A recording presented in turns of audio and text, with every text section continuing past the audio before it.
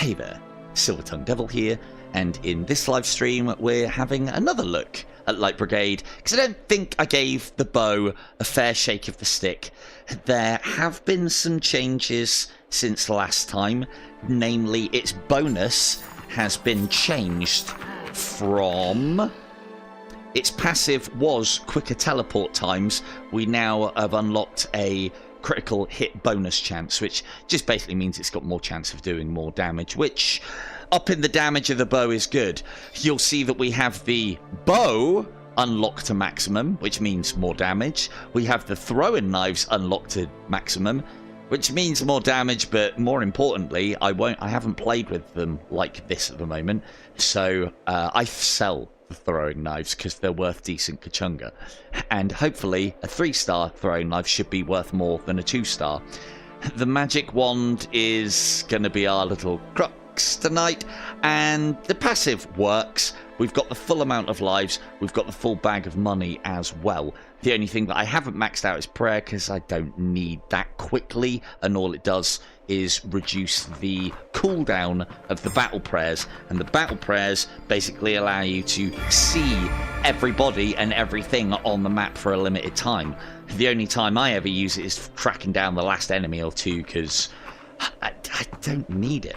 Anyway, so what are we doing? We're looking at the hunter class. What has the hunter class got? It's got a bow. What am I known for?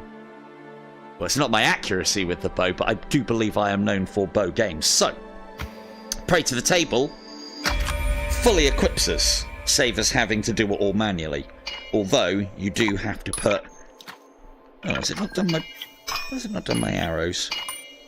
Stop it! Stop it! Careful!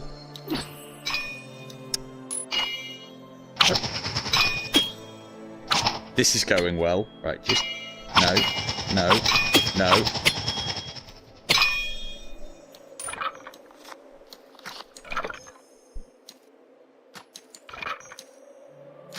Try picking up the bow. That'd help, wouldn't it? 2. Right, it hasn't picked it up. Right, let's try that again. Now it's fully loaded us. Right, yeah, just simply got to pick up the bow. I do that every time. This is kind of your fault. Right, so... We are, unfortunately, because of how the bow works, going to have to avoid friendly fire tonight. Not my most favourite run. There are ways around it, but there are a couple of bugs. It got us killed last time, namely the fact that if you kill allies rather, it then puts on a weird friendly fire, which then means that you can string and shoot yourself with the arrow in the back of the head. That's a lot of fun. I'd rather do that without that, thank you very much. Anyway, so, we're going to start a run. Let me just check as well, just before I start, that we are in hardest difficulty. Going to be doing a lot of praying to everything to get everything sorted, so we're in Exalted Vanguard, which basically means everything's going to be nasty. It's going to try and push our shit in on a pretty regular basis. That's not the strength of the bow. Not the strength at all. Ooh. Doing myself a disservice here, since I'm playing on hardest. Hey, Jude. Yep, you got nothing, have you? I mean, I'll take a laser dot sight, I guess, just because I've got bags of money. So, the laser dot sight is you can't use it to aim. It's not lined up correctly with the arrows. God knows I've tried. What it does do is it does additional damage. So you can still put the gun attachments on the bow, which is nice. However, they don't really do an awful lot. The barrel is still a bit bugged and not working, or it goes on and it works, but unless you take it off at the end of each level and then carry it with you to the next, if you leave it on the bow, it disappears. So we don't like barrels. We're going to be selling barrels. We can also equip charms onto this as well, which basically gives us a cooldown on being able to fire special arrows, which is nice. Homing is very nice. Right, let's get you guys back involved again, now that I've silenced you for so long. There we go. Anyone join? No. Cool. Steady. Reloading crossbows? Never. How do you have all that unlocked at level 1? Oh no, I'm not at level 1. This isn't my first outing with the bow, Liz. This is my second outing with... No. So I've played it a little bit in my own time. I have some techniques to allow you to speed level a class, providing you can hold your own on the highest difficulty, which, when you have things like these, shouldn't be too difficult as long as you are patient. We are going to be making use of our maximum amount of lives. However, we want to try and not lose any lives until we get to the last level, just before the end boss. So, I'll explain how that works as we're playing, and then my hope is to demonstrate it. So, as I was saying about the prayers, we can cast a prayer, and then we have a cooldown, and you'll see that it labels not only all the enemies, but also the exit, and the chest that contains the tarot cards, which then basically give us all of these extra random bits and pieces. Now, this, my dears, is the Anima Storm, upgraded to its most beautiful and toppest of levels. And the magic in this is really cool, because you can just throw it, and it goes and does its thing, and rinses the level, and you get multiple casts, and it's only governed by a cooldown. So what I'm going to do is thin the enemies out a little bit, because we're not particularly powerful with the bow at the moment, but we do have very good magic. Now you'll hear things dying. That's normal. That's to be expected with the wand. One of the beauties of the wand is, of course, I can hide in cover and shoot these guys. And this is very good news for us. Now you'll see one of the other advantages that the wand has also is if you cast high and they rain down, you have a chance of getting headshots. As you get headshots, like in the scoring side of things for In Death Unchained, headshots are how you earn souls. Souls are how you level up.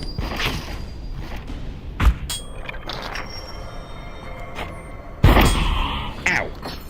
That's why you thin the numbers out with this. You can quite easily get the bow to a point where it is just one-shot KOing things, which is kind of what you need. Headshots will do a job, but I don't know, man. Headshots in this game are really difficult. These guys have got really tiny heads, like really tiny. So, yeah. But that's where the homing charm comes in, hopefully. So, like, that guy, the other problem that you've got in this game as well is the mist that the game puts in as well. And sometimes the draw distance. Now, see all those little chips of souls coming back to me? That's basically through getting headshots, I'm getting that. It's another reason that this game favours weapons that do multiple hits, in that that's the quickest way to level up.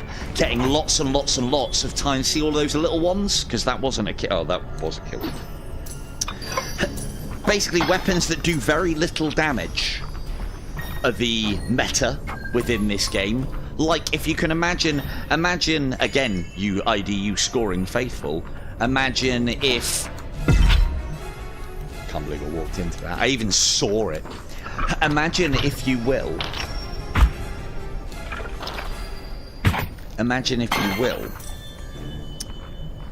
you still scored the close range headshots in IDU, but they were doing 2 points of damage.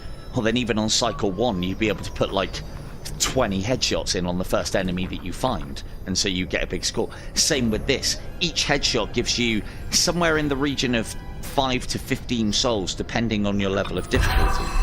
So, lots and lots of little headshots. The ways to really game this system is what you use the enemy's weapons for, because you only get one clip, you can't reload them, but they are quite low damage, some of them. And that is one way of doing things. Now, my favourite part about this game, the tarot system. Try and point at it without it getting all antsy. Yeah, it's not going to let me. Don't even know what that was for. So, this denotes what class or what field of magic it is from. You've got the blue ones, which are the Souls light. You've got green, which is nature. You've got yellow, which is the sun side of things. And then you've got purple, which is the kind of dark, nasty magic side of things. Now, we want to be, at the moment, upping damage. One of the things that's quite cool about it as well is you can put the card on its side and it gives you a little bit more detailed description. Now, if I remember rightly, not only does this give us +1 bonus magic damage on a hit, which isn't great, but these all start stacking up, it also gives us additional magic damage on our wands. We like that. So, and to be fair, that one's not bad. Hello, Buck. That one's not bad. Corruption is good. It's basically a poisonous effect on hit, and again with lots and lots of little hits, lots and lots of chances to proc this off, so that is good, but additional damage is kind of what I want to be able to start bringing the bow into life. Enemy kill +10% on next shot, apply paralyze. I hate these cards because there's a very low chance, even when you get it to quite a high chance, you've still got to hit your next shot to get the effect. No, no, no, no, no. Hey. Oh, it's a gold one. Lovely. Possibly. Possibly. We'll see. We'll see on the mannequin side of things. I may, at this stage, to be honest with you, Buck, at this stage, I might wait until the full release, until it's all up and running. I'm a very busy boy at the moment, unfortunately, fortunately, got a giveaway planned on Saturday. Star Wars Day! Hello, Kubo92, how we doing? Yeah, no worries. Ask if you have questions. Ask. Oh, first 72 hours, 50. Okay, yeah, cool. Sold. Yeah, I better get that now then. So, for those of you who don't know what me and Buck are talking about, this is actually how I met Buck. We were playing Mannequin. Really, really good little game. Kind of hide and seek ish. But also guns. Also guns. That's okay. Don't worry, I love this game, Kubo. Oh, yeah, don't worry, Buck. I can make you better. Check out my tips and tricks video. That'll tell you, well, not everything, but a lot of things that you need to know. It's another one of these games where there is quite a lot of hidden information and quite a lot of little things that, if you do them, all add up. Like, one of the big ones that I found on this, even though it's had an upgrade for the Quest 3, there still seems to be either a problem, or the devs do it on purpose, with the draw distances of objects. And I have found that it's worth combing areas multiple times, because I swear, I mean, memory issues, obviously, but I checked corners and there's nothing there, and then I'll come back and then there is something there. And I don't know if I'm being gaslit by the game, or if it is just generally terrible memory. Yeah, I mean, try different classes is what I would say. Or, look what I'm doing. Magic wand. It's doing all the work for me. I will use things. I need to test those out and see how much damage they're doing as well. Previously, they were doing 24. Lovely. Previously they were doing 24, and I think they should be doing 36 now, but we shall see. There's a decent level of verticality in some of the levels. One of the things to note with this game as well, for those of you who wanted to know more about it, it is completely procedurally generated, and actually procedurally generated, as opposed to kind of procedurally generated. Yes, you do. Definitely. So, any class that has either Animus Storm or the... what was the sun one called? Sunblast? Animus Storm is easily the best one. This is it at its top level where it just absolutely melts and it all homes in. And the thing is, it might look like, oh, he's just sat back fucking firing shots at once. It is really satisfying. It's really good. But we've got a bow as well. I'll try and remember. So, hello, Darth. How we doing? So, yeah. So this is the closest thing I think we have to an actual true-to-life roguelike game on the Quest. I know we've got a lot, but a lot of them aren't really roguelikes. Roguelike for me is something that has completely procedurally generated levels. It's not just tile sets. Like, Dungeons of Eternity does have that. Oh, you're not wrong. There's one there. Look, see? Liz knows. Liz listens. So, but we're going to have we're going to pace this place over. A good thing. Yeah, I think Sweet Surrender does. But Sweet Surrender, last time I visited, like... Okay, let me rephrase that, Buck, because you are quite right. Light Brigade has the most roguelike features of a roguelike. So, for instance, the meta progression within it. Now, I know that's not a roguelike feature, that's more of a roguelite feature, but... because that was a newer introduced thing to roguelikes to make them more interesting, I think. The whole, like, meta progression, and you die, and as you die, you become more powerful, and such. This one has the procedurally generated levels. It has the kind of leveling up system. It has the different classes. It has the different characters. Sweet Surrender is really good. Really good. Yeah, that's it, Sunburst. Yeah, very good. The Sunburst is very good. The reason why they're good is because you've got that white bar, and at top level, I can cast this 3 times, and then it just charges. So you then just hold on the bow and wait for things to close in on you or get close to you whilst you're waiting for it to recharge. This is a feature that I really like. I was getting really pissed off with having to knock my arrows into the ground every time I drew one and notched it, because I thought, like, hang on, why can't I take this off? You just rip it off. Brilliant. Excellent little feature, that. Very good. Very intuitive. But so intuitive, I didn't think to do it last time I was playing. I was just getting really annoyed and just shooting them into the ground and just picking them up again like a fucking dweeb. Anyway. So, don't think there's anything down there. And as Liz said, we're going to kind of comb the area over. Now, the reason why we want to do this, looting in this game, is also another thing done really well and really fantastic. And you want more money. The more money you can have and the more items that you can put in your grubby little pouch to sell for more money, the better things you can buy and the more over-prepared for all situations you can be.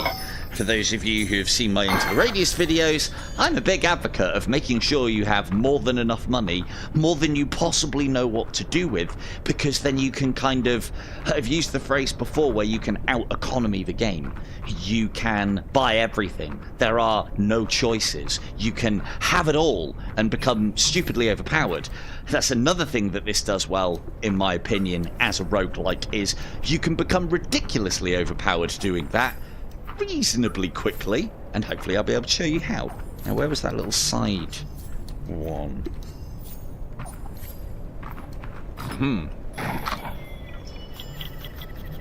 Damn.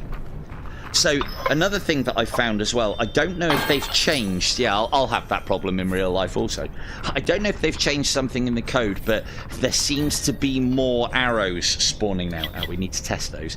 Still, the throwing knives, there's something wrong with them. When I throw that throwing knife, I'd throw it. I'm not particularly great at throwing, but when I throw it, that should be straight, and it goes down way too quickly. Only streamers. It is a pathetic amount of money that I make from streaming. It really is. So it's a pathetic amount of money I make from YouTube. I'm lucky if I take £30 home a month. How do I give out all of these games for free, like the draw that we're going to do on Saturday, the free games that we're going to give out on Saturday? How do I do it? How do I do it? Well, Silver Tongue has its advantages. Right, Vaughn? Straight in. See, I don't even have to give my own excuses anymore. My crack mod team are in and on it. I don't even have to get myself into legal mumbo jumbo or problems anymore. Right. I think, well, yeah, passionate, that's a word, isn't it? Hey, look, it's only a matter of time before it gets to the point where it is paying the bills, so I'll just have to be patient, won't I? Right, so we have given the area a good comb over. One of the other things that you can do as well, because on some levels there can be multiple of those tarot chests, and those tarot chests can contain all sorts of weird and wonderful items, and there can sometimes be multiple on a single level. If you pray, you can find that out, but that is not the case. On to the next level. I will be using the bow more and more the further we get on, because you get to the point where you have to kind of start using them in tandem, but during these early levels, the wand is ridiculously powerful for us. Now, another thing that I will emphasize again on this game is the last stand mode. We've all played or seen played Call of Duty.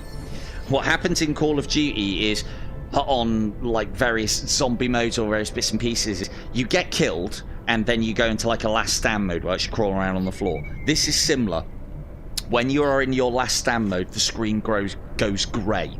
If you can survive for so long, you get kind of like another hit back, so you don't have to heal. I always run this game on fuck all health, because you don't need to heal.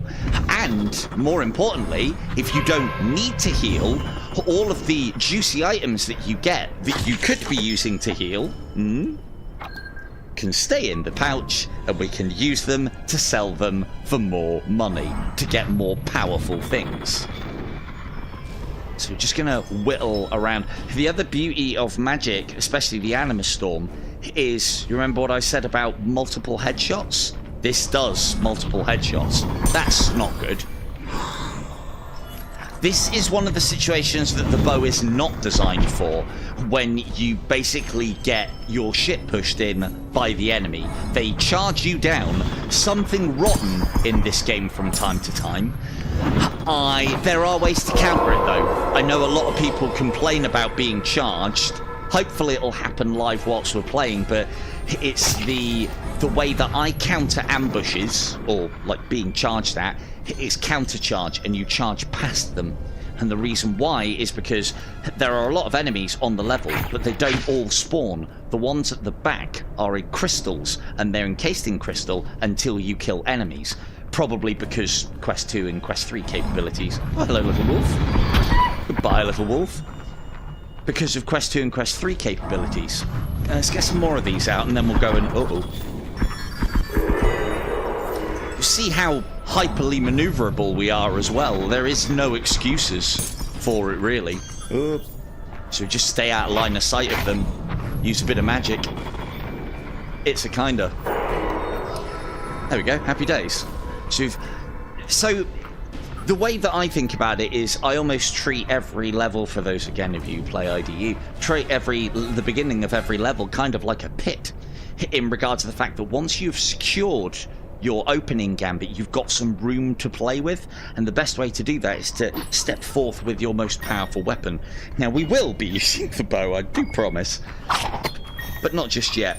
Throwing knives, as I said, there's something just a bit off with the arc of them at the moment. They're not doing it for me, but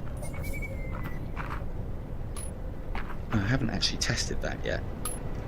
No, it doesn't. Throwing knives do. Tested that, right. +2 damage per 1,000 unpurified souls. This card is gold dust. We buy that regardless. Now, one of the tactics that I'm going to be doing, I am not going to be banking any of my souls. High risk, but high reward. And I'll explain that as we go along. One of the things... Hello, Indy. One of the things that is very cool is the card design on these. They're like fully... I don't even think that's holographic, because it's actually got like viewable depth within it. So each shot out now adds +2 damage for every 1,000 unpurified souls currently held, up to a maximum of 5. So that basically means as long as we keep this above 5,000, we're getting an extra 10 damage. Yes, please.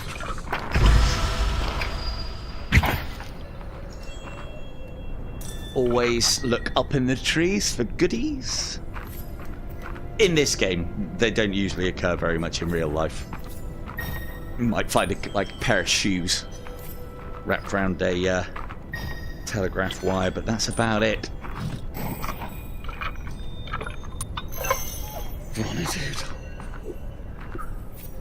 It's actually it's pronounced Lady Flurba Durba Vonadoodle. I'll have you know. Yeah, that'll happen too. That will happen too.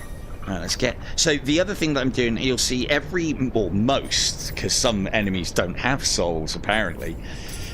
Most enemies that I kill... Look at these little ones. Little bastard thing. So... most of the enemies, when you kill them, will drop those souls. The different coloured souls denote rarities. Anything higher than that white with the little purple middle-ish, so you've got blue, purple and gold, will have usually a good chance of additional items. Sometimes they can just be gold, but a lot of the time you get some really cool stuff. There are characters and classes that lean into getting higher rarity of things, but that's not what this class does. Woo, more drinkies. Now, the other thing that I'm doing is I am collecting all items. Oh, back for Showdown at the weekend. Maybe on Sunday. I've got a stream planned on Saturday. Remember we were saying about it being Star Wars Day and everything, and that I should... Oh no, I was Chewie I was talking to. It's Star Wars Day and I should really do something Star Warsy, I feel. So we're going to have a little Star Wars giveaway on the Saturday. Hello, Mr. Vega. How are we doing? So, let's get up the top here. So, another thing that you'll see me doing on Saturday. Ooh, didn't see him. And this is what we do when we take our last stand hit. We brave Sir Robin it. We run away. And we wait for this to delete, and the reason why is once this is gone, we then basically get another hit. So if you manage this system, you are invincible. I mean, it's not as easy as I'm making it out, but you are maneuverable enough to do this. Now, Vader Immortal was the game that I was going to try and get some keys of the bundle of, but that is not something that I can do. So I got what I believe is the next best thing. Well, maybe third best thing. But for those of you who like pinball, we're going to be having a look at some Star Wars pinball on Saturday. I like pinball. I like pinball games. I like all the quotes that they put in the pinball games, these like modern pinball games these days, all the film and movie quotes and the voice acting, and also in some circumstances as well the mini game. The Aliens pinball table is one of my favourites of all time because I love the film. So yeah, so that's why I picked up. Hopefully, I should have 5 copies to give away on the 4th. So if you iron that one up, the sale at £7 or like $10 for 8 tables, I think is really good value for money. If you iron that one up, wait until after Saturday. Hopefully I've got at least 3. I'm waiting for another 2 to come through. Where are you going? There he's going.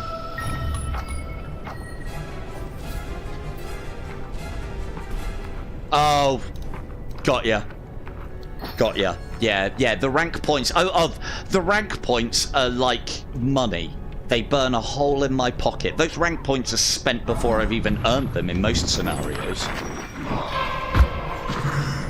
Ooh. So, you'll see that the... Oh, we do need... I wanted to test those out, didn't I? You will see that the arrows are doing a fair amount of damage. Now, throwing knives do work, but you have to kind of get them in and around the region. That's not bad damage, actually. That's taking effect of the multipliers, that the additional damage that we've got. Have some of this. Yay for you. More? Yay for you. So, the throwing knives, the way that they work is you have to get them reasonably on target, and then after a little bit of flight time, they actually home in. They're not bad. They don't do enough damage to save you from up front. One of the things, I can't remember who pointed it out, and if you're in the stream, thank you very much, but someone told me that you can point your palm upwards and pull grip and they come straight to you, which makes it a really, like, if you're caught without your bow, you can double throwing knives straight into the hand. The only problem is the aiming on them is a bit rubbish. So hopefully they can sort that out. I think that's one of the things that is holding this class back a little bit. Because it is, I think you probably could consider it one of the weaker classes, but now that I've got it fully leveled up, it's pretty strong, but that's not the point. The best classes are the ones that are strong to begin with, because they're only going to get stronger. Read Heavy Assault. That is, I think, still probably, if they haven't nerfed the assault rifle of that, probably the strongest one in the game. This is, because I can't remember if I've seen the enemy clear screen, this is where I'd use a prayer to make sure that I have killed all the enemies, which I haven't. Oh, that was close. We want to be getting headshots because of what I said previously. The only thing... Wow, you're a tough boy. Those yellow numbers don't necessarily mean headshots. Those yellow numbers are also critical hits as well. So... yeah, we want to be trying to get those headshots, and then with the critical damage on top of that as well, even without the cards that we've got, should be doing in the sort of like high 80s, which even on the hardest difficulty on the beginning enemies is usually enough to one-shot them, which is what you need. Yes, aiming with the bow is a nightmare in a gunfight, as you'd expect, but one of the advantages that you do have with the bow class is if you miss, you don't trigger everything on the level, and so you get rushed a lot less in this mode, or with this character, than you do normally. I would have said 90% of the reason why people die on this game are a combination of bear traps and panicking, and enemies just charging at you, and you not being either quick enough to do anything or powerful enough to, you know, fight back. Pray to the dead soldiers that you see flying around is extra souls. Souls mean level ups. Level ups mean rank points. Rank points mean make your character better and stronger. This is where we would normally purify our souls. If you're playing this for the first time, I suggest you do that to level up. I've got all the level ups I need, so I'm going to be looking to break the game by the end of it, by the amount of souls that we hopefully will collect. We shall see if that still works. Because of the processing power of the Quest 3, I mean, there's a possibility that it might not break the game. So this stream might end rather abruptly. I'll be able to give you plenty of warning before I'm going to do it, but the last thing you may see of me tonight is just a white screen and me screaming as my eyes are burnt out of my skull. I know, right? The dream's real for some of you. So, I don't think these actually work anymore. I've recently... Ooh, get to keep that. Can I put it away? No, can't keep the cap. I've recently changed my grenade setup because I'm getting... hang on. Oh, it didn't waste the throwing knife. Don't need those. We're full on pouches. I'll explain the order of march on stuff in a moment. But fun time! Card time! Okay, so 20% chance. Oh, the other thing to note as well, the colour, white is common, blue is uncommon, purple is rare. There's also these stars at the top that denote rarity as well. I forgot to mention that last time. So, ignore damage, enemy delay. Enemy delay is actually quite good. If you get a few of these stacked, you can make it so that the enemy doesn't even like start shooting at you for a few seconds, which can be, with the right class, can be the difference between putting them down before they can do anything. Ignoring damage is really good if you're going for a tankier build, i.e. something that's got a lot of HP already. We're not that. So that's good, I'd take that, but this is better. 20% corruption chance on hit. Each hit against enemies has a 20% chance to apply corruption. Target takes increased damage. And then that can get additional abilities where if the enemy is corrupted, they take tick damage, and so on and so forth. A lot of the abilities within this, the cards that you get to begin with are just like 20% this, 10% that, +1 this, +2 that. But like any good roguelike game, later on they're like, oh, you know, that ability that you got, it now does this, it now does that, it now has this ability, it can now do this. These effects now spread to everything, and you just can become absolutely balked in this game quite quickly. And I do like a game where you can become, you know, the archer, the likes of which God has never seen. Fast. You know, I like a hard game, but I like a game to go from hard to becoming the overpowered fantasy. I think that's a Dark Souls-ism as well, because in Dark Souls, when you first play it, that game is hard, and then you get to the point where, like, I'm more powerful than anything on the map, anything in the game, and yeah. I suppose it's then being able to pick on all of the stuff that used to pick on you, or, you know, that evolvement of going from rubbish to good. Right, one last check around. Again, I do spend quite a lot of time double checking and rechecking the areas. I think all of these ones are going to be too small for Liz's little nooks in the corner. To be fair, a lot of the time I don't check those nooks as religiously as I should, because I've found too often that they don't have anything in them. So, yeah, I didn't think there was any this side. But a check is worth a check, and it also means we can check the treetops as well. There is one other place that we might be able to get into.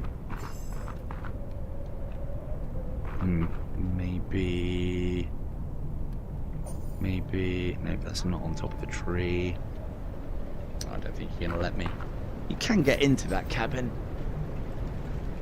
but unless you can get a white line on it, it ain't gonna allow it.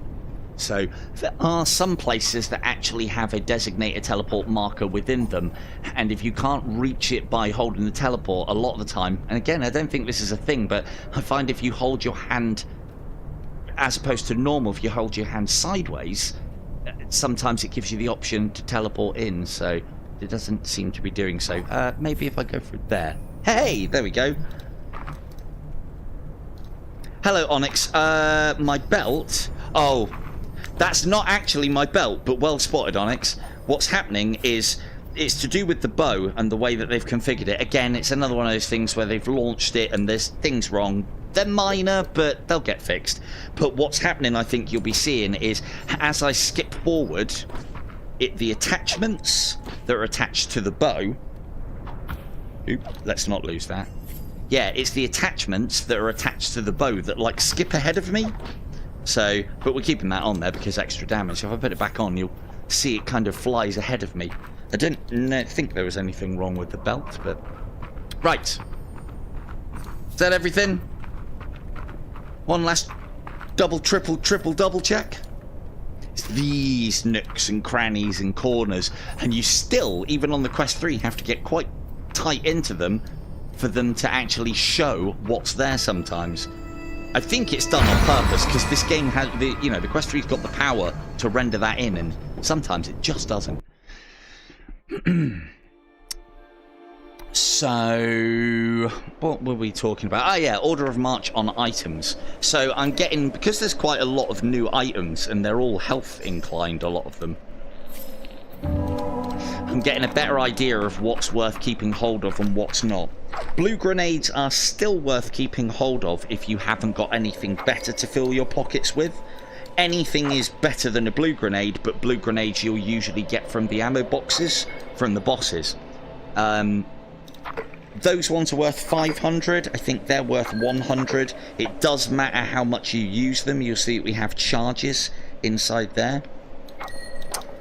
Same with these as well. As was told...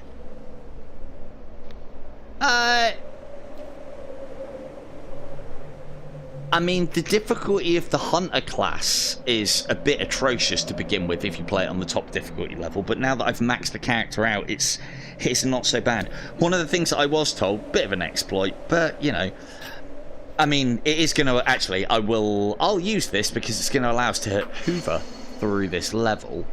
These two levels, this biome change to the mountains, or the frozen mountains, is actually quite a spike in difficulty because you can have the possibility of walking down these stairs and being attacked straight away. This one's not worth an awful lot, and we've got plenty of other levels, so I'm going to be able to put things in. This is going to give me no spell cooldown for 15 seconds. Do you remember how balked spells were? Yeah. You can drop the empty back into your... Ooh, didn't see those boys down there. Go, some for you.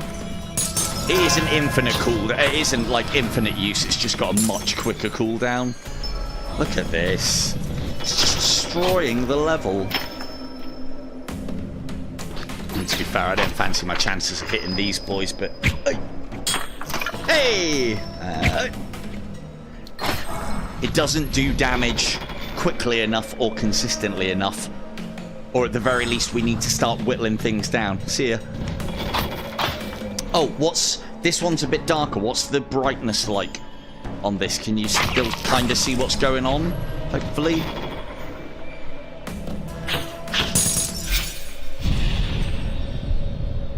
The wand! Who needs a bow? As I keep saying, we will be using the bow, but this is, I think, how you're expected to use the class. You rely on... I mean, you can do this with all the classes if the wand is strong enough. You rely on the wand for quite some time, and then you get to the point where your gun can start coming online if it is particularly powerful. The bow does get very powerful. I think having the homing charm is the key to the bow. This really annoys me, that this card spins round so slowly and I can't see what it is, so now I have to wait for it to rotate back round to see if it's worth buying. Enemy kill, 10% chance, next shot apply corruption. Fuck off. I hate those cards. I don't know why they're in the game.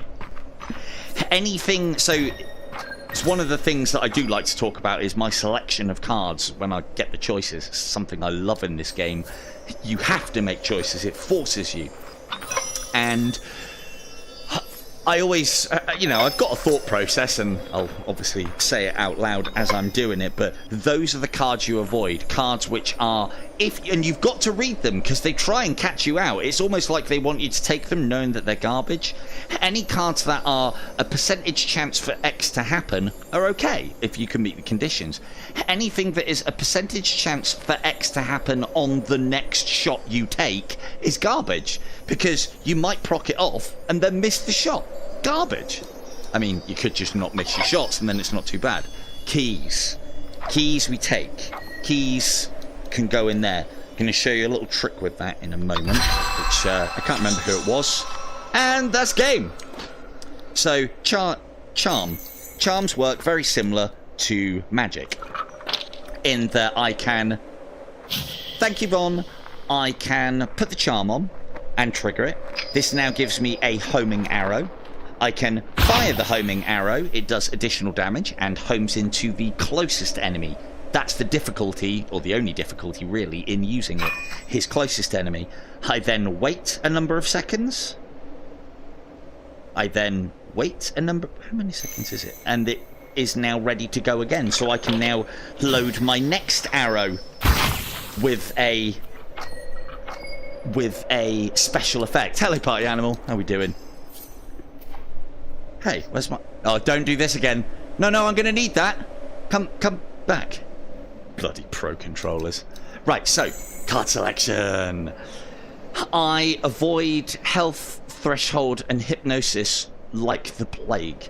And part of the reason being is because of those friendly fire issues I was discussing earlier on, because you can end up converting an enemy to your side and then killing them just as quickly. And so a lot of the time, it's not worth going for him. I wish they would do something with this and make it worthwhile, but in its current state, it's not. There needs to be a class that, like, you know, all hypnosis is permanent and you can kind of like charm the level. That'd be great. +2 crystal armor penetrate. You shouldn't be hitting the crystal armor on the enemies anyway. All this does is destroys more of it when you do hit that armor, and that armor reduces damage. +1 damage per 1,000 unpurified souls. So this is the lower version of what we've already got. You can't stack multiple of the same one, if memory serves. It often doesn't. But this is the +1 variant, and we've already got the +2. So with this World's End and the other World's End, we are getting +15 damage. Quick bit of math there for you. 10 + 5. All right. So took me way longer than I would like care to admit. So, ooh, always look up. Free arrow, and I can get that one back too. So, yeah, we weren't going to have that. That is...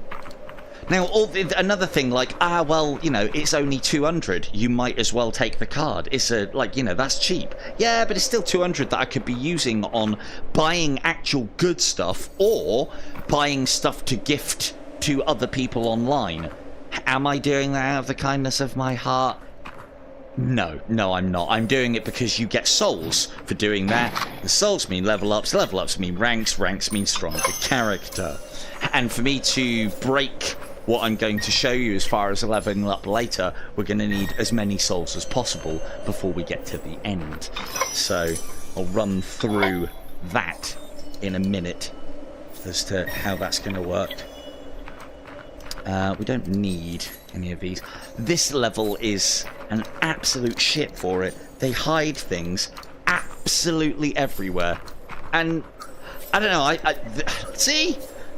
The looting process in this game feels right. It feels addictive. It feels good. It feels good to loot in this game. It's a combination of the haptics, the mechanics, in that you can press on a thing to grab it and then press trigger to store it. No putting it behind your back or dicking around, pissing about. It's just a combination of 2 buttons and everything's good. World's End level 1 maxes out at 5, you are quite right. But World's End level 2 maxes out at 10. And because they are 2 different cards, they're the same but different levels, they stack. I don't think you can have multiple of World's End level 1, 2 and 3 and they stack. Or at least I don't think that was the case previously. I'll show you though, Liz. I'll show you what I'm banging on about. Hang on. Let's make sure my battery's charging here before we continue. Yes, it is! That's a difference. So if you go to status, hello Kim. No, never out of kindness. I'll explain all of it when we get to Jude for the first time. So, World's End. Each shot adds +1 damage for every 1,000 unpurified soul, up to a maximum of 5. So yes, you're quite right there, Liz. That's 5 damage. But we've got World's End, the level 2 variant. Each shot adds +2 damage for every 1,000 unpurified souls currently held, up to a maximum of 5 triggers. So that's 10. So between World's End 1 and World's End 2, 15 points of damage per hit. This is why multiple hit weaponry in this game is very, very good. And we're always going to be carrying over the amount of souls that we need. I wish the throwing knives were good on this. I mean, they're alright. They're just, I don't know, they don't feel very wieldy at the moment. So, now, you have to be careful with these souls that are close to the edge of things, because plenty of times you can grab them and they unleash their rewards and they just float off the edge and you can't grab them in time, and it's really fucking annoying.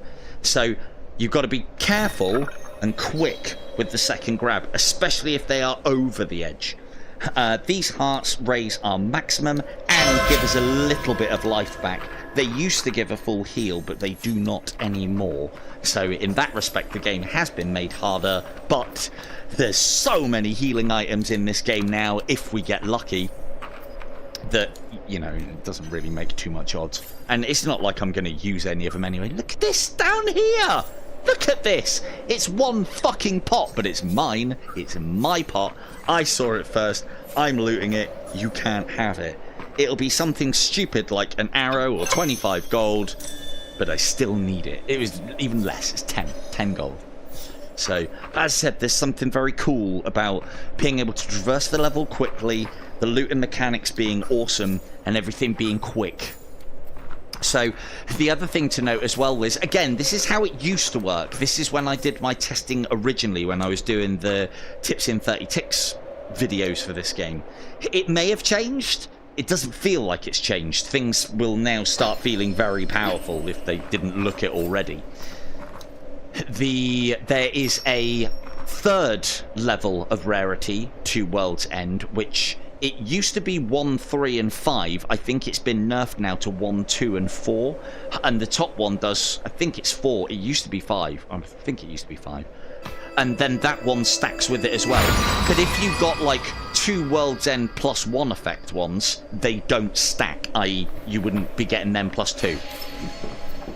Full Smaug. I was always full Smaug with the gold.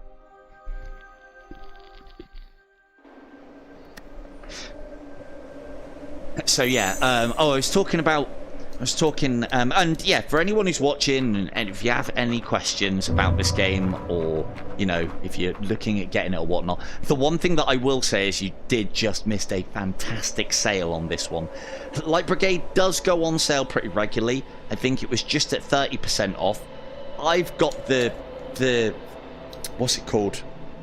The code in the description that'll get you 25% off. I think the game is well worth it at 25% off. If you can get it more than that, it is an absolute bargain. Now, one of the things I'll talk about Star Wars in a minute. One of the things that you can still do is you can kind of see through this veil at the start of the level. If I remember rightly as well, you should still be also able to pray.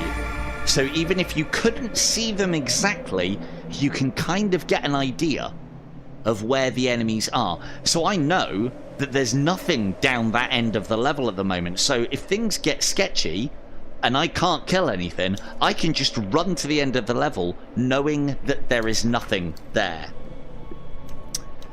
Hello, Quera. Hello, Quera. How are we doing? Yes. So magical damage procs off with these. In regards of cards, most of it does. There's some that didn't. I don't know if that was a bug, but I believe magical damage is supposed to improve these for things like World's End. Physical damage is just physical damage, so that's just extra points of damage. That goes on top of your normal physical damage, which then means that when you make headshots, it is multiplied. So physical damage has the benefit of it can be affected by multipliers for things like headshots and criticals, whereas magical damage, although it doesn't get those benefits, it is not affected by armor. So I don't make a point of doing it, but I'll try and demonstrate. But if you hit armor in this game, magic damage is calculated after the armor is hit. So physical damage can be more or less based on where you hit. Magical damage is constant, but magical damage can also power up your tools, your wands. Right, on the prospect of wands, let's get behind this tree and nail those two suckers.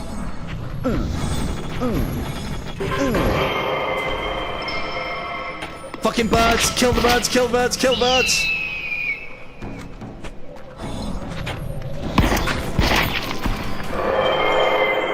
Come on, little magic wand that could. I find it's either better to either tank or dodge the birds, especially with the bow. Eventually, when all the enemies are dead, these things will home in on the fucking birds. Ah, damn it, that didn't explode. That... Ow. That hit the bird, and so... blew it up on me. Anyway, so again, we took our last hit. We're in last stand mode. You go and you wait until this happens, and then we can take another hit before we're dead. And then we go and we wait, and then you can take another hit before you're dead. And so if you can run yourself on that system by being really good at running away,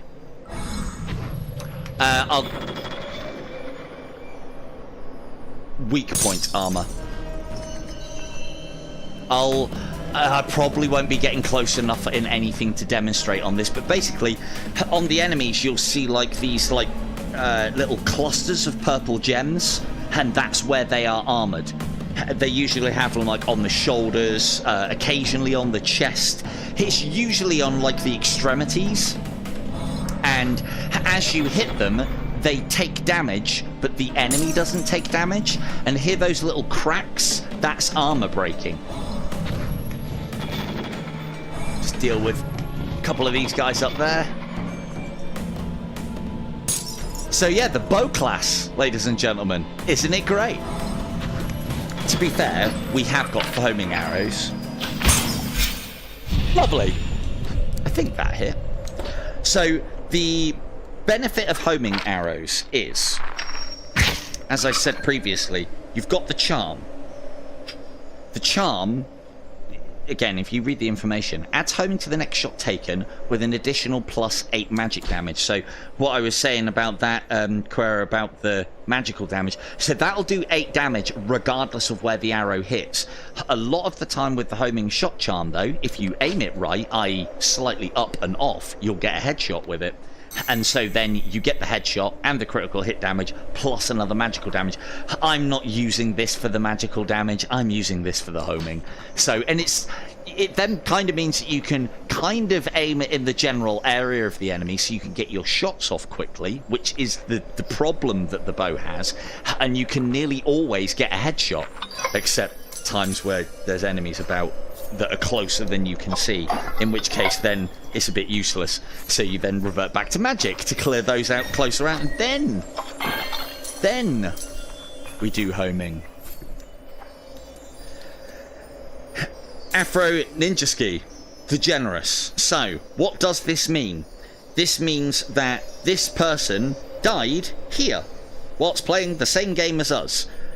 All the worlds are randomly generated, but it'll just plot him on the map somewhere. It doesn't necessarily mean that he died at this exact spot, but then he might be playing a seed either the same or similar to us, hence why he died here. I could see why. He's killed those guys, teleported up here, and got fucking KO'd by the birds. It's happened to be many a time. Pray for the fallen, because generosity? No. Salvation? No. Stop their ever-loving soul being damned? No, no, no. It's worth souls. And again, souls are worth level-ups. Level-ups worth ranks. Ranks worth points. Points make more powerful. Cut time! This is really good, and it's the highest level, so my eye is always going to be drawn over there. Ignore damage. You don't need to be ignoring damage when you're gaming this last hit system like I do, and like you should do. This game will be made a lot harder when they take that out of the game, or they introduce a level of difficulty, like they might be doing with another one of our favourite games on the channel, where you don't get that anymore. So, now, 15% slow per Twilight stack. What is Twilight? Damage applies a stack of Twilight. So, read that again, and this is the key to this game. Read the card, and then read the fucking card again. Damage applies a stack of Twilight. So, what's the chances of that happening? Well, it says damage. So, if you hit, they get Twilighted, slowing enemy by 15%, and that's the other important bit, per stack. So if you keep on hitting an enemy, you apply more and more stacks of Twilight, they get slower and slower, and it's almost like hitting enemies with precision hands of God. This is powerful. This you can trust. I'm saying that a lot. I've been watching Conan. This you can trust. So I'm not going to use this because it is a bit exploit-y. I mean, I'm not beyond doing an exploit, but you'll note that this is the same syringe that we use. I'll show it to you guys to use once you're getting through the early levels and getting to grips with the game. It's little things like this that might get you a little further, and you get a little further, you get a few more souls, and you get a few more souls, and blah blah blah blah blah. So inject to have no spell cooldown. We used this. Now, as was pointed out to me, I have known about it, but I thought they would have patched it by now. But if you inject yourself with this thing and then drop the empty carcass into a pocket, then as long as you then don't touch it in that pocket going into the next level, it will refill. So if you get a life one of these, which actually overcharges... Ow, I keep stabbing myself. That does not look like a thin pin. If you keep using... If you've got like one of the health syringes, you can use it, drop it into your pouch, safe in the knowledge that you'll get it back again in the next one. And this is all little bits of knowledge that you can use in the earlier days of your playthroughs and runs to keep you alive longer, because alive means more souls and blah, blah, blah. What was that on? How does it work? Radius. And so yeah, it's weak point armor, and the more you hit it, the more it gets broken. You did not come across Rob the Generous. Pull the other one, Liz. First off, I don't die much. Secondly, generous? No. I think it would be more Rob the Tyrant, or maybe Rob the Unjust, something along those lines. I'd like to think, anyway. Right. Generous. The Miser. Rob the Miser. Alas, poor Rob the Miser. I knew him well. So.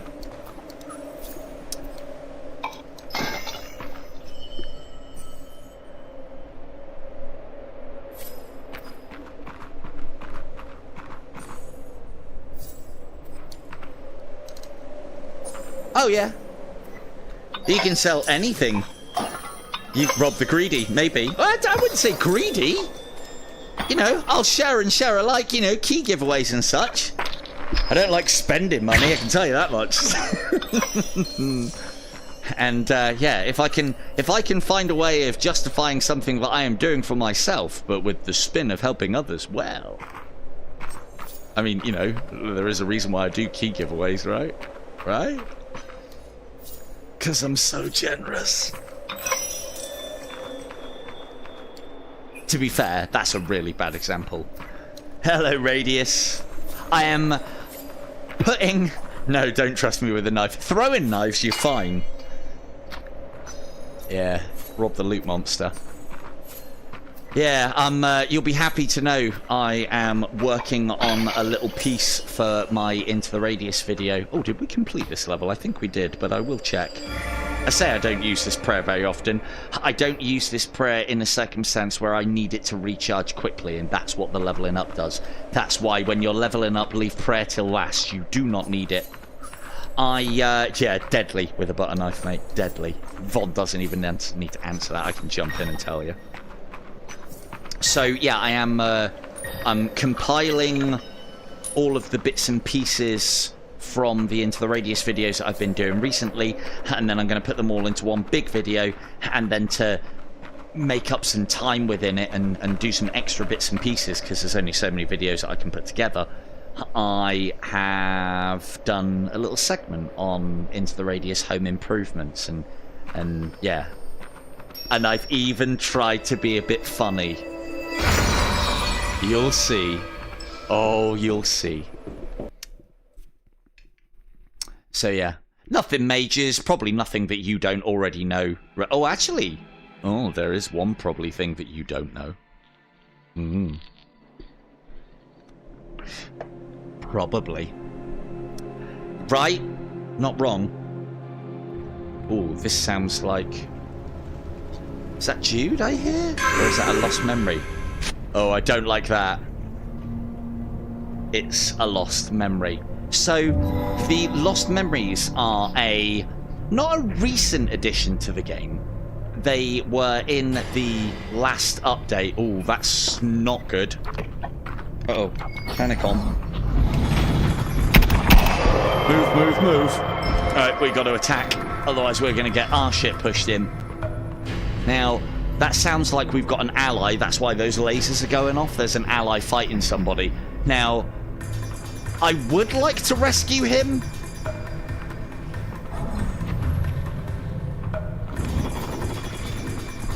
Oh, got ya. Right, when we get to the shop, repeat that for me.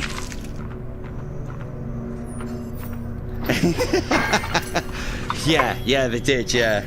Yeah, they were like, let's give him some tough levels and also take the piss at the same time. And so they called it the Lost Memory levels. Oh, didn't even need it. Didn't even need it. Oh, there you are, big boy. What is he fighting? He's fighting something. He's not fighting me. You're not fighting me. These enemies are awesome. Kind of like Cyclops, but fucking huge and red. And lots of nasty abilities. Ow! So remember, we're grey screened. We stay away. We don't go anywhere near them. Yes, I've got health items, but I can just stay back here and cast the spells and kill things. It's just the only problem that you have with playing this way is if you see stuff, you have to run, and I haven't got a lot of space to run back to or into, or for that matter, much cover at the moment. So it's a bit of a risk, again, risk reward. It means I don't need to use my healing items. Oh, hello. It means I don't need to use my healing items. But yeah.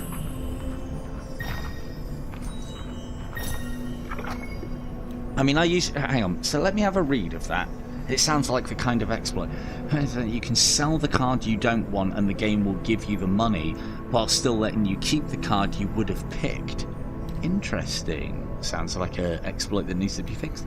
If you get a choice of tarot cards from a chest, use the auto crouch button. I'm not doing... Oh, come on, Queer. I'm not doing that.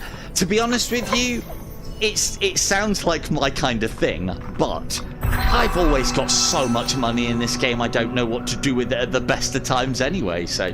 Right. Thank you. So, enemy kill, plus 10% next shot, apply paralysis. No, fuck off. Lovely artwork, but no, it's shit. Enemy kill, 10% chance. That can get better. Next shot. What happens if you miss the next shot? And you could. Well, then that card's fucking garbage. If you're hitting every single one of your shots, it's not too bad, but still. So, Twilight, 10% blind chance. So that basically has a chance of affecting the enemy's accuracy once a Twilight stack is on. That's a good card. I think this one is better. 10% paralysis chance on hit. Paralysis... and to a lesser extent Twilight are what you want to go for with the bow, because when enemies push your shit in, I knew I heard someone behind me, being able to paralyze them and stick them to the spot will save you, because this isn't a great close range weapon. It's not got the greatest level of firepower, even in my non-accurate but speedy hands. So, ooh. Now, Twilight Darkness, we can't do anything more with these unless there is a shop on the level other than take them. You can leave them and you can do various things with them, but a lot of the time you need to take these. And that's a good one anyway. That's the one that we were offered. So we've now got 15% slowing every hit, 10% chance for paralysis, and 10% chance that the slowing will also do blind. So, and then as I said, all of these stack. So the more and more of these cards you get, and bear in mind we're like, we're not even done the first boss yet. We're barely into this game and we've already got a decent amount of cards, and we're going to be getting a lot more very quickly. You can get percentage chances into the 100% chances, so that, like, you know, you are always paralyzing the enemies.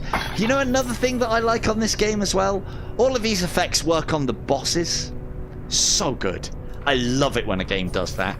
Most games are like, nah, fuck you. You know that really cool build that you put together and all those abilities? They ain't going to work on the bosses, otherwise the boss will be too easy. No. On this, the bosses still get fucked by the right stuff. I mean, yeah, no, I get you, Quera. And yeah, I can do that as well without having to do that. For me, it's not that, like, oh, I'm not doing that, that's an exploit, that's a cheat. It's more to do with the fact that I'm not going to go and put the auto crouch button on, and I'm not going to go and do all of these things each and every time, because I've probably got enough money already. So, but it's, again, it's another one of those things that is worthwhile. Let's actually use the bow some, shall we? Because I've got homing shot now. I can be a lot more confident with my shots. I won't be using them every time because it doesn't cool down quick enough, or at least this variant of it doesn't. But yeah, it's more to do with the fact that, you know, I don't know, do you want to watch a stream where I'm having to do that every 5 minutes, turning it off and turning it back on again? I know I wouldn't. Ooh. Oh yeah, I have seen this one before. So the lost memories, if you know the numbers, and there's a good, I think I've seen about at least 10 of them. My memory's not so good when it comes to numbers. I've seen at least 10 of them, and they're just basically handcrafted levels.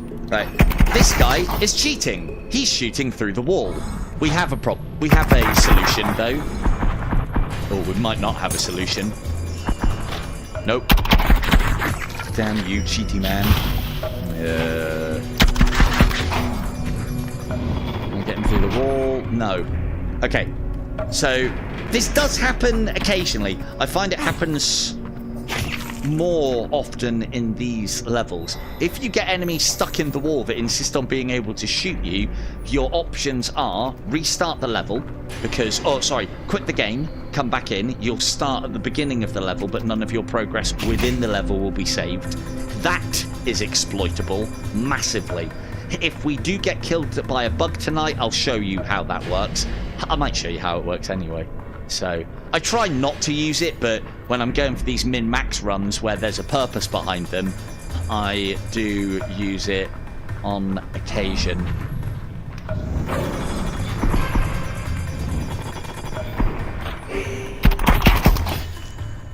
Yeah, no, I agree. I agree. I think butchered is a strong term. God, this guy's getting a bit pain in the ass. I think butchered is a strong term, but... Oh, shit. You shitbag! Right. Let me show you what I was on about.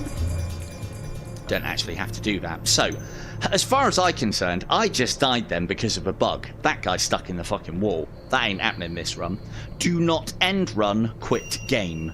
The last checkpoint saved 9 minutes ago. Yes. Now, back at the home screen. The only problem, there's me talking about I can't be bothered doing auto or auto crouch glitches. So this is an exploit that you can use at any stage and any point of the game. If you die, you can quit the game, come back in, and you will find that you are actually back at the start of the level before you died.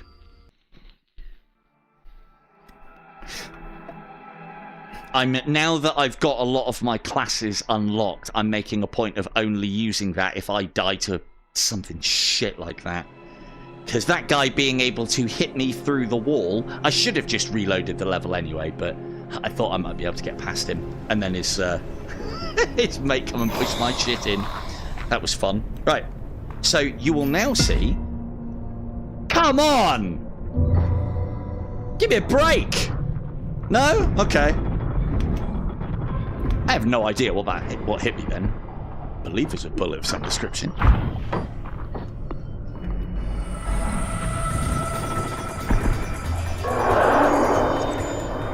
Let's just chill a second. I have no idea what hit me. What a prick. It was probably you.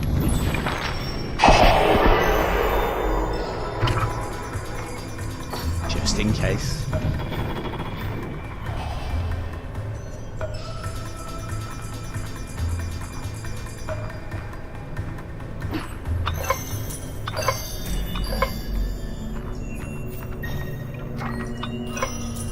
Say what? Oh, hang on a second. What's happening? Oh. What's going on with my... Oh, there we are. I think butchered is a strong term. I'll say so. Right. So yeah. A little... That is, for me, that is a proper exploit. I've never really... I think I've shown it in my live streams. I've never mentioned it in any of my tips and tricks because I'm hoping that that's something that's fixable. Or something that they can stop people exploiting, you know. Imagine if Into the Radius... well, kind of does, I guess. Imagine... You can reload that. Imagine if In Death worked like that, where you could just quit the game. Oh, this is actually better for us. Attachable side crystal. Clonk. +2 magic damage. Would have preferred physical. But... would have preferred physical, but there you go. But yeah, so you can literally quit the game at any point. The one thing that I will say is, if you die, you need to quit the game via that before the end screen loads up, and you can save your run. Might demonstrate that later. I doubt I'll have to, but... let's use a swearing knife. Actually, just use it on that. Oh, excellent. The one thing that you don't get, though, from doing that exploit, especially if you've got lots of lives like we have, is if you completely clear a level and then die... hey, look, he's not in the wall now. Good of him. Let's just make sure that he can't get there. There he is.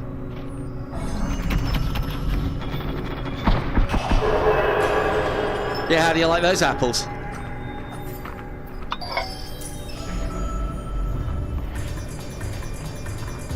Probably shouldn't have been quite that cocky that soon, because he could just hide through the wall again.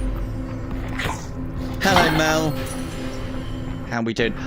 This level is quite dark. How is this looking for everyone? Can you see what I'm doing to a reasonable level?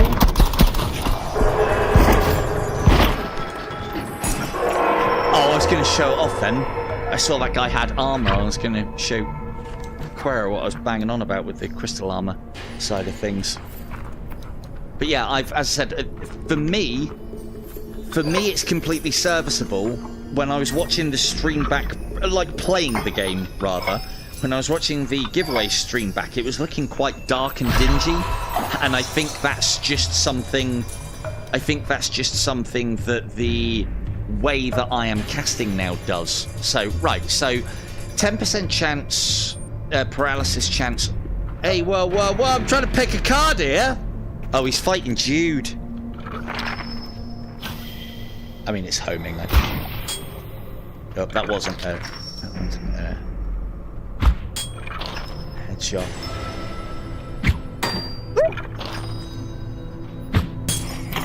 Oh, I just hit it then. See that? A normal body shot would normally be about 50, 60 damage. But when I was hitting him in his armor, it was only 25. And I don't even think that armor damage is done. I don't even think that damage is actually done to him directly. So again, there's still things that I need to test in this game, but they're all of those sort of like little inconsequential things where it doesn't really matter too much how it works as long as you have a general appreciation of it. So +1 bonus magic damage on hit. This is okay. Obviously the more we get, the more it scales. You can get cards later on that increase the chances of this doubling. That's really good. This is only the level 1 variant as well. Like the level 3 variant does +5 damage. Why are people running around whilst I'm trying to pick cards? Will you fuck off? Yeah.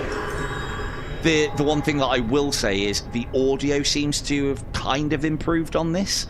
Sometimes when I played this game previously, like that noise, the walking noise that you make, is exactly the same as the enemies, which is really fucking annoying.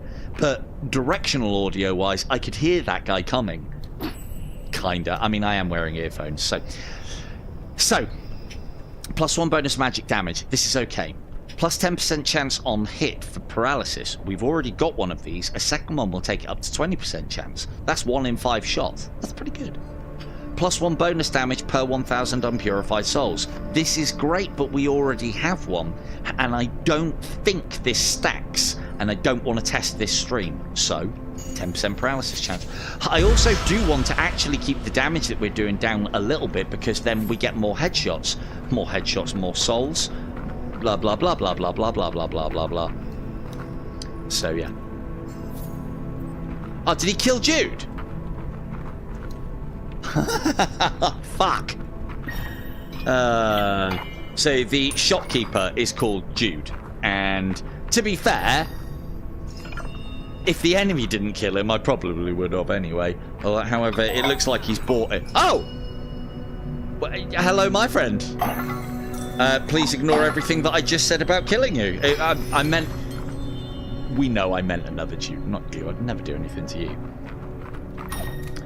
So, that's good. Yeah, that might be worth it. Now, one of the things... The bug that I found with this game is... With the bow especially, but it's also happened to me with other guns in the past as well. If you kill a friendly, the friendly fire option goes off, and the friendlies turn into enemies and they shoot you. This is acceptable. It messes with something in the game that then makes you an enemy to yourself as well, which means that when you fire those homing arrows, guess who's the closest enemy? You are at all times. Instant KO. You can shoot yourself in the back of the head with an arrow in those circumstances. Also, you can be killed by like your own magic. It's just a bag of shit. So you have to be careful. What I find is the best option to do is we'll be back for him later. For now, let's complete the level. That's why, now I know others have said that there's other charms that are really good. I think the homing charm is really good because it just means that first shot is always, and note how I kind of aimed off with it, that first shot is nearly always a headshot. That level of damage is what you need when enemies are closing in on you. I don't need the homing charm, but it does make the game a hell of a lot easier. And again, headshots mean souls, souls mean blah blah blah blah blah. So... I will repeat it all again. I will repeat the mantra again for those that are just joining us about how souls convert to levels, levels convert to ranks, ranks stronger character, blah, blah, blah, blah, blah. Right, now, I think that was all the enemies dead. I will just check. I'm terrible for paying attention to it saying level complete, even though it's pretty big, pretty bold. There is an area for us to go up here as well. Korkov, the general... Krov? Krov the Generous. I knew him well. Faith in our cause. Give me your souls. Ha! Right. +5 health threshold to hypnosis. We talked about hypnosis. I do not like hypnosis in this game. So, again, in combination with the friendly fire bugs that are going on at the moment, no thank you. I do not want to be converting the enemies into friendlies. Even a lot of the time... They have changed things, though. There was a time when if a friendly got the finishing hit on an enemy, you wouldn't get the souls. They would. Or no one would get the souls, rather. But I always figured that they were stealing them off of me. That's changed now, as I have been reliably informed. Yes, that is how you damage yourself with your wand. Right. Now, first things first. Yeah, right. Okay, so we will spend some money on a gold canteen because I can sell that for double the price that I would buy it for here. So, rather than just throw these useful items away, this is the time when I will make use. I will make use. There we go. Do you want a swig, or I have backwashed it quite a lot? I'll put it on the back here and let you decide. Put it on the back here and let... I'll put it on your carpet and let you decide, okay? Now, we're going to have that. They need to think a little bit more about where Jude stands because it can make it a pain in the ass to buy things from you. Homing shot charm. Level 3, you say? So this does the same magical damage, but fucking... does the same magical damage as the one that we have. Oh no, it does more magical damage. Only a little bit more. But it's more so to do about the cooldown. We'll swap for that one. Are you buying? You're not buying, are you? You can have this. I'll leave it on there for you, because I'm good like that. Right, okay, cool. Now, let's... we can't go down there. We've done all of that. Let's make sure... Now, it is very important at this point now, with what I'm about to do, I do not shoot upwards, because that seems to be a trigger. Shooting down doesn't seem too bad. I do not want to be using my homing arrows in this circumstance. Now, thankfully, where did I put that bloody grenade? Oh. This is one of the things that stun grenades are really useful for. putting the kibosh on somebody like Jude, not you, and being able to slay them quite easy. I swear I had a... Look at the stupid man looking around in the snow for his stupid items. I thought I dropped it there. I mean, they do roll, so... Right, you can fire the first shot as a homing shot. After that, don't fire homing shots. You'll KO yourself. Now, we will be making use of this tree. Fuck. Okay, well, we'll be using this tree in another way then. Now, the important thing with killing Jude is make sure you do damage to him and he turns red so that he actually drops his rifle. That is important, because if he doesn't drop his rifle, you can't do anything with him, and so he is then only worth the souls that you get for killing him. Now, I know what you're thinking. Hang on a second, Silver. You've just killed the shopkeeper. Now he's going to be dead for the rest of the run. I wish he was, but he's not. He will come back every time. He won't even... He won't... Well, you should know by now, I talk to everybody and everything. Hell, my mantra is, if it talks, talk to it. If it doesn't talk, talk near it until it does talk, then talk to it. I just talk, right? So, anyway. Hey, look, it's just a little bit of comic relief, Mel. Get in the spirit of the things. It's Star Wars Day coming up, for Christ's sakes. Only so many days to wait. So,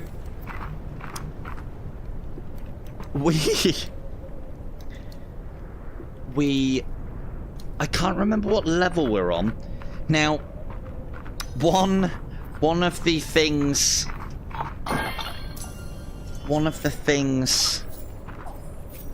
3 days. What? Jude only had 3 days left to retirement. You're right, Radius. No, it is 3 days to Star Wars Day. As I said, because there might be some people who weren't here at the start, we are oh, I forgot my train of thought now. Kim asked me a question, and it's all I can think about. No, I never used to get in trouble for talking in school. I was always quick and sharp enough to blame somebody else, or weasel my way out of it, or what have you. So, I was a very good boy. And I can say that because I was never caught. What was I saying? Oh yeah, for those of you who may or may not know, or just arriving or going or coming or whatnot, I'm planning on doing a giveaway on Saturday.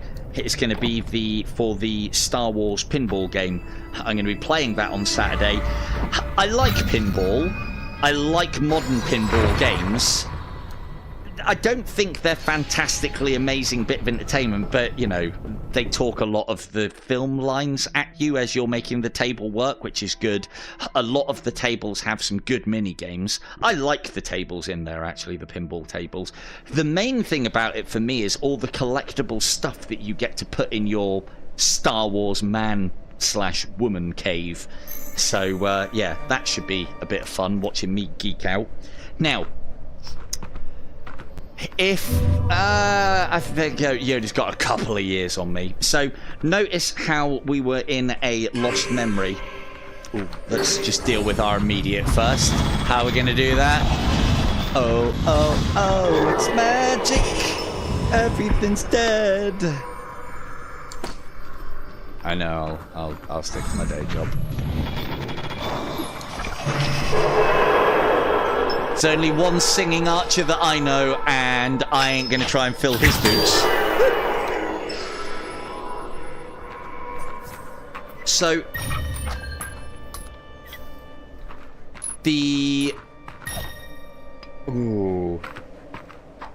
So one of the things we did there is I carried that rifle of Jude's from one level to another. Now, previously you wouldn't be able to do that because you wouldn't encounter Jude, or you can encounter Jude, but not very often before the last level. A lot of the times I find that you do get the lost memory levels before the last level. You can carry items from one level to another. However, being able to find the item when you come into the next level is difficult.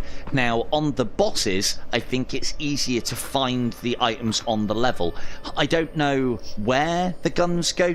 I'll explain what I mean as we go through. What we like on souls, 40,000. Not bad. Not bad. We need more, but not bad. Right, here we go, Kira. That's the armor. Might be able... I'll try and get a bit close without dying. See the spike on his shoulder? That's armor.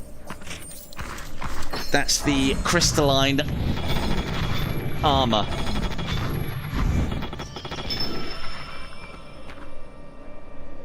And that'll break as you hit it, and that's what armor penetration and all of those skills do, which kind of makes armor penetration, it's all right, but you shouldn't be shooting at the armor.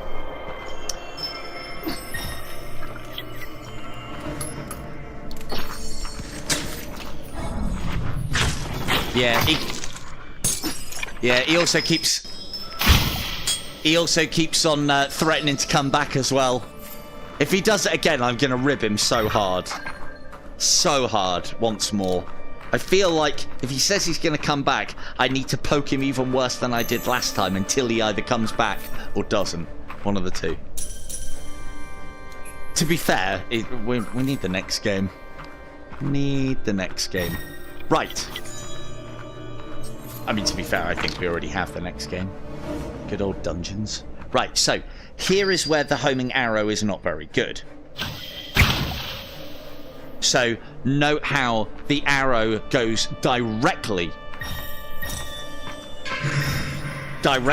to the closest enemy. Look at this. Actual bow play. What the what? Yeah! Now, this is the beauty of the bow, and this is the thing that I think makes it quite powerful, is if you can kill an enemy in one hit, it doesn't trigger the other enemies around it. Even if they're standing right next to him. Like, that dude died and no one's batting an eyelid. What I do find that's quite cool is occasionally enemies will wander over and investigate and be like, hey, that dude didn't have an arrow in his face a minute ago. Now he does and he's on the floor. So, yeah. Plenty of room. Getting a hit on them, though, that'll do it. Oh, he's got heals. Let's finish off with a touch of magic. Damn it. Yes. Any more? I heard one more. You. See the armor? Oh. Cost me some life. Ah, well, never mind. We can heal at the shop. And I do like this. Being able to... Yosh! Actually putting some ging into your throws on the magic is quite a technique. If I let it go in front of me, it'll home in and hit the wall. Well, it didn't, but it went round. But if I kind of push it forward slowly, it'll go directly for the enemy. Whereas if you chuck it, it'll then come back down and around the corner on the enemy. And that's why sometimes it can be a really good idea to throw your magic up high, so or to the left or to the right, so that it curls round objects and targets. It's one of the things that makes this really powerful as well. Not just the recharging, not just the damage, but also the fact that you can kill stuff without it being able to do anything back. Makes magic ridiculous in this game.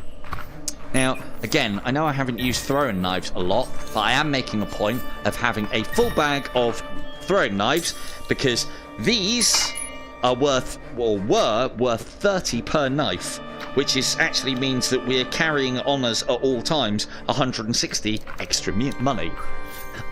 It's part of the reason why I'm warming up to this class, because arrows, you get lots of them, and they all sell too. Oh, how far I have come from the guy that was complaining, meh, I haven't got enough arrows. This isn't doing enough damage. How the mighty have crumbled. So, let's just pick up the last of these arrows. I think we'll be alright. Yeah, we're at 31 and 32. I think that's been corrected as well. I feel like that was definitely a thing. Putting the arrows back here they weren't registering. Oh, everyone's looking forward to... oh, sorry, did I miss that?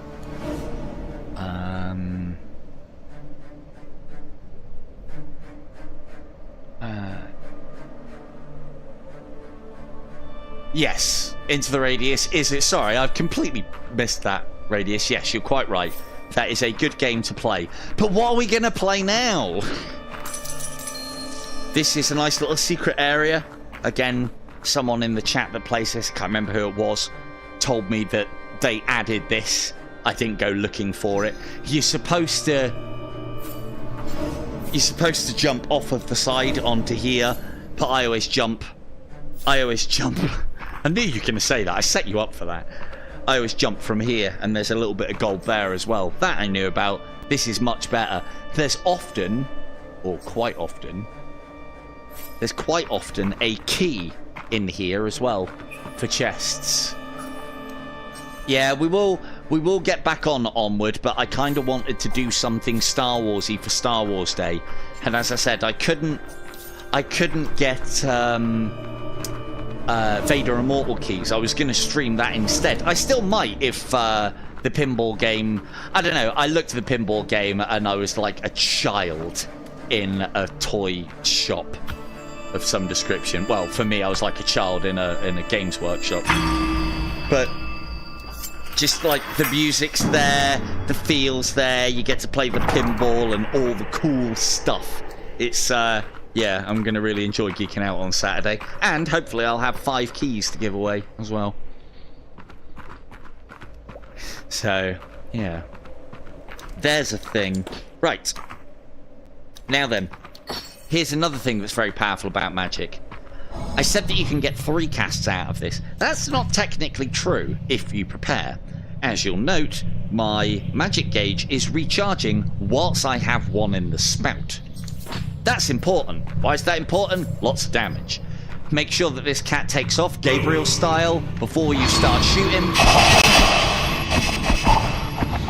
Where's your health gone? Where's your health gone? And they said the bow is weak. Well, it is. It's just got really, really strong magic. So, that's the first boss. On the top difficulty, dead before he could even get his first cast off. This we like. Oh, so close. This we like. So yeah, and this is, again, this is a combination of all the cards and all the effects. And as I said, Paralysis would have procced off on him. Twilight would have procced off on him. The additional damages in the additional bits and pieces. It's a thing that I like about this game is if you make a broken character, you are then going to be broken against the bosses as well. And I think that's fair within games. If I put the effort in to make myself fucking broken, I want to be able to use it against the boss. I don't want them to turn around and go, oh, actually, as it happens, mate, I'm immune to all of that, because that's bullshit. Not a fan of games that do that. I'm all for them having a special ability that, like, negates it, or it being their thing, or you have to work them a different way. But, like, you know, can you imagine having to do Anakin with normal arrows all the time? Because, you know, he's immune to special effects. No. No, thank you. Right. We've got a gun to find. I don't know where it is. I was talking about it at the beginning of the level. So, one of the things that was pointed out to me quite a while back is I found that you can carry the guns that you take from the soldier that doesn't need it anymore at the end of a level into the next level. Spoilers, we kill him. So, he doesn't need that gun anymore, so we take it with us. If you find a gun going into this level, that gun does drop somewhere. I don't exactly know where. So, not on this level. Again, they may have changed it. It may not do that anymore. But there may be. And a lot of the time as well, it's almost like under the level. I think I might have missed it. I've got an idea where it might have been. And, yeah.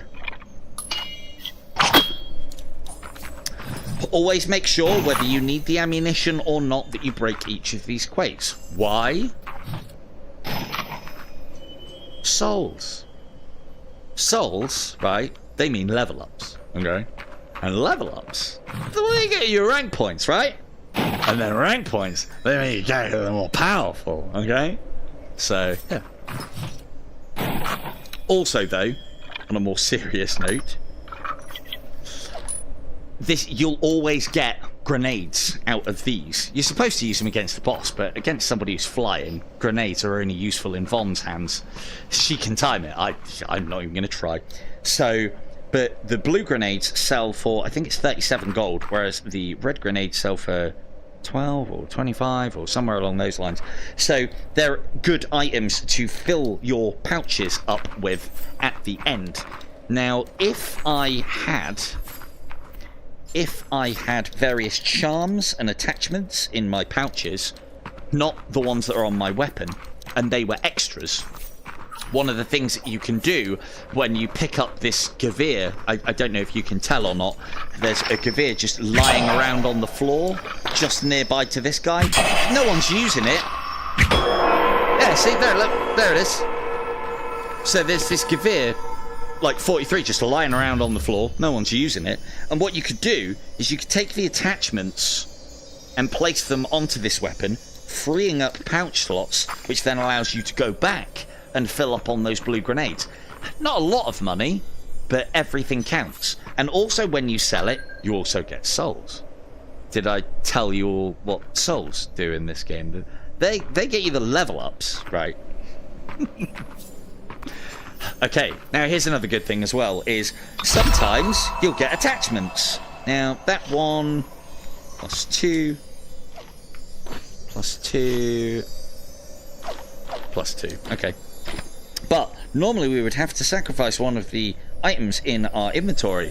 But because we have this Gavir 43 just lying around on the ground over there, I can put that on there. These, I know where this spawns if you are carrying it into the next level.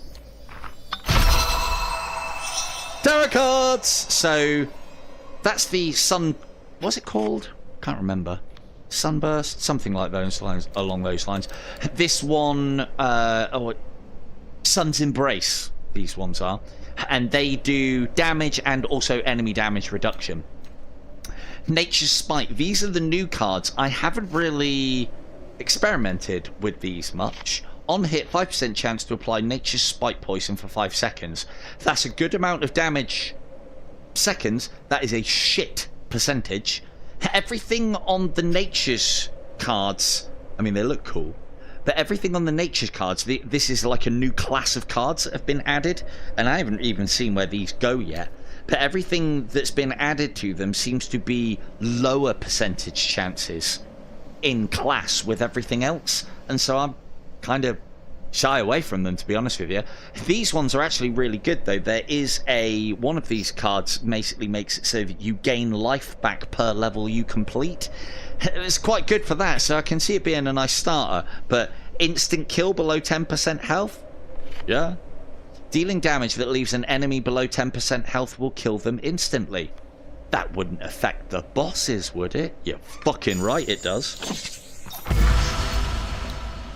Oh. I've just remembered, we've got 2 hands. Just remembered. Right then. I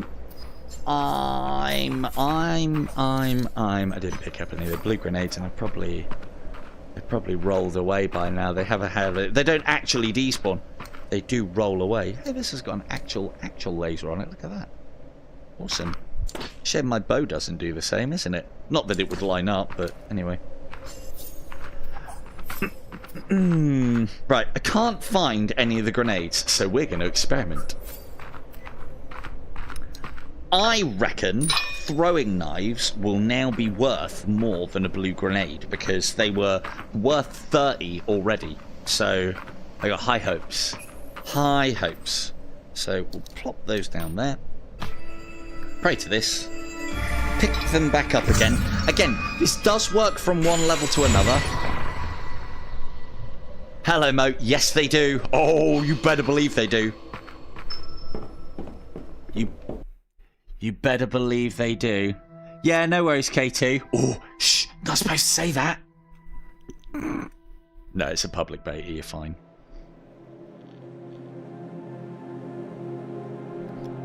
Or I think you're fine. I don't know. Find out tomorrow when you get removed from the program, Kim. To be fair, all of us in the channel know, so I don't think it makes any odds. So, I was holding on to those weapons at the end. Now, in the shops, in the outpost rather, I know where these spawn. You'll see I mean, we can see that most of that gun already. And the knife will be... Ooh, did the knife not come along? Because it's a... Okay, there you go. Lesson learned. I know not to do that with ammunition, but I thought I might be able to get away with... Oh, that's really annoying. That's probably... It might be because of the detection of how the knife works, or it might have just pinged it off into the atmosphere when I picked up the gun. Anyway, right, so we've got lots of money. Hey, Jude, you're back! Maybe this is a different Jude. Maybe they're all called Jude. Minion Army. Oh, I suppose it is coming up to Star Wars Day. Attack of the Clones. Right. We'll have that. Yes. Thank you. +6 damage. Cheers. Cool. Can't use it as an actual sight, even though you can kind of look through it, but that arrow does definitely not go where that thing is pointing, and it would be very unnatural to try and use it that way round. You might be able to get away with doing it right-handed. Yeah, that's not going to work. Anyway, it doesn't work. So, right. So, we will take a stone heart. Because I want to try and win this run. And soul cleanse, +5 heal on soul purify. Normally that's quite good, because normally you should be purifying your souls. I am keeping my souls dirty, because I want to show you an exploit. So, yeah. Alright, let's just make sure we've got enough money to buy all of the things and the stuff. We'll buy that one. We'll buy that one. Oh, we've still got loads of money. Well, not loads, but buy that one too. Right, okay, so what are we doing with all this gear? Well, I've still got some other bits and pieces to sell. This is where you place loot inside the shrine and pray to donate it to others. Now, I know Mel was only joking when she was saying, like, why are you talking to them? Is this game actually multiplayer? And no, I just talk at things until they move. And if they don't move, I talk at them until they do move and then talk at them. However, whilst I am playing this game, other people are playing this game, and I can't remember what the... It's not asynchronous, I'm sure it's not. But basically, it's as if everyone's playing together and you can come across each other just by name, and you're represented by NPCs. Like, if you had this game and I died in this shop, there is a chance that when you came in this shop, you would find my dead cold corpse lying here, and you'd be able to pray for me. You shouldn't, but you could. Anyway, so putting these in here donates all of these items to other players. So if they come across me, Silver-Tongued Devil, in the game, I might go, hey, and hand them an item, which would be cool. Sorry, it's what?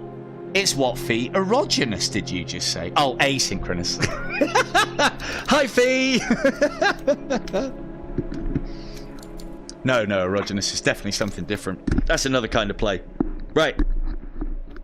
No, that's what I said last time, but I didn't know if I was quite right with asynchronous.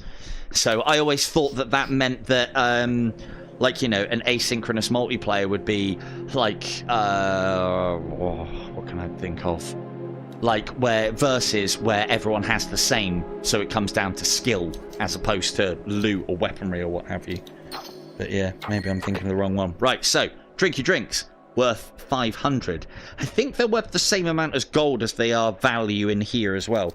By the way, just in case you were wondering, this is how you get your status within the game. At the moment, there are no more statuses than just normal or generous, but by donating to other players, it is how you get that status. Is that why I do it, though? Fuck no! It's worth souls! And souls, right, what souls are worth is they're worth level ups. Yes. And yes. And ooh, double prizes. And souls, they're worth level ups, and level ups are worth rank points, and rank points allow you to improve your character, making you more powerful. Lovely. Can't open the last one. This is why it's important to keep hold of golden keys. You will always get 3 chests in a run at a shop. The more golden keys you can have, the better. I want that title. I have never seen greedy. I've played this game a lot and I have never seen anybody be greedy. Right. So, now, that one's right out because health threshold to hypnotize. Again, as I said, it was Fee who told me that the problem has been fixed, that friendlies that kill enemies don't steal your souls anymore. So it might be worth another look for me to have a look at hypnotize within a run, but I don't think it suits the bow, because the bow is, you're aiming for one-shot KOs, you ain't trying to fucking convert the masses. So our 2 choices here are additional damage, magic damage I might add as well, which I do believe works with that. Oh, you fucking idiot! You shouldn't be able to do that. Fucking game! Right, I'll just do that again.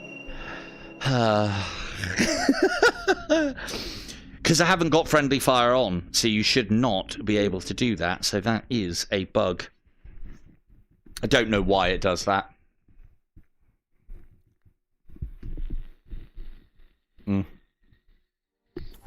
Bug, restart. I'll show you in a minute. I'll cast it on myself again. Because you can't usually... or unless I've changed it. I don't think I changed it. I don't usually play with friendly fire on. Although I still get hit by friendlies, I might add. I mean, at that point, they're not friendly anyway, so... Strangely, I did try putting friendly fire onto the game. And it basically... there were no problems that I thought we were going to get. Right, where's the knife? Let's see if we can get the knife first. Ooh, there he is. Lovely. Right. Test. Should have got that previously as well. Now, with the throwing knives, if you throw them in, they won't sell. Oh, actually, that did. Okay. 60 a knife. So, if you throw the knife in, a lot of the time I found that sort of happens and they don't end up selling. So drop them in sideways. That way they will. These are worth 60 a pop. Now, why am I selling them? Why am I not donating them to the masses? You don't want a fucking throwing knife, do you? Really? If you think about it, you would much rather have one of my golden cantinas, or maybe a key, or something along those lines. You don't want a fucking throwing knife. But more importantly... ooh, that's worth 120. Oh, it has returned to my belt. Okay. Nope. Can't sell it. Or can't get... you can't fucking give them away.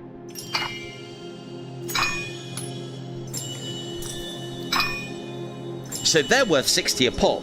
So 6 of those, 360 coin, as long as you have a full pouch of throwing knives. And I'm not going to use them for anything else. Right, let's just test a second. Yeah. See, it doesn't usually damage you. Because I haven't got friendly fire on. Because, yeah, I'm not a fucking idiot. Right.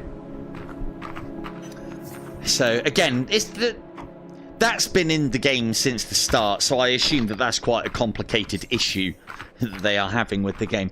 The other thing to note as well is, note how that rifle is worth 1200, whether the magazine is in it or not. If the magazine is out of it, we get an extra... where's that gone? We get an extra 5. Again, every little helps. I usually sell rifles because they're a pain in the arse. Come on now. Or the same is true with attachments. Always take your attachments off. Oh, he says that, has he? Have I actually taken it off? No. always take your attachments off. That rifle is only worth what the rifle is worth. Note how the attachments... Hang on, why's that not procking off? Oh, okay. Attachments are registering now these days by the looks of things. Okay. Attachments are, ammo does not. Right. Let's try the keys again. We didn't get very good... used to be really good at this one. Yeah. Used to be able to do it from all the way back here. I've got pro controllers now. This should be easy. And easy. Damn.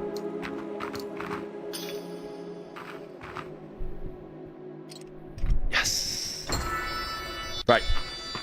So, that's a really good barrel. You can attach those barrels to your bow. And they do empower your bow with the effects. Poison barrels would be really fucking good for the bow. +2 magical damage per second. And then that's affected by magical damage cards. You know what we were talking about earlier, as far as the difference between poison damage and physical damage. Poison barrels are affected by magical damage increases, which then means that all of a sudden you're doing 8 damage per tick, and it gets fucking ridiculous. So poison really good with the right magic cards. Now, what I have also done here by having that bug is I've shown you a way to re-roll crap cards. So you can open up the bits and pieces and take the bits and pieces, quit, come back in, and it re-rolls everything. Some games, the rolls would be done before you enter the level, so that this doesn't change. With this game, quitting and coming back in re-rolls everything. Note how we actually got a worse hand here. We had previously 1 1-star, 1 2-star, and 1 3-star. But we've actually got better cards for us. We are now up to a 30% chance of paralysis blocking. On average, 1 in 3.5 to 4 shots should paralyze an enemy. That's more like it with what we're going to be doing with the bow. Now. Yeah, right. Oh, I still haven't done all of this. And all of these have changed now as well. Let's grab the stone heart because we've got fuck all life. Yep.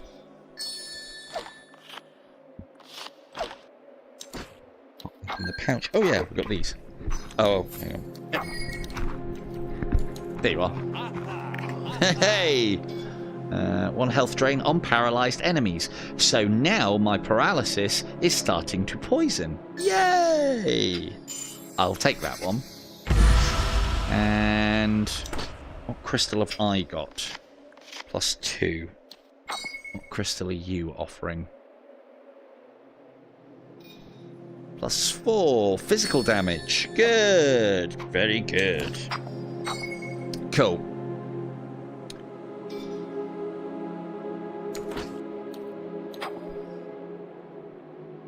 Oh shit! You can have 2 crystals on the bow, everybody. Look at that. Just found that out just then. Hey there, Silver Tongue Double D and Tips in 30. No, well done, Fee. I didn't even know that. Excellent work. Yeah, that's... I mean, it doesn't change a massive amount because these aren't a shit ton of damage and you don't often get offered a lot of them either. But that is good in my Weasley little goblin heart. Thank you. Thank you, Fee. I did not know that. Shock! Shock! Horror! I did not know that. But, yeah. Good stuff. Right. So we've talked about why we don't take the barrels. But that doesn't mean that I can't buy them for you horrible lot.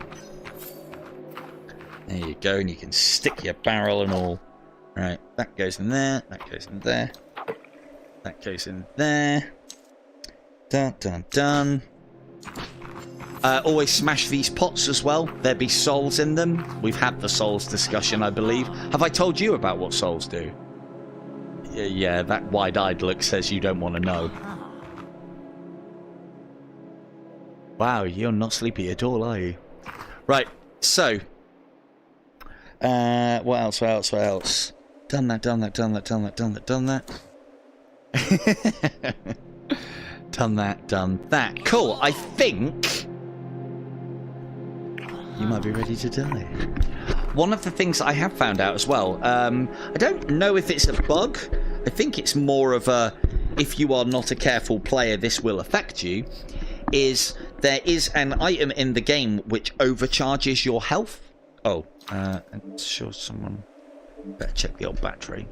God, I knew this was going to happen. I wanted to try and complete a run tonight, and we haven't even done we've only just done the first boss, 2 hours in. These crystals fully heal you. Just pray to them. They'll heal you as many times as you want, which makes it even easier to kill Jude, not you. And they also have the effect of knocking your life back down to normal if you overcharge your health. There is the healing injector in the game, which gives you plus 20 more health than your actual maximum, so you've kind of got like an overshield or an overhealth. If you pray to that crystal whilst you are over, it will drop you back to your maximum, so you'll lose the extra. So always pray to the crystal, except when you've got more health than you should have, then don't pray to the crystal. You'll know if you have more health than you should have because the health number will be more than your maximum health number, and it is also in green to denote that you have overshield health. Right. Oh, one last thing. Now, normally I would spend a lot of time stuffing all of these arrows into here because, as you'll see, they're worth 5 apiece. Now, that's not a lot, but, you know, souls, they lead to level ups. Now, I could do that, but I'm not going to because there's still things to buy. So instead what I'm going to do is I'm going to throw away some arrows. Pick up all the money, throw away some more arrows. Who is this madman who is giving up his ammunition? Did you not pay attention during the last stream, where you were constantly shy of arrows and couldn't do anything? Ah, well, I didn't have magic during them. Oh no, it would appear that I have sold all my arrows. Whatever will I do? Well, magic is a thing, obviously. Hey, Jude. Now remember, we want him to draw his gun. He won't be targeted by this because he is not considered an enemy. Now he is. Now, when you have paralysis effects, he gets this little twitch on, which I always find quite cute. And now we need to wait for him to draw his gun. Draw your gun. Draw your gun or this isn't going to work. Oh dear. I think I've given him PTSD or something. It's probably all the talking. Whoa. There he goes, because he was twilighted. Right. You must wait for him. You must... Oh, no. Stoneheart would do the same as well. No, you're quite right. You must wait for him to draw his gun. If you kill him before he draws his gun, then Jude is only worth the souls that you get for killing him and not his gun. Let's get some more money just to keep us sweet. And let's see if we can stuff this in without disturbing the pile. Oh, is there anything on there? It is worth checking sometimes, because I have had guns from spawned enemies that have had things on. Whether... There we go. There we go. Hey, look, Radius, yes, I have heard of Chaz and Dave, and if you're not used to it by now, come on. So, right. Done. The thing is, I have a lot to say about all games. I spend a lot of time finding all this shit out. And so you have to put up with me for the many hours whilst I talk about it. God, you think I'm bad now on games like Light Brigade and Into Death and so on and so forth? Oh, you just wait until we're playing Star Wars on Saturday. Oh, fuck me. Oh, dear. Oh, dear. I would not want to be on the receiving end in chat on that room.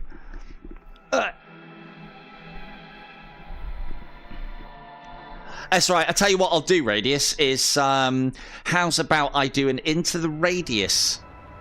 Yeah, I do. How's about I do an Into the Radius stream and I will be completely silent? Not one tip or trick. I might even put super chats on just for that one so that you guys can reward me when I do the thing that is actually very easy for me to do. Just be quiet. Just not say anything. Right. Now, and should be able to... Oh, that was a miss. Should be able to start knocking heads off. I know, right? Should be able to start knocking heads off with the bow now. You'll see that paralysis and twilight are starting to come into effect. I'm going to try and hit the headshots. Now, also note, hang on a second. Didn't I sell all of my arrows? I did.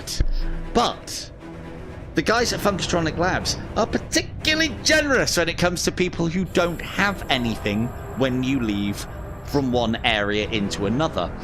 I got given 6 of the best, finest arrows by Funkatronic because I left the shop with nothing. Now, that's very kind of them, but what does that mean for me? I'm going to exploit the fuck out of Funkatronic Labs and sell all of my own stuff knowing that they're going to give me some freebies. And hell, it's not like I need them, I've got magic.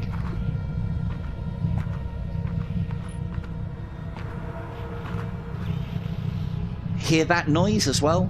That sounds suspiciously like one of the big red dudes. Plenty of times I've scared the shit out of myself thinking that there's a big red dude nearby when I'm just hearing that noise, because that's a very similar noise. Anyway, let's cast some into the level, get some work done for us. As you'll see, our magic is nigh on a fucking unstoppable now. Each of those hits counts as a hit for the paralysis properties. So, what's that? 8 little fireballs? So there's 8 chances that one of those will now paralyze the enemy.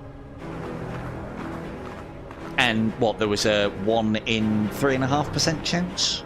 But no, 1 in 3, 1 in 4 chance of that actually happening. So pretty much every time enemies get hit by a barrage of this, they're going to be paralyzed, which then just gives me more time to recharge it. And yeah, I'm just doing this whilst I collect up some arrows. I'm exploiting, what can I say?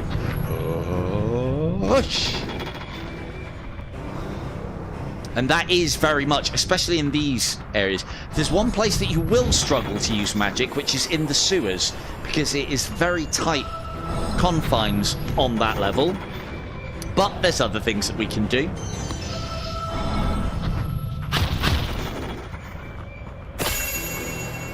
Note the firing it off to the right so it curves in better. Oh, look at you there. Ominous. Oh, that was a bad shot.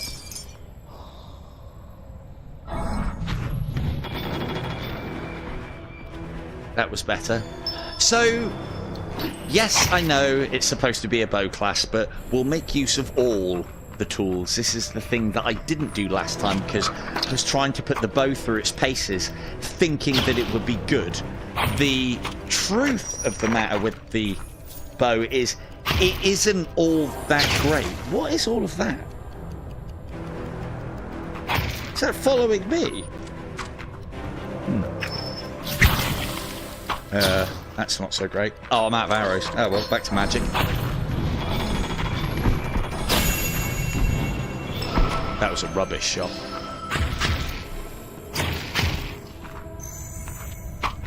Grenadiers don't always friendly fire themselves, but every now and again you'll hear them blowing themselves up. And so they do. Yeah, no worries, Liz. Thanks for joining us. See you later. Hopefully you've picked up a thing or two. Look at this guy. That's not a really good place to rest on a sacrificial altar, mate.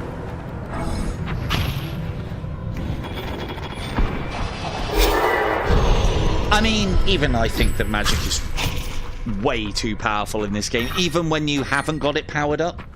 So, now this is part of the reason why I sold all of that. Knives are worth... So, the knife pouch full is worth 360. A quiver full of arrows is worth a further 170. That's like 500 gold. Just for carrying a full bag of everything. None of the other classes can do that. So, I mean, I know they've, got good weapons and good perks. But, you know... This is why the rifleman is actually a very good class. Because the rifle is a very capable weapon, but you also get one of these. So the rifleman is one of the... And it's the first class that you get as well. So the rifleman is definitely worth... Hey, that's how I... Hello, Al. And yeah, that's how I got the achievement. That was the easiest way I found to get the achievement. Kill a grenadier with a grenade. So, yeah. Because you can chuck them back. What I hoped you'd be able to do is turn the fuse off of them, because then I would be collecting those grenades up to sell. Probably not worth that much in the ways of money, but if you had one of those shrines where you can donate in a level, well, I could just go over, get 4 grenades, go over, get 4 grenades, that'd be great. 750. I'll take that deal. I ain't got the money though, so hopefully we'll get it during these escapades. So again, note how I'm stacking up my pouches with the old blues. I do find now though that you get so much in the ways of items and extras and bits and pieces now that you don't usually find yourself having blues at the end or by the end of a level. You can collect some blues up when you reshuffle all your inventory after a boss, but you probably won't find yourself carrying blues throughout an entirety of a chapter. Always check down each and every single one of these little nooks and crannies. I'm actually finding some utility out of blues these days with the little bugs that are happening with the old friendly fire thing. Yeah, no worries, Buck. These are really good as well. The flare guns.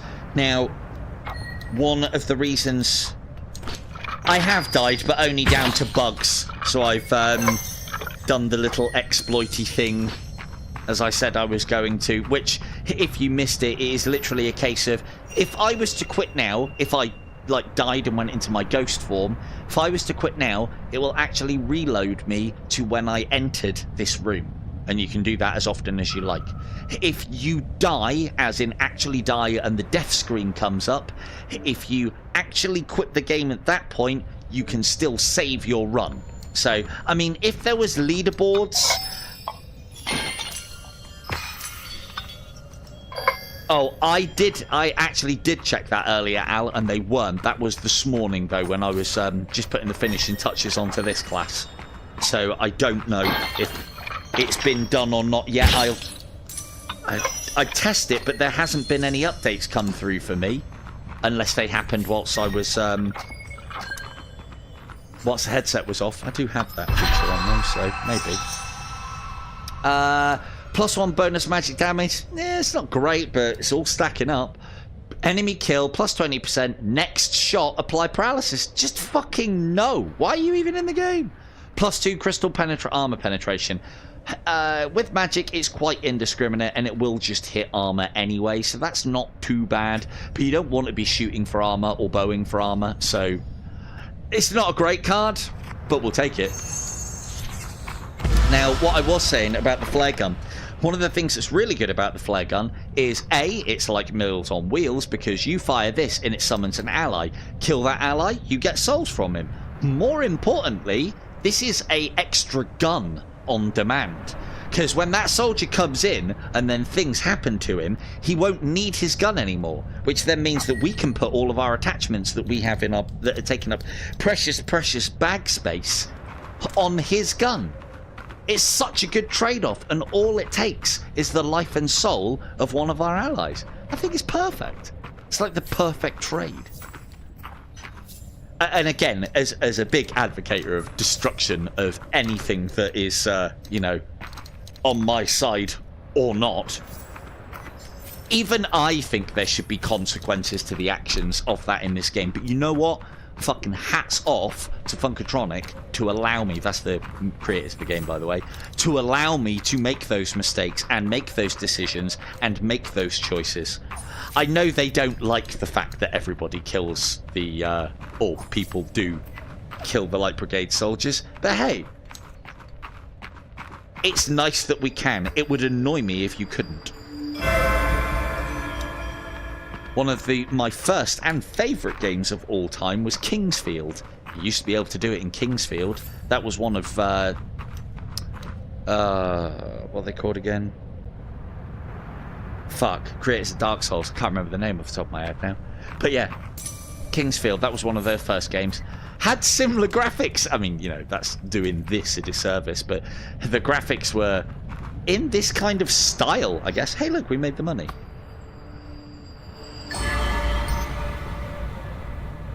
Ah, I almost had it then. So, fuck.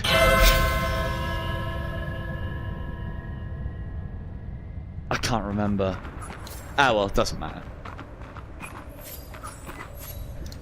Quick check up here, just make sure. I was going to say Squaresoft. Ugh. I thought it was some gold. No, no. FromSoft. FromSoft? Yeah, FromSoft. Yeah, Kingsfield was one of FromSoft's first games. I've got that heart, Fee. Thank you for checking. Make sure you're live, because I've already picked that up. Hit that there live button, missus. Alright.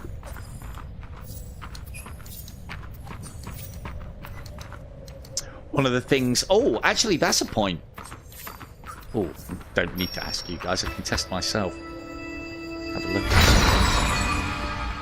I put the bitrate up on the stream again because reasons. And I wonder if... No. I wonder if it'll render that way. We shall see, I guess. I recently put the bitrate up on the stream again. See if we can up the quality. And I'm hoping to be able to start doing the videos in 1440p soon as well. So for those of you who've got the big old tellies, might make things a little easier. So we're gonna... I'll have to do something about the chat as well, because apparently it's a bit small on the old TV from my more than reliable services saying. Right, let's yeah, let's do some bow. Note how the magic set everybody off as well. Woo! Have it back! Ah, you busted it! Back to magic. Uh-oh! Oh, that was a legitimate death, you know. That was me pissing around trying to make the bow. You know what? Fuck 'em. I do want to push this exploit as far as possible and see if I can break the game. So I have broken my streak of bugs.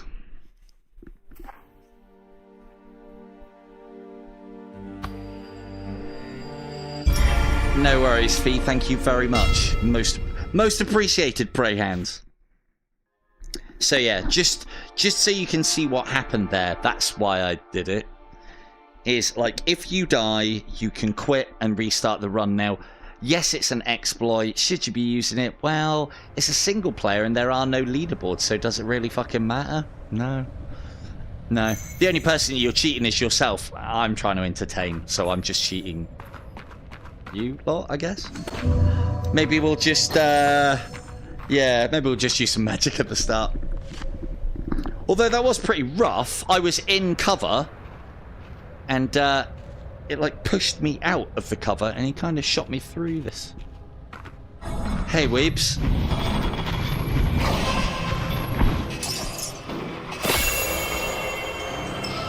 Bloody grenadiers. I think that's the first time I've died to a bloody grenadier. Oh, here they come. I'm gonna need some arrows here.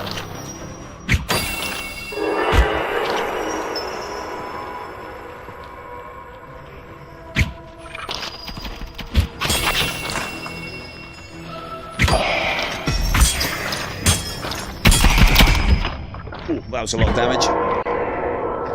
Now, this is where the bow sucks. Is that if enemies charge your shit down, you're going to struggle, basically. Thankfully, we had actually a decent amount of health to tank most of that. But again, Twilight and Slow just saved me from what would have been actually another legitimate death as it happens. But, you know, we don't talk about the first one. Is that a...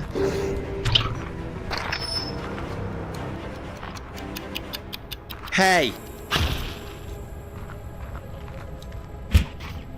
Shit. Fuck!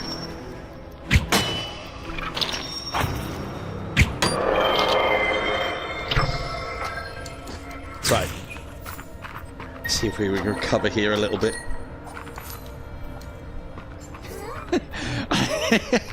I know what everyone on the Light Brigade page is going to be like. It's like, so, yeah, basically what you're saying is you can do the hardest difficulty with the wand. Yeah, pretty much, yeah, that's what I'm saying. But then the thing is, some of the best classes within this game do have good magic. Magic is very overpowered in this game, especially if you lean into it and try and take cards that work in combination with it. When you have Animus Storm, the best one to use is ones that would have a percentage chance of happening, because that percentage chance is calculated on each and every hit. And at the higher level, you're doing a lot of hits. Whereas with the Sunburst... Is it Sunburst? Yeah.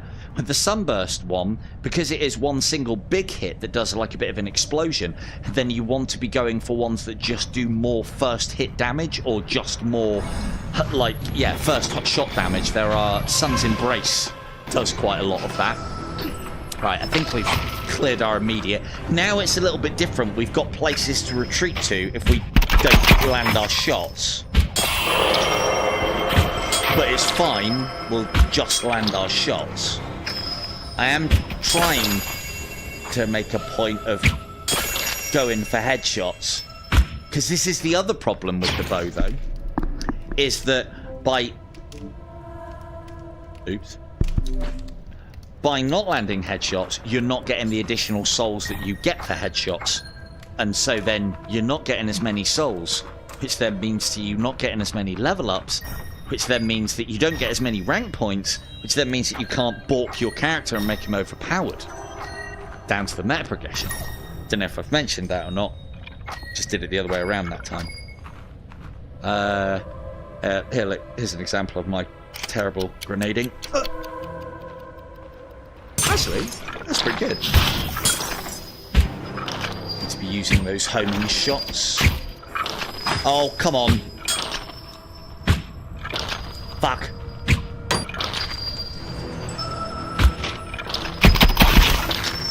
Frick.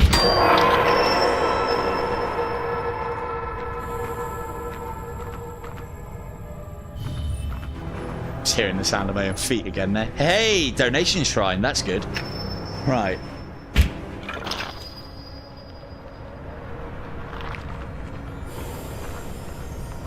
Ooh, I think I'm hearing guys outside of the level. I'm finding that's happening... Oh no. I am finding that it's happening a little bit more on these levels. Just make sure it's not a... the giant ambush. If you basically see this door and there is a tinge of red and this intricacy and that crystal are not in the middle, it is a trapped door. When you get to within about 7 meters of it, it will unleash its trap. I won't spoil what that trap is for you, because that's an experience. Might actually get to see it during this run. Do try, I know I haven't been doing it, that's a really good card. I know I haven't been doing it, but do try and collect the cards up first before you collect the souls. And the reason being is there are certain cards, and even in some circumstances, collect the cards before you've cleared the level if you get the opportunity and you're safe. Because there are cards that give you more souls for enemy kills, give you more souls when you collect them, and so on and so forth. And did I tell you what more souls do? I can't remember. So these are all really good cards. That gets us up to 40% paralysis chance. That did save our bacon from another legitimate death back there. +1 health drain on a paralyzed enemy. We're doing a lot of damage. We don't really need this. It's nice to be doing chip damage on a paralyzed enemy. That's really good. +5 extended twilight duration though. So that means that when we are putting twilight on, which then puts the slow effects on, it lasts 5 seconds longer. And it's a 3-star, and 5 seconds is a substantial amount of time. That's probably like almost double the time that it actually procs off, lasts for now. So, right, what we like on arrows? We need arrows. That little thing that I was showing off with Funkatronic giving... The hell was that? Purple all up in my face. What the hell is that? What's that off of? Oh, it's the fucking gem. Hey. Not much health, but it's about the maximum health back there. Not that we need health much.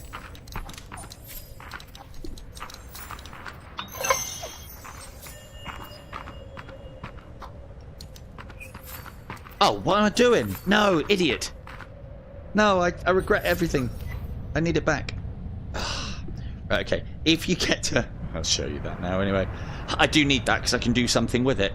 If you get to a point in the game, and this does happen, where you can't get to something, you can do what we would call airwalking within the In Death Unchained thing, which is where you walk in forward and backwards within your environment, turning round and then reorientating your character and then walking forward again. It's yeah, if anyone wants to see how that's done, it's probably easier for me to show you it in the pass-through side of things. But it can get you out of some spots of bother. You're not going to be able to use it really in combat or anything for exploits or whatnot, but like, you know, if you made mistakes like throwing away things, because you don't usually need these. But we do now. So what we'll do is we'll load this up with all this shite.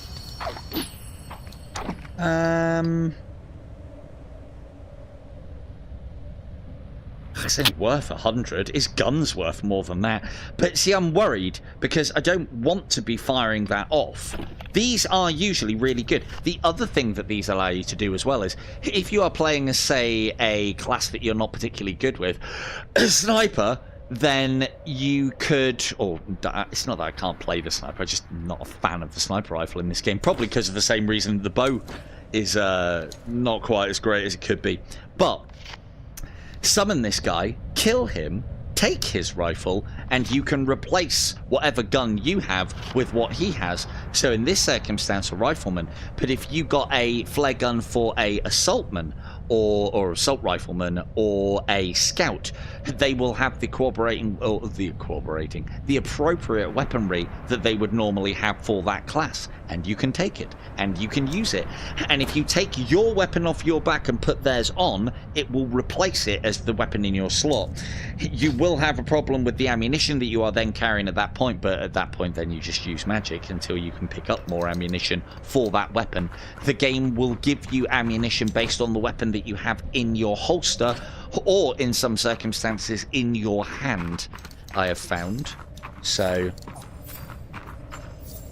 but to be fair, if you are really struggling with a class, you would be better off killing a soldier in the starting area and taking their rifle, because the rifle is good in this game. So that's how I managed to level up my sniper to the point where it does pretty much one-shot kills to everything. I'm not a particular... It's not that I can't snipe, it's just... I'm just not a fan of it. I don't really think it suits the pace and of this game, you know. You can get your shit pushed in so easily as a sniper, and that's hard.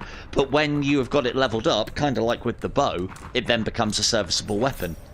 As I said, though, the best classes and the best weapons in this are good from the start. Right, let's get rid of you. Can't get rid of them. I could put some of those in there, I guess. How many have we got? Plenty. Ooh. Hope everybody likes arrows. I like arrows. Have some of mine. That'll do. All worth souls. All adds up. one of the best ones that you can get for leveling up is there is a perk that gives you, I think it's plus 25% soul redemption on purification. You get a multiplier. Oops. Ooh, sorry chat, my phone turned off. Oh, that isn't my internet, is it? No.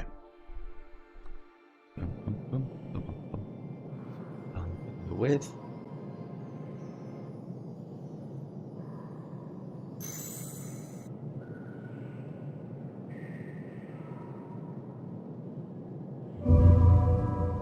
Sorry, I got you back now. Apologies. If anybody said anything just then, yeah, sorry. Repeat it if it was important. I'm sure it wasn't. That you needed to repeat it. Right. Because of course all chatter is important.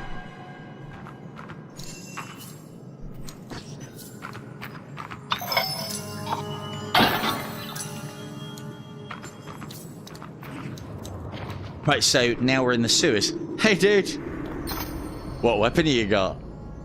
Is it nice? Yeah. Sorry, what? You need something from me? Well, I guess I'll never know. Tom the Generous. But what do you want, Tom? I'm gonna have to orientate myself so I can see that a little bit better.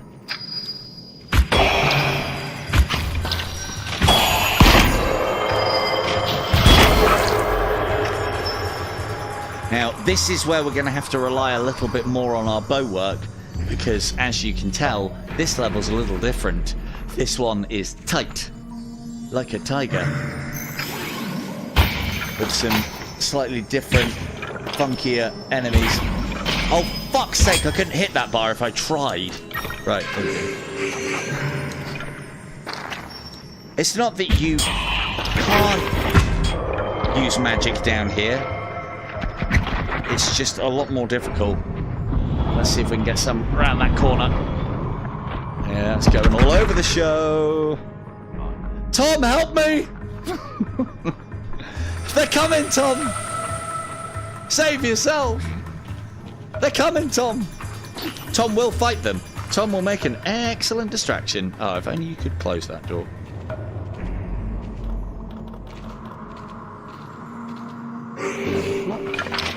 Look out, Tom! I'll help! Uh-oh. Cool. Yeah, I'm out of...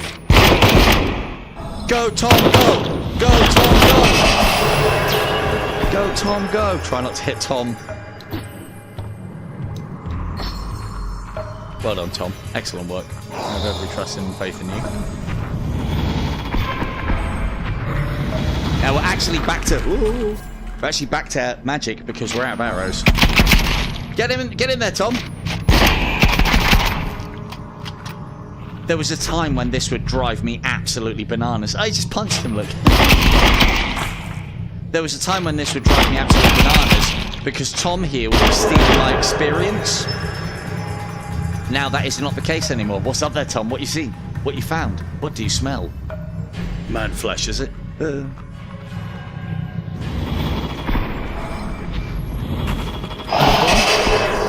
you go. Ooh, you have seen the level. He's like a bloodhound, isn't he? This is actually good news for us as well, because the lower Tom gets on health,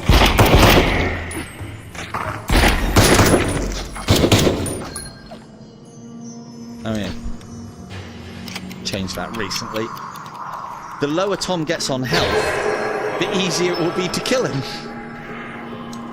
Right, just tell me what you need. I always like this little bug.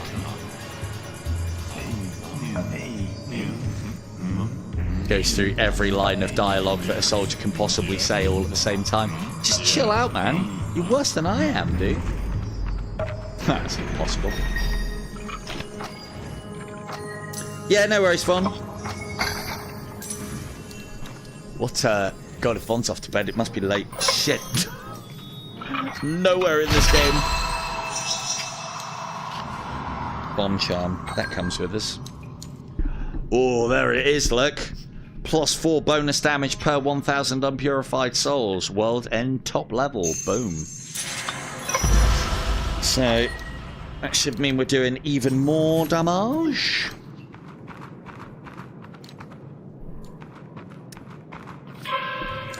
I suppose I could do...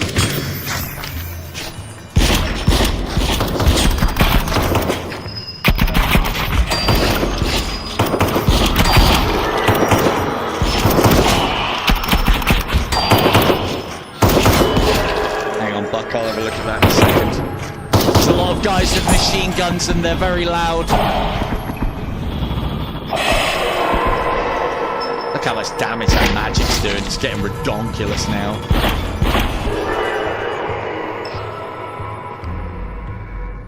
Oh, hello.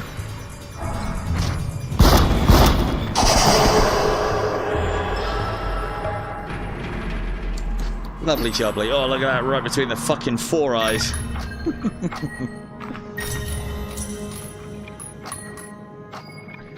In a pinch, these are actually quite good. That's an STG-44. The same assault rifle that the assault rifle class gets. So you can use the enemy's weapons. They don't last very long and you can't reload them, but they do have this cool sort of like nebulary looking artwork on them, which is awesome. There you go. That's for a scout. So you'll be able to get a submachine gun off of that guy. Right, what was that? Oh, 11:46.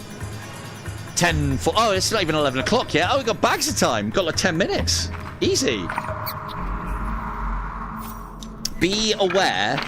Oh, sorry, did I drop the gun on you, little rat? You can get headshots on those, and you can get extra...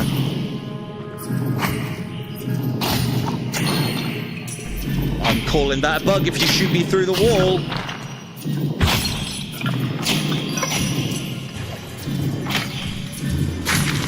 This is like... Oh, I can get it from down here. There's times when souls get into places where they're just a little bit out of reach, and that's where you can use that airwalking thing that I was talking about to get to them and activate them, because you should be able to get them from pretty much anywhere. And I think that dude's off the level. That replaces that. That goes there. That's better than that. Stop it! You're loud! Than I am. I don't know if that's another part of the level or not. I guess we'll find out in a minute. Yes, it is. Mages are a very tough enemy in this game. Not just because their attacks are quite difficult to dodge. They're kind of like banshees from IDU. But wizards are at their worst in this game when you get the pointy-hatted ones, which are the high-level wizards, as opposed to the sort of like, I don't know, battlefield wizards that are kind of in military garb. They're not so bad to deal with. Real, proper wizardy wizards with the pointy hat. Now, they have the ability to heal and resurrect. Oh, look at that grouping. Yummy. So they have the ability to heal and resurrect. You get two wizards together and you're not putting a lot of damage out on these harder levels, that's all your ammo gone. Because they will just continually heal and resurrect each other, and you'll run out of ammunition first. I know this because I've done this plenty of times. Right. Attachments are still more valuable than these things. Don't know the value of the syringes at the moment because I usually use them just because I can. I do like that you can pretty much stab that into anywhere on your hand. It's the one thing that I do think, because I haven't spoken about this yet either, the one thing that I do think this class needs is, I think it needs a bit better sound effect for the arrows thumping in home. Like, put that there just in case. Some of the best archery games that I know. I mean, and I know this isn't an archery game per se. This is a game with archery in it. It's a gun game, first and foremost. But the tink that you get when you land headshots and shots on this is fine for guns, because it's different with guns. But I want a nice thump when a headshot goes in with an arrow on this. And it just doesn't seem to be a very good sound effect, the tink for it. It makes what is quite a weak weapon, especially to begin with, feel even weaker. Oh, look at it! What fucking idiot fired these into those rails? But he couldn't do that again. All right. Check up on these because there's always stuff about.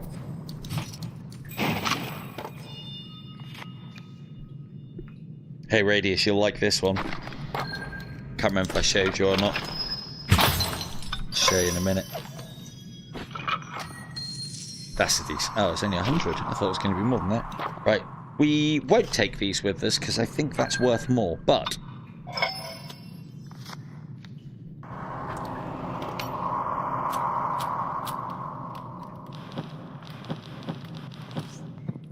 lovely.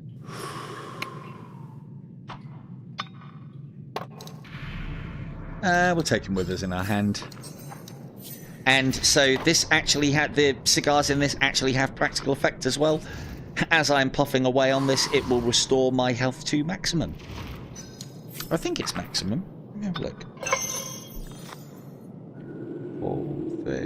15 minutes. Yeah, I think it's maximum. It's a decent chunk of life. So the other thing that I think is really cool as well is you can position the cigar slightly, so it doesn't have to be stuck right out in front of the gob. You can put it slightly to the left or slightly to the right based on preferences. This is good, yeah? Can we get 2 in though? No. What about 3? No. The box is, I found this out recently, the whole thing is worth 300. Each cigar is worth 100, the lighter is worth 75, and the box is worth 25. So again, if selling or donating these, break it down into its individual parts and put them into the receptacle, you'll get more money out of it. Anyway, well, those are not worth as much as the other things that I've got now, so scorched earth policy, and we soldier on.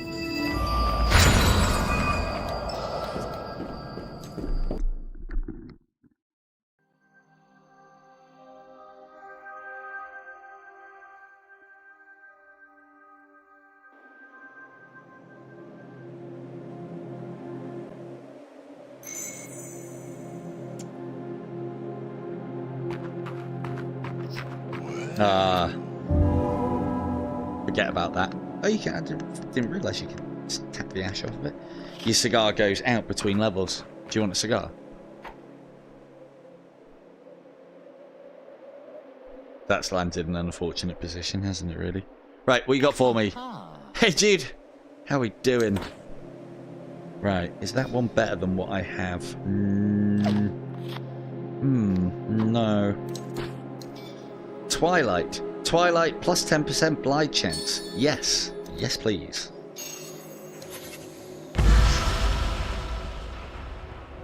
I don't think any of that is worth our time.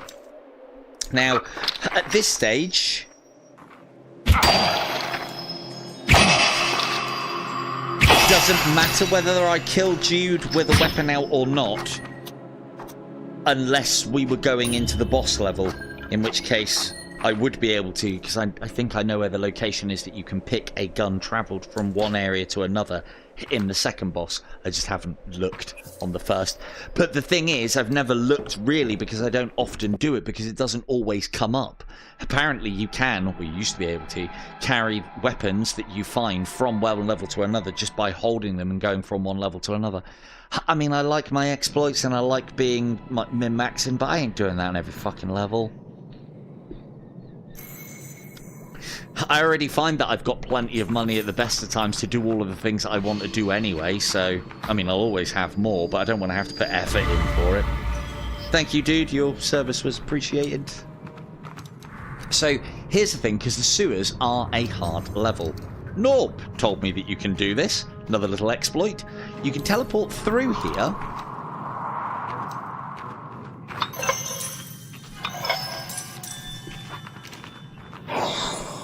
And you can teleport back. And the enemies can't get through. And they will struggle at the best of the times to shoot through also. So let's make use of this. This is Norb plays as the sniper on this, as you've seen him on Onward. And one of the things that he said to me is that playing as a sniper is incredibly difficult on this because enemies that push your shit in, you can't really do a lot about them because you haven't got a fast rate of fire. And so this is one of the things that he does. Steady on. That was a good grenade.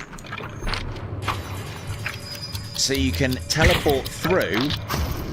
You're going to be a difficult shot, aren't you? Let's use a Homer, make sure I get it.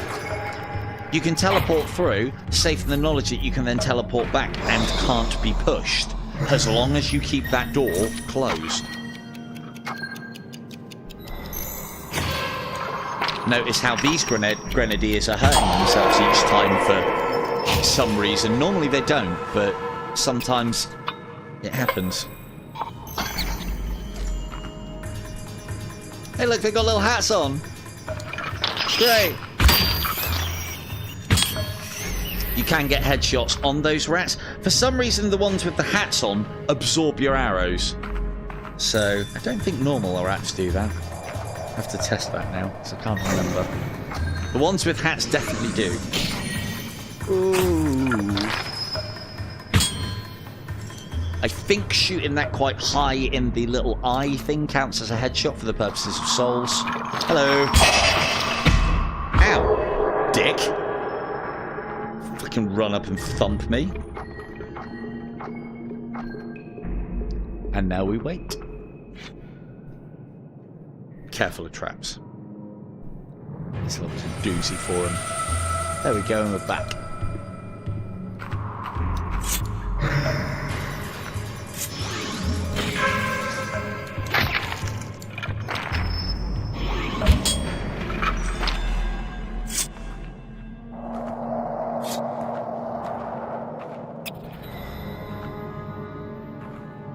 Oh, I see you, dirty stinking rat. Take my arrow, aren't you? So with rats you can get headshots on them, but I find you have to aim incredibly low, like almost hit them on the nose to get the headshot. But it's worth doing because you'll either miss or get the headshot, and it's worth the extra souls. From the top they seem a bit easier to get. Yeah, look at this. Dirty rats. Where are my arrows? Shit.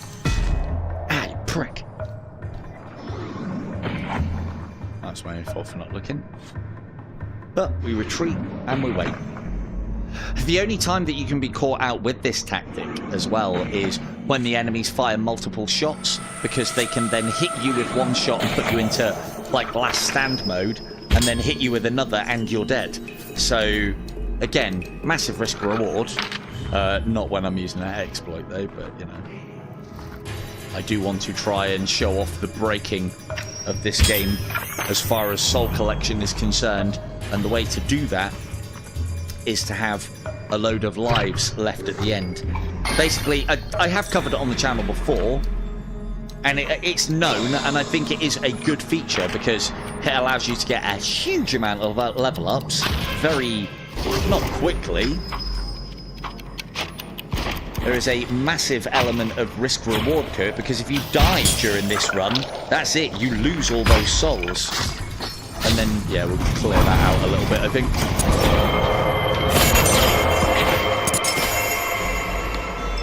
Lovely.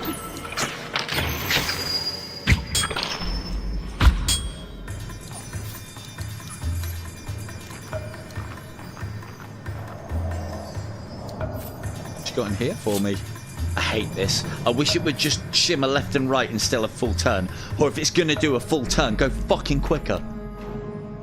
Plus 10% additional break chance. Yeah. The one thing that I will say is picking up some cards, I think then does kind of lead to the ability to get others. I can't be 100% certain on that. I'm not taking that with me, it's worthless, so I might as well use it. Glub, glub, glub. Hey, what are we saying? 20% crystal spawn lure. If you have ever seen a little tiny crystal on the floor when you are killing enemies, that's what this is. It is the crystal soul, and it is the crystal lore of the crystal soul. On killing an enemy, there's a 20% chance to spawn a crystal lure that explodes for +5, I think that's damage. But basically, those little crystals lure other enemies in when they get procced off and blow up and kill multiple enemies. Actually really good if you get the percentages up on it, but it's not doing headshots, and so you're not getting any extra souls out of it. 10% next shot bless after damage. Nah. I mean, that's not too bad. That's not too bad, because if you're hitting an enemy once, you'd probably be able to hit them again, but it's on kills that then you might get, which aren't so good, but even then that's still not very good. After dealing damage, yeah, we can always deal damage, and so you just have to string your shots together. You could kill an enemy and then it'd be a couple of minutes before you see another enemy, and you might miss that first shot and say that one's rubbish. Stun's Embrace, +4 physical damage. Nearby enemies are marked and take additional physical damage. This is good because later on we'll take that one, because the others are pretty crap. That one's good for us, and classes where if you are likely to be weak when you get pushed, or pushing into the strengths of characters that are short-ranged. And its lower levels, it will give you increased damage when enemies are close. I see you. Good job I had a smoke, otherwise I wouldn't have. And at higher levels, not only does it mark enemies for additional damage, but it actually does additional damage to them. You stupid rat. I was never going to waste an arrow on you. I was going to waste a grenade on you. Just as well you went into those spikes there. That was awesome.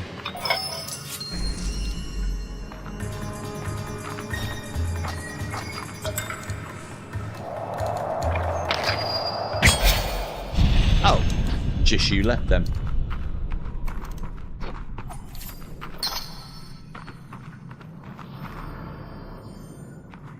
So we're at 100,000 souls. I haven't banked any yet. So I'll go over this a couple of times just in case anybody is interested. But basically what we're going to do is we're going to keep and gather as many souls as we can and not turn them in.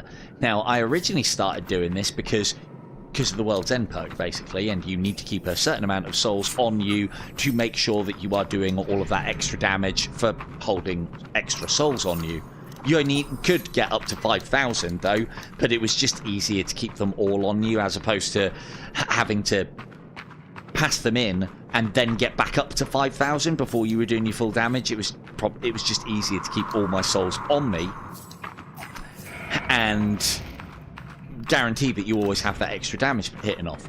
So the thing that you can do in this game is, on the harder the difficulty you go, the more your souls multiply when you die, to the point where I believe they still double on the hardest difficulty. So what do you want to do? You want to go through the game, don't lose any lives. I know I'm exploiting, but I'm trying to show off a concept. I mean, if you're trying to power level up and get, you know, a character completely maxed out so that you can enjoy it more, well then, you know, that's when you're going to start playing properly. So until you've done that, I still haven't done that with this character yet. Until you've done that, you keep on doing the thing. Anywho.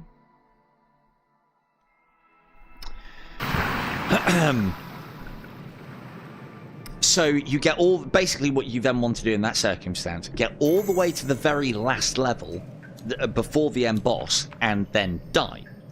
But you want to die in a place where you can, the first thing that you can do is pick all your souls up and then just repeat that process over and over again. Each time you do that, your souls will double. If you have 5 lives, you'll start off with, well, we should be able to get to about 250,000, which then becomes 500,000, which then becomes 1 million, which then becomes 2 million, then 4 million, then 8 million.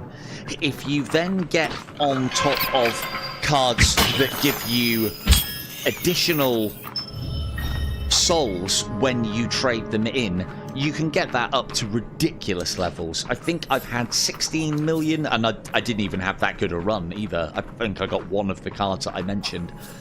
And I think I got 16 million cashed in souls. Now, on the Quest 2, it was capable of crashing the quest with what it does.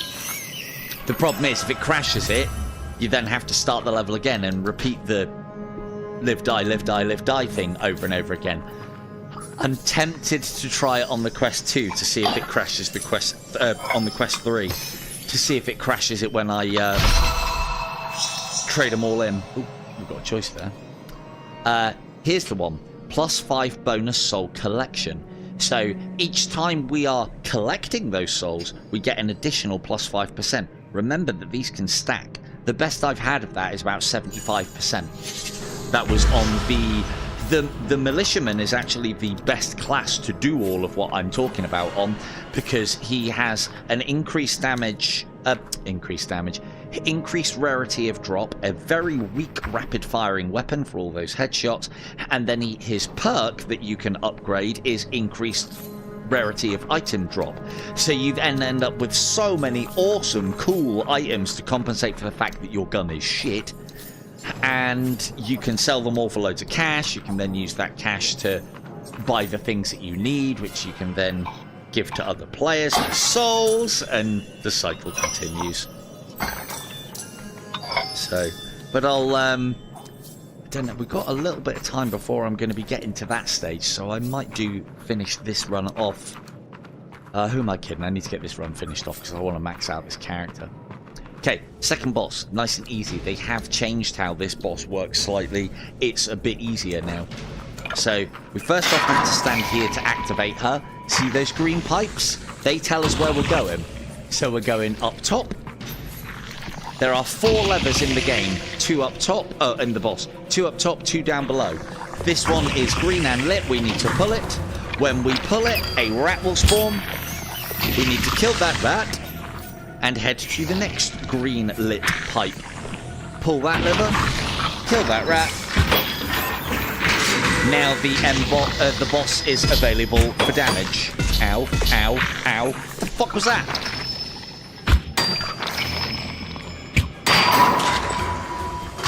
See, we're doing tons of damage. Oh crap. Ow.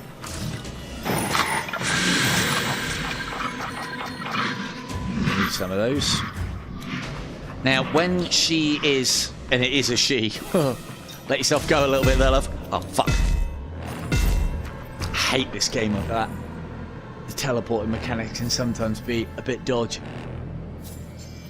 So it is easier to actually teleport up and through things rather than try and make the teleport in one. So, pull the lever.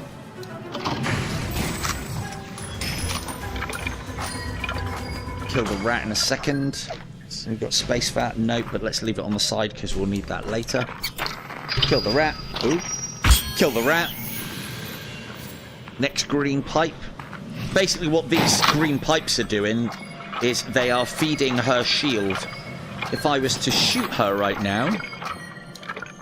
Oh look, those rats are having a dance. Not on my watch. If I was to shoot her, I would do exactly 0 damage. Now, one of the other things that you can do, interestingly, is she does spawn an infinite number of rats.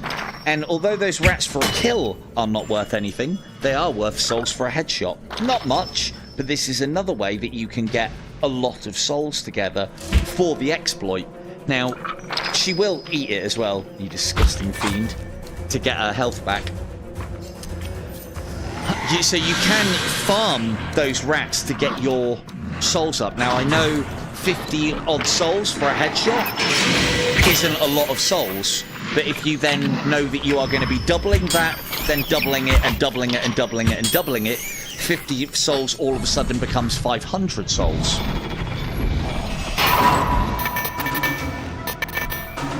Does nothing. So what are we saying? Bottom and bottom. So same again here. Pull.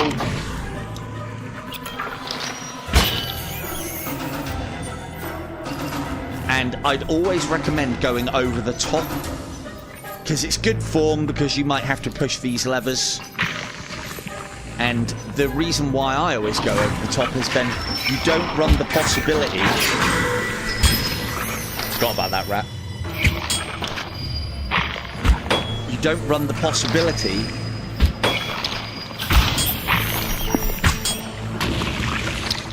Ugh. Trap me.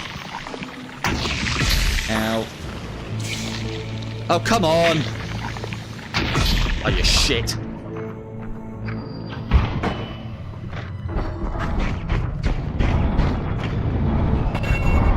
There we go.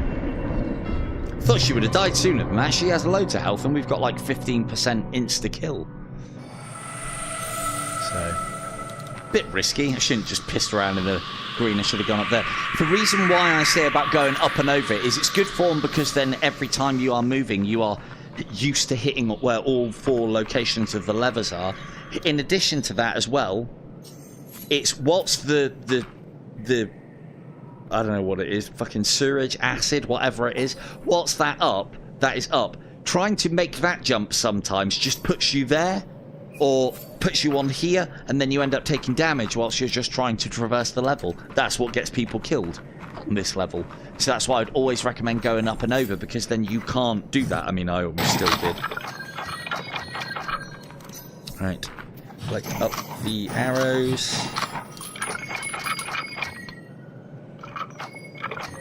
This is why I put the only able to trigger this by pulling the bottom pin out. Normally you can trigger these by pressing trigger. And what it means is it stops me setting grenades off whilst I am going grip trigger, grip trigger, grip trigger, grip trigger, just so I can pick everything up quickly without accidentally setting things off. Right, that's what we needed. As I said as well, always, always open all of these. Not worth much souls. But that's still 80 there. 40. It was about 40 plus 40 plus 20. That was about 100. Oh, we've got maximum of those now. We ain't got maximum of these. That's 100 souls. 100 doubled is 200. Doubled is 400. Doubled is 800. Double is 1200. So that quick little, you know, foray to picking up 100 souls becomes 1200 souls when you do this little exploit that we're going to be doing. Get out of the way, I need the throwing knives. Shit. I have killed myself with a throwing knife when that friendly fire thing comes on. It wasn't funny, I might add. It's not funny at all. Right. As I said, always make sure you get all of those. They're all located up there. Oh, I haven't checked for a while. There never has been anything back here. But it's always worth checking. Just in case they add things. We're at the maximum number of throwing knives. Good. Got a couple of bombs. We're not going to need both of these, because there's going to be a Gavir over the road there for us to pick up. Right next to this guy, look. If you look down very closely at his feet, you'll see that there is a Gavir 43. Look, right next to him there. Just lying around. We'll take that. And I can put a charm on there, which then means I can pick up a grenade, which then means I can keep another one in my hand, and it's all just extra stuff to sell. Now, having said that, what did we discover? Hunter class, rich class. In this circumstance, with the hunter, it would be better for me to carry a knife into the shop, because that sells for 60, whereas a blue grenade sells for 37. I can't put that in that pouch, so I might as well put something in there of value. Now, you wait there. This goes on here, so that's another item that we can sell. And enemy kill, fuck off. Instant kill, maybe. 10% threshold, hypnotize, no. Insta-kill. And then we take this with us. And then we have done really well out of that level. We have got a lot of gold on us. A lot of gold. Do need to check flare guns. I don't think they're worth selling. You would be always better off That's a thing. Again, if I wasn't quite as worried about this whole friendly fire thing triggering and now killing me, and it is a bug, it's not intended. Because I'm sure one of the devs would have said, oh yeah, consequences now for killing friendly soldiers. Because it only happens with the bow as well, and explosives. And it's been in the game since the start, so... Right. Where's that throwing knife? Last time it was just spinning around.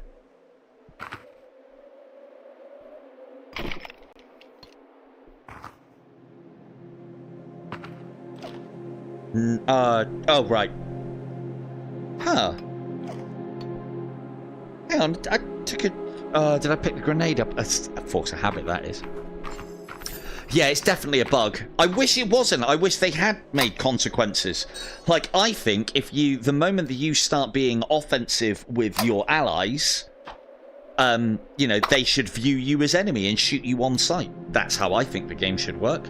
Would it stop me from killing allies early?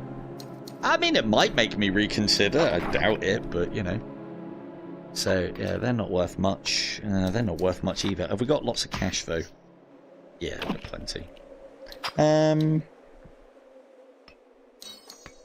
Yeah, so flare guns are not worth much. If I wasn't worried about dying from this friendly fire bug, I would summon this guy here, kill him, take his gun, and either stuff it in there or get some cash for it. Could even summon him to help me kill Jude. Ah, not that Jude. No, I didn't. I picked up the fucking grenade out of... Right? Right, Buck? Right? Spelunky. You kill the shopkeeper, take all of his stuff. Yeah, that gives you a boost, but you are fucked for the rest of the game. I have died to the shopkeeper. In the beginning, I thought it was a good idea. I quickly learnt the errors of my way. I have died to a shopkeeper more times than I would like to admit. And a lot of the time, even watching me play this game, it wasn't actually my fault. It was a fucking boulder or some caveman going in. It's like, dude, this is not my fault. And then you're wanted for the rest of the game. Such a good game is Spelunky.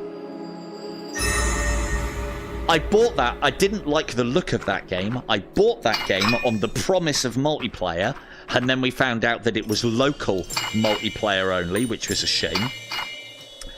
And tell you what, that's the best game I've ever bought under false pretenses.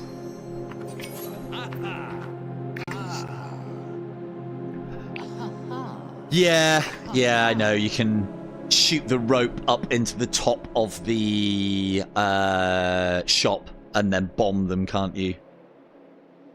So, I mean, there's lots of ways. Sentinel drone, don't need that. Cleanse. I haven't actually touched the second one. As I said, I didn't like that game when I first saw it because I didn't like the art style, but I loved the gameplay, and so I'm glad I was kind of sold it under false pretenses because it turned out to be a really good game. I really enjoyed it, and it's probably one of the games that has given me my love of roguelikes and roguelites. So, right, what we saying here? We will... Right. Don't buy the Sentinel drone for the... I'll show you.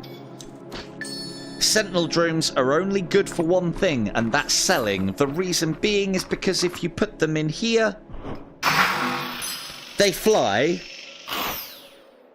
They fall through, and so because they fly, you can't sell them. And they've also made an absolute fucking mess of my little pile. Oh. There we go. Yeah. So, yeah. Don't... These are worth decent gold, but don't pick them up for the purposes of giving them to allies, because you can't fit them in there. As soon as you put them down, they'll activate. So, you can't do that. Right.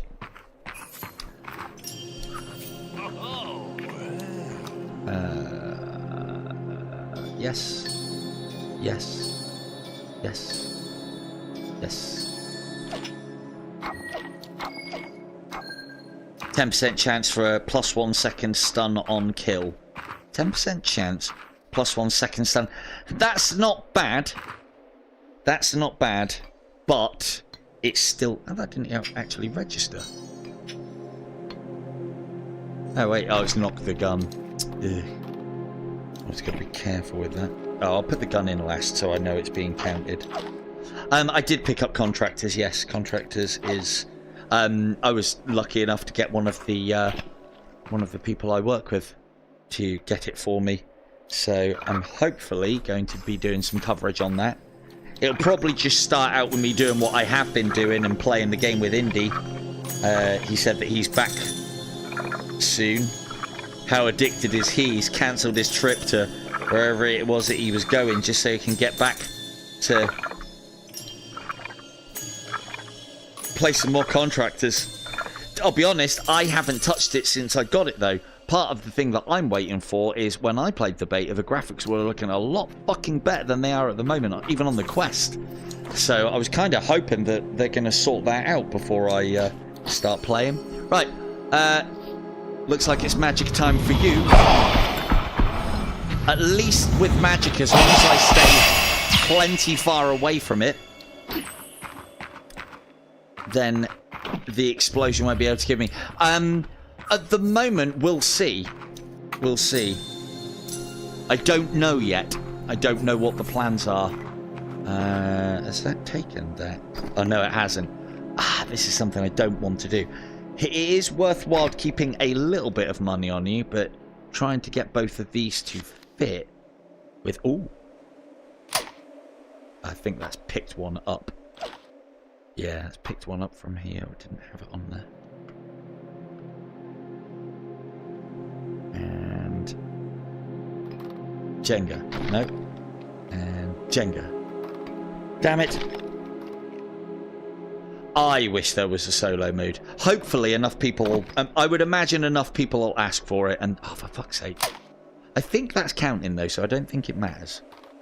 Come on. There we go. And then... Yep. And then quick before all my House of Cards flies and stacks down. Yeah, I do wish there was a solo mode for that as well. But trios it is. Again, a lot of the time I'm playing duos with Indy just because we...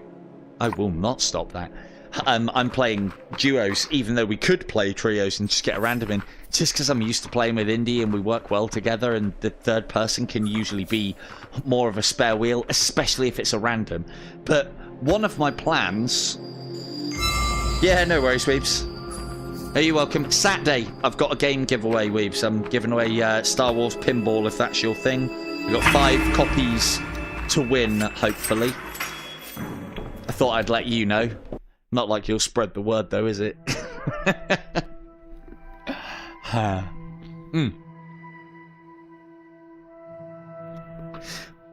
But yeah, I fully intend on doing a bit of a similar sort of deal with contractors as I am with Onwards, where I'll just take teams out with me and 2 others, and just have a couple of games and then rotate through the teams like we do on Onward. I don't see why that won't work. So, so this is the new, and as Fee was saying, it's got 2 kind of ways of being, this one.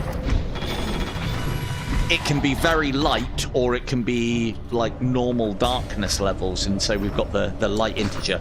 So just what I was saying about before, note how we sold all of our arrows, but we've been given a complimentary 6.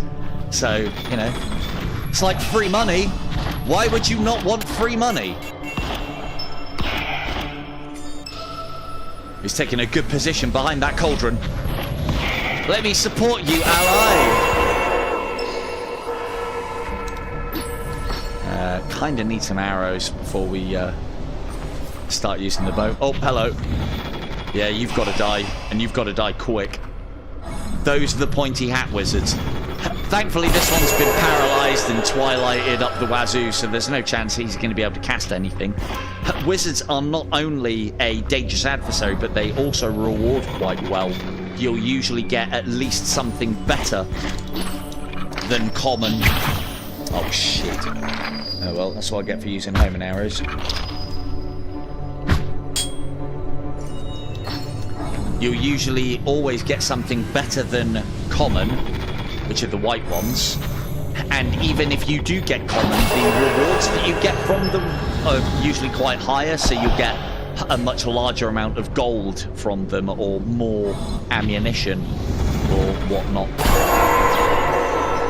Normally, the like blues and above, you'll get like an attachment or a card. Oh, look at that, 2 attachments.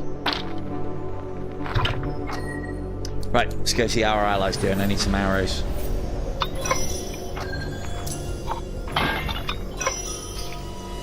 Ooh, key. Now, this is the last level. We're not going to have an opportunity to go to the shop.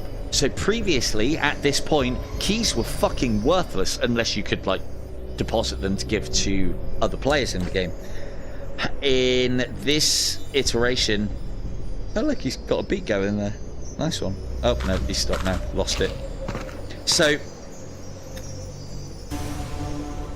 the keys used to be useless in the last stage of the game, i.e. the Abyss, or now the Sunless Keep.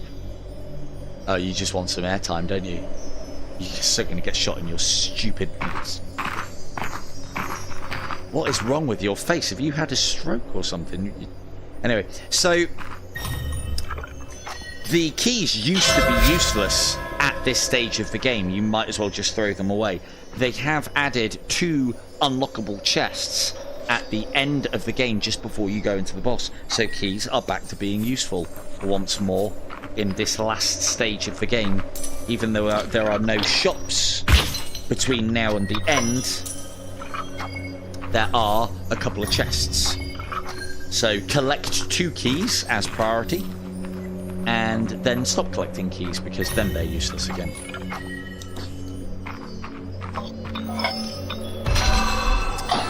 Should have done that first.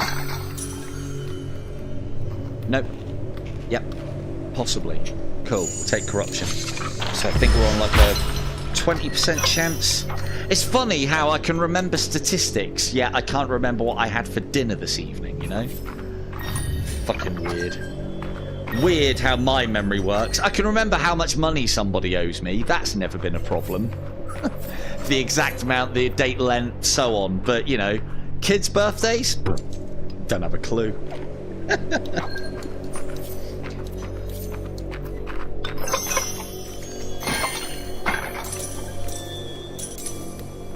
Right. Money, kind of. I mean, you can get shop opportunities between now and the end boss. So you always want to be picking up money. There are little things that you can buy, but you're never going to be able to, like, tank all of your money into some big purchases on another shop, because there are none. Ooh, Doggo's back. Doggo's dead. Ow.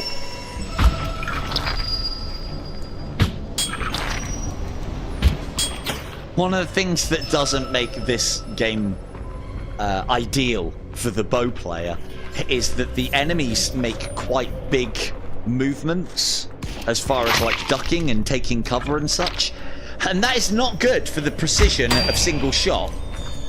Nightmare for snipers, nightmare for bowers. Oh, hello. What's your problem?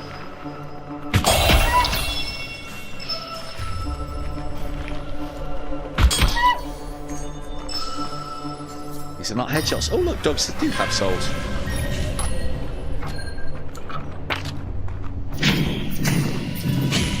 That's a mage.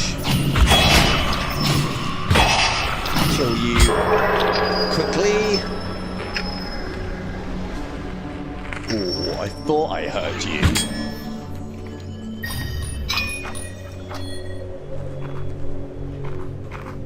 What you got for me? Woo. It's not even as... Oh, it's the same. And still... Again, I still collect the way that I would. Same priorities and whatnot. This is dangerous. Always try... Fuck's sake. Always try and take the mage out first in any equation. More to do with the fact that you don't know if there's another one about. Because 2 mages can be a run ender. 3 mages together of a high level that have a lot of health on difficult is just fucking death. Because you start killing one and the other two heal it, and then one's casting magic, the other one's healing, another one's like dancing around in the background doing its thing. It's just nightmare fuel. But yeah, eliminate mages on sight. They may not seem that deadly, but if they group up, you're fucked. So one thing that I do appreciate greatly on this bow game is that the arrows stay where they... I mean, yeah, have you... I must have shot them in the back. The arrows stay where you hit. So that means you can kind of check. Oh, that's a good one. Now, I have been told that the chain shot is particularly good with the bow. So let's give that a shot. I know what it does. I've used it before. That was a lot of damage, actually, considering I missed. Let's try and get that off again. So what the chain shot's supposed to do is it hits one enemy and then does multiple hits to everybody around them. And this is the top level. Oh, there's no enemies. No enemies around to do it. Yeah, fuck mages, right? Right, Bug? But the thing is, the mages in this are particularly pricks because they're a healer and a battle mage. Yeah, we're out of arrows again. Time for magic. They're a healer and a battle mage and support and resurrector. It's like, you know, make your fucking mind up, pick a role, stop being the wall. Makes it really difficult.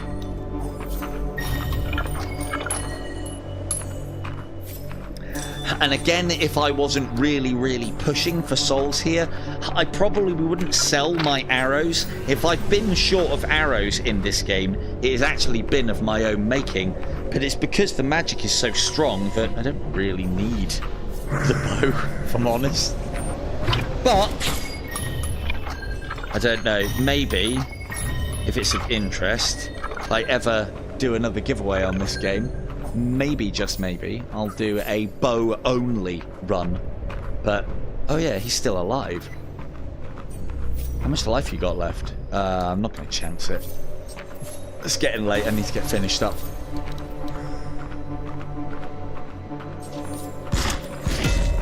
Now, I won't exploit... well, we'll try and get a decent amount of souls.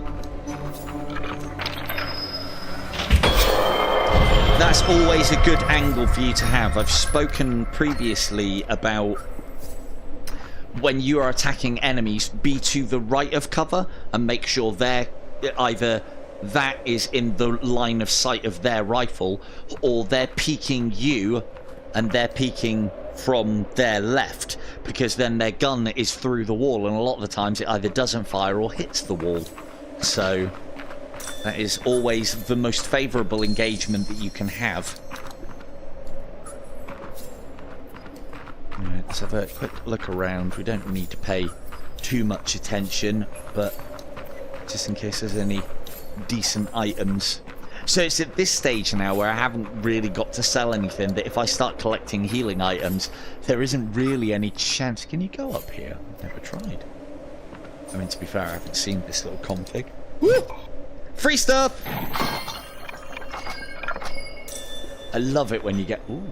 Oh, hello. Oh no, that's leading outside. Boo.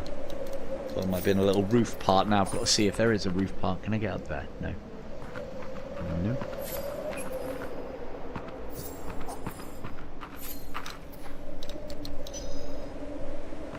Always worth a check. Even if it looks like it's somewhere that you can't get. Always worth a check. Ah, a little heart for me, is it? So this is one of the few things that you do still need money for at this stage. Is there another one on the other side? Didn't even realise that was there. What a cool little alcove. That's why it's always worth checking off the sides and off the edges. There are occasions as well where there's like little hidden caves and stuff, mainly on Abyss, that is. Be careful going down there though, because sometimes without doing that airwalk thing that I was doing earlier, you can't get back out. But again, with something that is where the levels are being randomly generated as you play, you do expect the games from time to time to, you know, the models don't quite line up or the spawns don't line up and enemies are in walls or platforms are unreachable. And, you know, it's the nature of these kind of games. I've had plenty of roguelike games where it's like, nope, sorry, you can't go any further because, you know, this has not been considered, or the algorithm for generating the new level didn't work out quite so good. So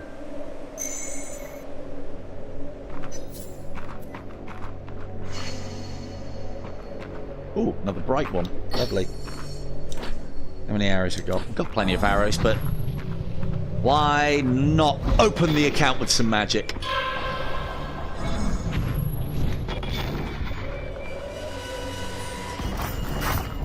I will like... oh, hello. Oh, I don't want any of you. Oh, it's got a mage with him as well. That's death.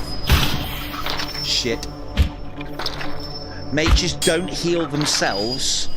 They will heal others. And that is a pain in the ass that I could do without. Oh, God.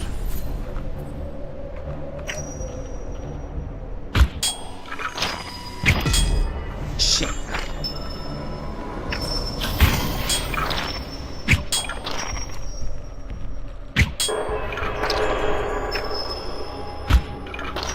Fuck. Shit. Magic!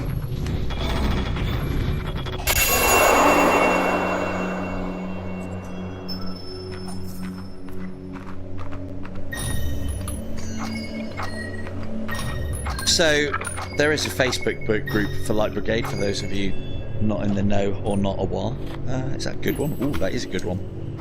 Oh, it's not magic though, but we're not really stacked for magic, and I think that's better than most of the other things we've got. Not that we're selling any of it. There is a Facebook group for Light Brigade, and one of the conversations that I was having, or one of the conversations ongoing there at the moment, is 10% Twilight on near miss. That's actually probably quite good for the bow class and for snipers, because when you miss it is quite near. If it was a choice, I wouldn't take it, because I'm not going to try and admit that I do miss. I never miss. I never miss. But yeah, one of the conversations I was having is like, or one of the conversations that's ongoing is, you know, there's something a bit off about the bow class. Now, I think changing it to critical bonus damage is a step in the right direction. One of the suggestions that I think Zach made in there was like, you know, make it so that it's infinite arrows. And I think you'd lose quite a lot if there was infinite arrows from this class. I kind of like the fact that they stick and we have to pick them up and pick them back up. But I feel like 32 is the right amount. It's the power of the... it's of the... Right, Chris? It's of the you know, the picking up and using the arrows. It is one of the best feeling things about this class. Enemy kill... I don't even know why I looked at that. 20% crystal, or maybe health drain. We'll go for health drain. That'll be helpful on a boss or two. Or the boss, rather. But yeah, as I was saying, so the... I don't know what this class needs. I'd like, personally... I mean, I'm saying this because I want it so that I can carry more charms, so I've got more to sell in the shop, because I do like picking up things and I do like selling things. I wish there was maybe like a little key ring, just like the key ring thing that you could hang a load of charms off of, and so be able to swap your charms out on the bow, so that you could have basically all 4 of the effects on you at any one time and upgrade them as you go. I mean, I'd just put them on there to sell, so you've got to stop that. But that's what I'd like. Will it make the bow better? I don't know, make it more interesting, because then you can carry multiple special shot types around with you. That was a homing shot. This is the favourable engagement that we want as well, where we can just about see... Oh, shit, you can sometimes hit those out the air. Right. magic time before he resurrects his friend.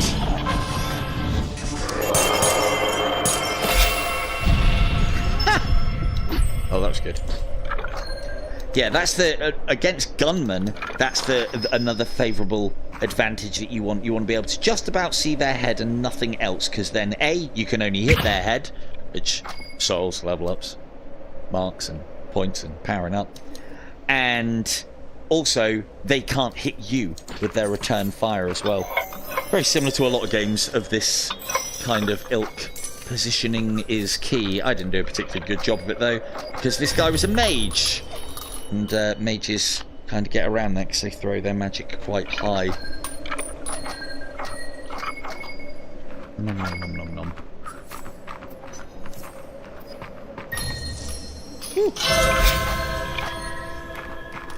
And it's, as I said previously, there's a lot of things that this game has got right. The feedback, the little clicky grabby things, the little finger movements. I'm literally doing this when I'm picking up all the things and the stuff. I've practiced this movement. Tap grip, tap trigger, tap grip, tap trigger.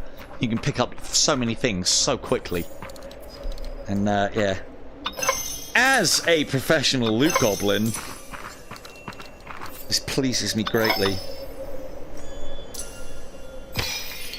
They're just extra souls. One of the things to note as well, in the higher difficulty, everything gets a multiplier as you are picking it up, as well as, I believe, a multiplier for when you die and restart. So, which we're getting close to being able to do, so hopefully. What time are we on? Battery. What time are we on? God, you guys have been quiet. Haven't said anything. It's well past 11 o'clock. The stream should be over and done with by now. Ah, we're close. We're close. Smell it. Another hour. Right. I've only got editing on tomorrow, so... And I'd rather get this done.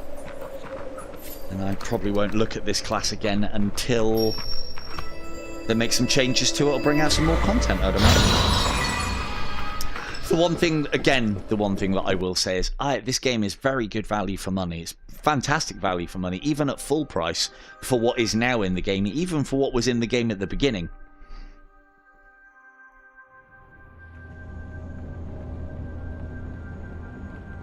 Very good value proposition, well priced. If you get it at a discount, you get an absolute bargain. I have put a lot of hours into this game, a hell of a lot. So, me saying like, you know, oh, I'll complete this class and get it ranked up and do the bits and pieces and then leave it for a bit, is because I've probably played this, I mean, you know, not on IDU levels because there's no way to compete within this game, but, you know, a run takes... I mean, I've been doing a lot of talking and a lot of pissing about. A run probably takes 3.5, 4 hours to complete on top difficulty level, and I've probably done 40, 50 of those. So, yeah, that's a lot of hours for a VR game. Ooh, this is new. Does it break? Boo. Does it break from magic? Boo. Here's something that we haven't seen, because they are nearly always at the back end of a level. These crystals contain enemies. This is... I don't think they need to do this. I don't think they have needed to do this for quite a while, and they're continuing to do it on the quest, which is part of the thing that I do like about it, is it makes the game about strategy and tactics and placement. These enemies won't spawn until other enemies are killed in the level. That can put you into some interesting positions where you get pinched, where you get flanked, where you get pincered. If the enemies hear you because you're firing guns, they will come after you. It's one of the big advantages that the bow's got. I think it's a bit of an unsung thing about the bow. Oh, that's the start of the next level. They've actually included that now. Corruption. We're already extending that by 5. Let's put some more corruption on, because the more that procs off, the more damage we're doing tick-wise over time. So, yeah, as you kill enemies, these crystals, not those big ones, but these, like, floating ones, touch them if you really want to, but they've got enemies inside them, and as you kill enemies in the level, so this is what I was talking about, where if you get ambushed at the beginning of a level, quickly doing the teleporting through it and getting to the end of the level, you'll usually find the end of the level looks like this, so you can get out of the shit situation you are at the beginning of a level and over to where all this is, and none of these will actually crack and spawn until you kill an enemy. So you can then basically kind of start from the back of the level and work your way back forward, but you have to be careful because any of these could smash as soon as you kill an enemy, and they often will. I usually find that an enemy is tied to an crystal. That's why sometimes you can kill some and the crystals don't pop. I think it might have been done initially to allow them to put a lot more enemies into levels and into the games, especially on the higher difficulties, and has now kind of been embraced as a tactic. If we can get that chest without killing any enemies, that could be good for us. So this is what I was trying to talk about earlier. No, that's not gonna work. Aha, your adventuring days are over. Your adventuring days are over. Now, one of the benefits that you do have with these crystals... I was a bit complacent of me. I should have known that one was going to spawn. One of the... Ooh, big heart. Oh, is that the top level one? No, already got that one. One of the things that you do have with the...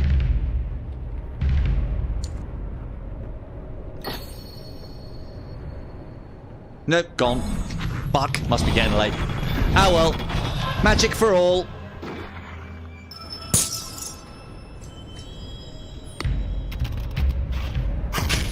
It's actually easier to put into practice what I was talking about as far as trying to get chests before you kill enemies with the bow, because if you can kill them before they get their shots off, they don't alert anybody else. You can even kill enemies next to each other in that circumstance, and it can yeah, if you can get this powerful so that you are then like 1- and 2-shotting, or 1-shotting and getting like paralysis to proc off, or slow and stuff and effects like this, all of a sudden you can kill all of the enemies without them being able to retort, and that's the best kind of a killing. Right, let's go. So we've killed a few enemies. Let's go back and deal with the crystal spawn dudes. There can be a chest spawning up the top there. If you pray, if it's up there, there'll be a little gold mark. So it's not. If it is up there, the way you didn't used to be able to get up there, but the way you get up there now are these little pillars. We will have a check, because I think there can sometimes be gold if there's not a chest, but the chest is usually here.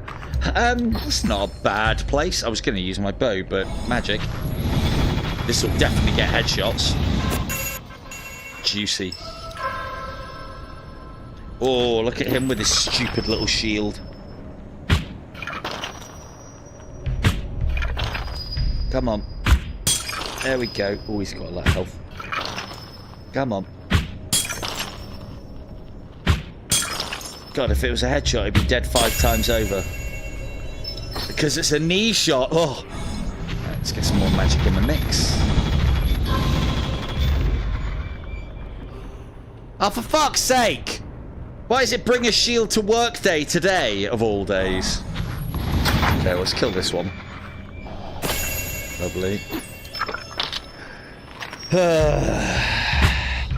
Fuck. Don't move! I do like how they've angled their shields upwards. His adventuring days are over. His adventuring days are over. Oh, his adventuring days are definitely over. Right. That's all of them dealt with. And then the way you get back down is the same way you came back up, obviously, but you can skip some because we're on the way down. Ooh, some more there. Magic, magic time.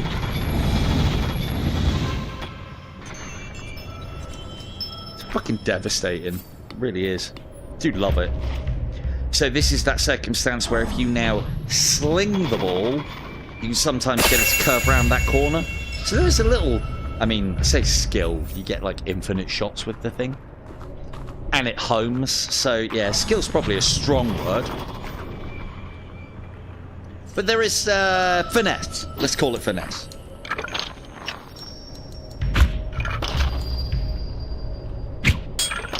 Whoa, adventuring days are over.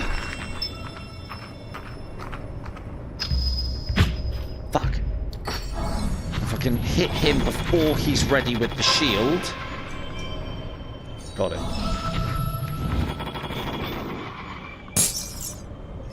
It's another... It's quite a weird one. It's quite a funny one, though, as well, I find. Oh, that guy's really had it straight in the lava. So it's another funny one I find in this is when you paralyze and stun enemies sometimes. If they were moving, they continue to move even though they are stunned. So they can't attack you. They're still, in essence, stunned but still moving. And they just slide along the ground. It's quite cool. It happened to that guy just then. Hey, there we go. Area click. Let's get our ill-gotten gains. Gonna need those arrows. Now, here's the part that you've spent 4 fucking hours waiting for. Here it is. Again, I've done a stream on this before. Because I did ask the developers as well if it was considered an exploit and whether it would be staying in the game, because I was happy to show it off, but I implored them to keep it in the game because I thought it was really cool on the risk-reward side of things. Because, you know, if you didn't quit the game like I did and start again, then there's a possibility that if you die, and I've done that plenty of times, there's times where I'm like, nah, I'm kind of quitting because we're streaming, so, and I do want to try and get as many souls as possible for the end of this run. But when I've got a completed class and there's no real reason for me to get hundreds and hundreds of level ups, then I'll just play it normally, and if I die, I die. And so you can go through an entire run not purifying any souls and lose them all because you lost all of your lives. So yeah, that's a bitch. So that's why I say if you're new, you need to get those early level ups in so that you can power up your character so that you can get to this stage. When you've got a lot of time and experience under your belt, because this isn't the first time. I played the game extensively when it was in beta, then I lost all my progress when it came out. And that was part and parcel what allowed me to level up very quickly, as the things that I'd found and learned. Oh, hang on a second. Oh no, I always make this mistake. Yeah, that music always sounds like it's going to be a lost memory level, and I don't want that. I want to get it done. Right, so, here we go. We want to die here, ideally, or as close to here as possible. And that's a lot of enemies. Right, let's get that ready. And let's go 1, 2, 3, 4. Omen. Oh, he's dead. Shitbag. I thought he was twilighted then, actually, but he wasn't. So we want to die somewhere around here. Preferably before we kill all of those guys, but I don't think that's going to happen. I think we're going to die to that guy.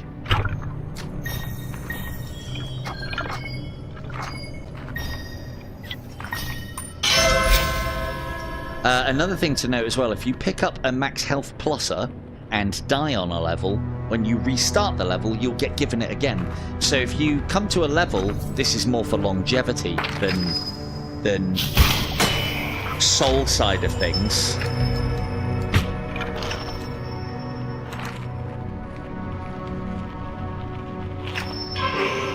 You've definitely got the moves, haven't you? Oh, he's a stun gunner, that's right. Yeah, I'm messing around with you. Ooh, gold. Yeah, that guy's armoured. I don't think that does much in the way. He still went down pretty quickly. But you get a lot of stug gunners, STGs, on this level. Be very careful. Ooh. Now, although that isn't that valuable, we'll take that because we might need some emergency healing whilst we're pissing around doing all of this.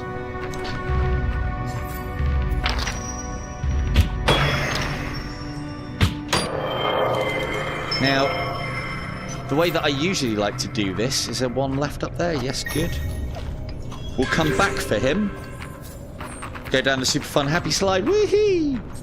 They have started adding a chest back here. I found one the other day. So do keep your ears out. You'll hear it as you slide down. Now, we need to die to that enemy. And the way we're going to do that is we're going to go back up the slide. Note how we slide back down. If you keep on doing it, you will eventually make your way back up. However, there's a much easier way in the options, which I'll turn off for just this part, because it'll just make the process a lot quicker.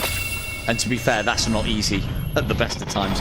Now, because we've left one enemy back there, we can safely KO this entire part of the level.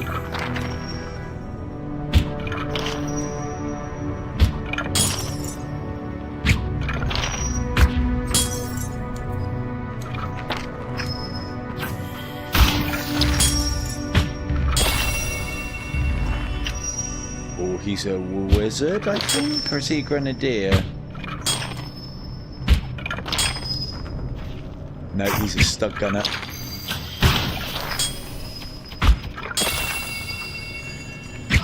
No, he wasn't a stug gunner, he was a submachine gunner. That's a stug gunner. They've got a good rate of fire, and the bullets travel fast, which makes them very difficult to get out of the way of. SMGers, they fire a lot of bullets, but they're reasonably slow. I do like firing those curved arrows off with a mission. Hey, there we go. The snipers are the fastest shooting thing in the game, and obviously do single shots and the most damage. Rifles are pretty fast, but don't do a massive amount of damage, but they do fire multiple shots. They're very difficult to get out of the way of. STGs are kind of a bit of both, which makes them a nightmare. And then SMGs at distance you don't need to be worried about, which is reasonably accurate.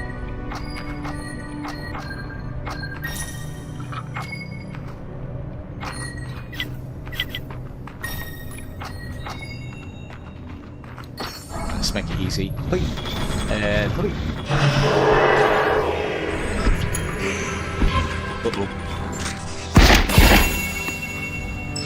This is where I should have used a battle prayer to see where the last couple were, but they're not anything particularly nasty. We killed most of the big boys.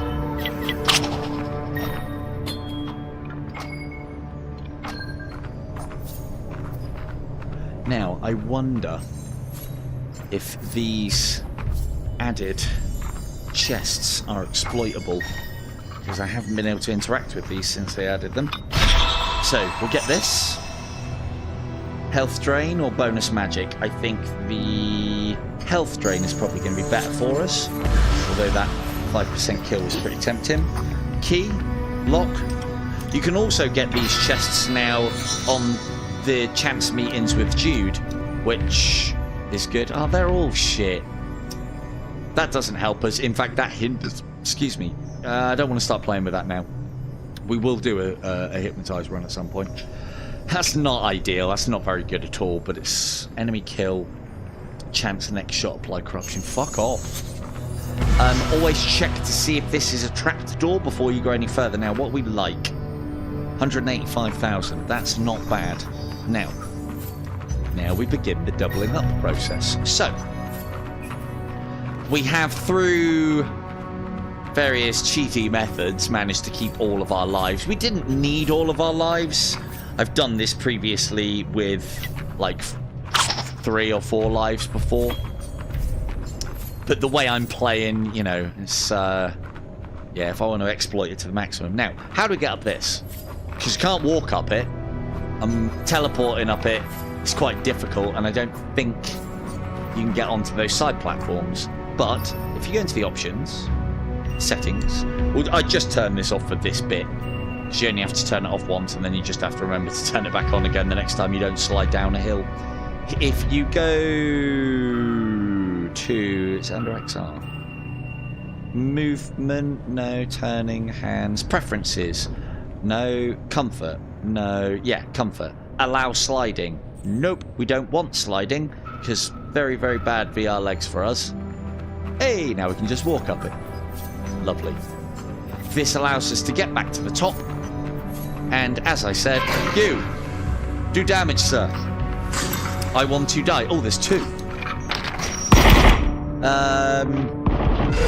Doesn't matter. Didn't realise I was 2. I should have killed one of those. Right, so we have now died. If we were to die now this is where we want to be dying. If we were to die now, we would lose the run, and all of those close to 200,000 souls would be lost, regardless of the fact that we've still got another 4 lives left. Note how it's grey vision, so that we know we are in spirit form and we're trying to reconnect with our fallen body, so we have to get back to where we died. And all the enemies have respawned. Boo, right? No, more souls. What do more souls mean? So this was quite a tough little ditty, but we've got the ability to heal now as well, so let's throw a couple of these out, fire one of those, and then finish off the last guy. Oh, that was a headshot if ever I saw one.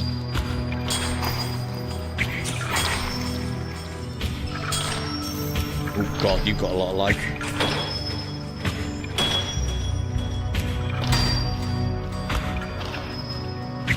And I'm not, again, very much like in Death, I'm not aiming these shots. That's probably why I've got appalling accuracy. Kind of always drawing to the same point, which is actually a different draw point than in Death Unchained for me.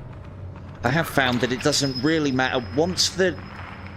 With the arrow, once you draw to about there where that light happens, that's at full strength.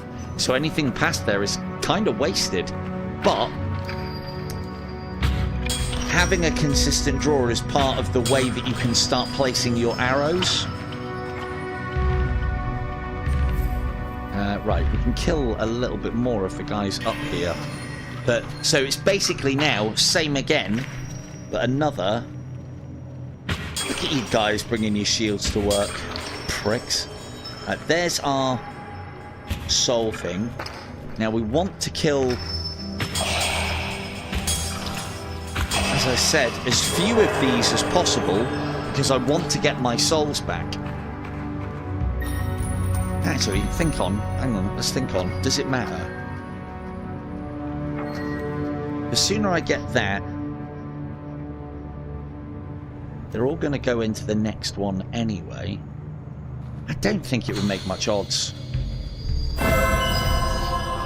And note how that did say 180-odd thousand, and we've now got 378,000. So we now get to earn all the rest of the souls on this level, and then we'll do it again. We'll end up dropping about 400,000 souls, and then when we pick them up, they'll have turned to 800 souls. Oh shit! Guy behind us there. Forgot about him. We were supposed to be leaving him alive as well. Is he? Are you in the wall? You're such a prick. Good, stay there. See what I care. Right. Getting a bit complacent now that it's getting close to bingo time. Right. So, yeah. Just got to repeat what I'm doing a few times more. Ooh. So we want to get straight down here.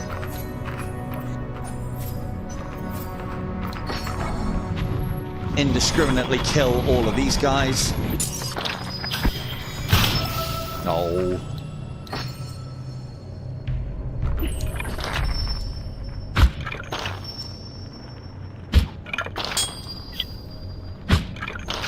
It's one of the beauties of Paralyze is if I can hit my shots, I can keep him paralyzed.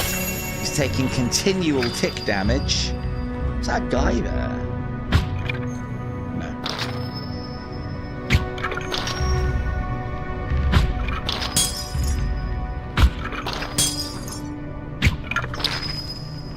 Note how I'm having a sniper off with one guy and the other guy's just patrolled past. So good. So yeah, I think on the outside, the bow doesn't look particularly powerful, but there are some cool things that it can do, I do think. Although magic is really strong. Magic really strong, okay?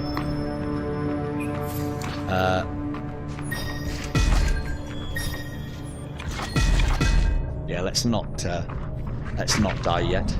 Thanks. It wouldn't really matter too much, but it's not as efficient as I could be with what I'm doing, so we'll I have got plenty of life though, because you get a full heal every time you die, so I'm kind of making use of that to grab some extra arrows. Oh, hello. It was you, was it? Dickhead. You still got me. Prick.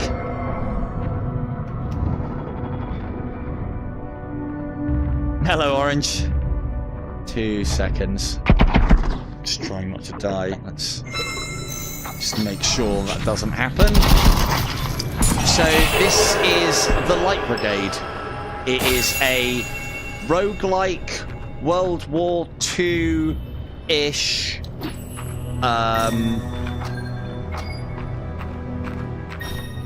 I don't know, fantasy horror? No, not horror. It's not horror.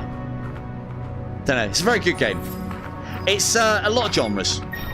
Genres. Yeah, no worries, dude. On for a little bit longer. I'm just running through the motions of a bit of an exploit, would you believe? So, we're almost finished, though. Probably got another half an hour yet, though. Yep, back in school now, boy.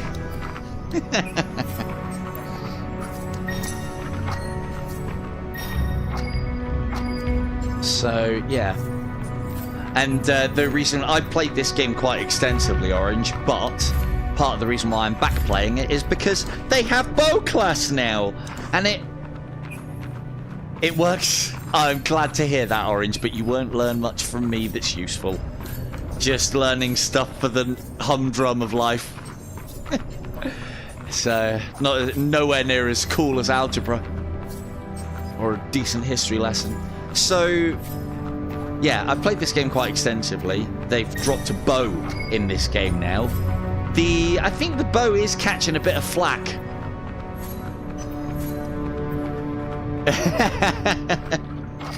Yeah, talks a lot so you guys don't have to do any work. The best kind of teacher. So...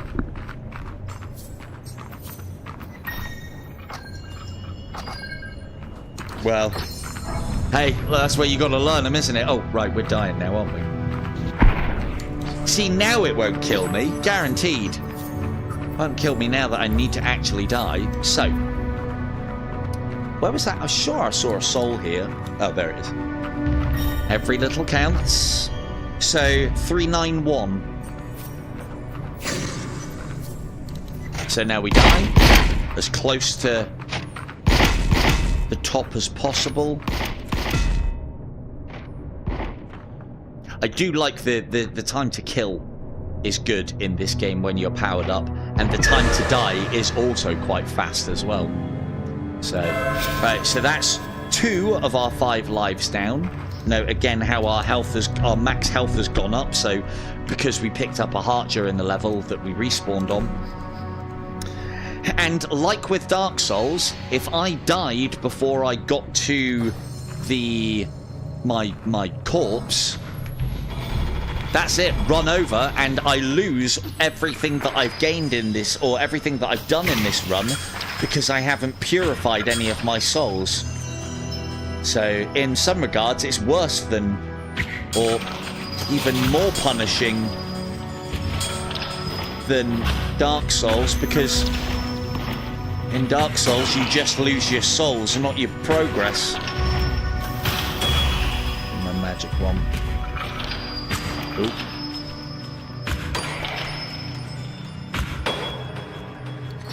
But yeah, just casually having an archery duel with that guy. Even though he's shooting me, his friends don't care.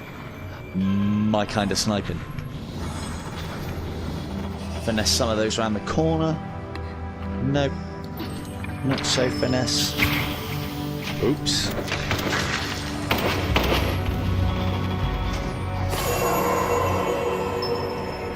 So, although magic is powerful, it can be a double-edged sword because it can strike a lot of enemies at a time, especially the more powerful magic. And that can lead to the worst scenario that you can have in this game, where you get absolutely fucking swarmed. So, right. So, note how my 381,000, or 391, if I collect them now, is now 791,000. Oh, paralysed, is it? Okay.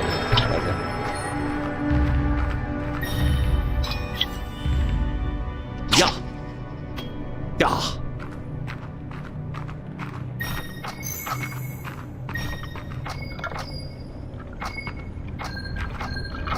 I was supposed to be leaving one alive back up here, wasn't I?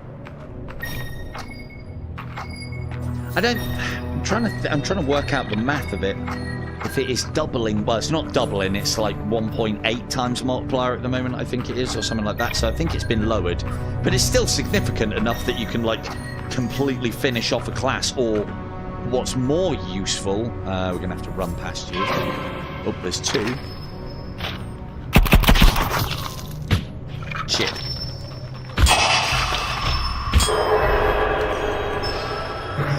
Fuck. Would be the stealth gunner, wouldn't it? And run. Bye. We'll leave him up there. He won't come down the slope, or they didn't used to at the very least. And he's our patsy to die to. Oh, he's shooting me from the top, you little shit! Ah! Oh, he's coming down the fucking slope. No! I'm hiding. I haven't seen them do that before. That's awesome. Oh no, he's not. He's not coming down the slope. He's being forcibly slid down the slope. He's not on patrol. He's coming down here. He doesn't even want to be. Prick. Come on, magic. Right, well, there goes that dream. Ah, well, we can make it work. I've just got to remember. So now we'll get +4 health every time we spend a life. Now, I've just got to remember to leave one enemy alive. As long as I do that, that's fine. To be fair, it doesn't even matter if I die at this point. It just won't be as efficient a run of the exploit as it could be. Again, we've got full health, so we don't need to worry about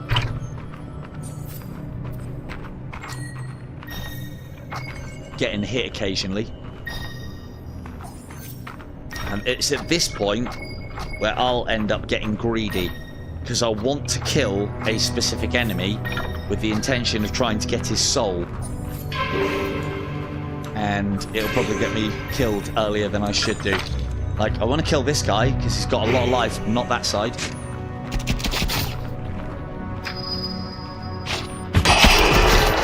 I haven't decided yet, actually, Orange. It is on the cards, though. I've just got some other bits and pieces on at the moment. I've got the work that I'm doing on Dragon Fist, so I want to obviously support that game a little bit whilst I'm doing the stuff for them. Probably means more keys and giveaways as well, so that's good.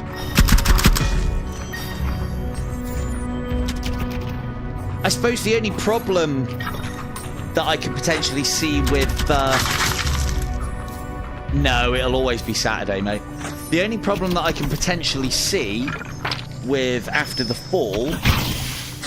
Shit. Headshot. That's not a headshot. That's a headshot. That's a headshot. All extra spirit. And then we can die to that guy. I'll have my arrows back.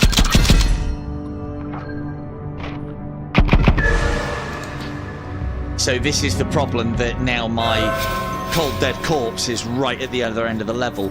I don't think it makes a massive amount of difference. Yeah, because I'm going to die after I've collected all the souls anyway, so it doesn't really matter. I suppose it's just less risky this way. So, but yeah, after the fall, I don't know. I don't know if that would suit what I want to do as far as the streams is concerned. Onward does, because if it's a good run, it's enjoyable. If it's a bad run, it's over and everyone moves along. With ATF, I don't know. I think a lot of people have played it so much that whether it's a good run or a bad run, it's going to take ages anyway. So, I know a lot of people have got ATF though, so I am quite keen to have a look at it. And I do know that it's got new content, so there's that. Ow, that was fucking punishing. 26, oh no. Nowhere near that much. Thought that was like 26 fucking health he just did then.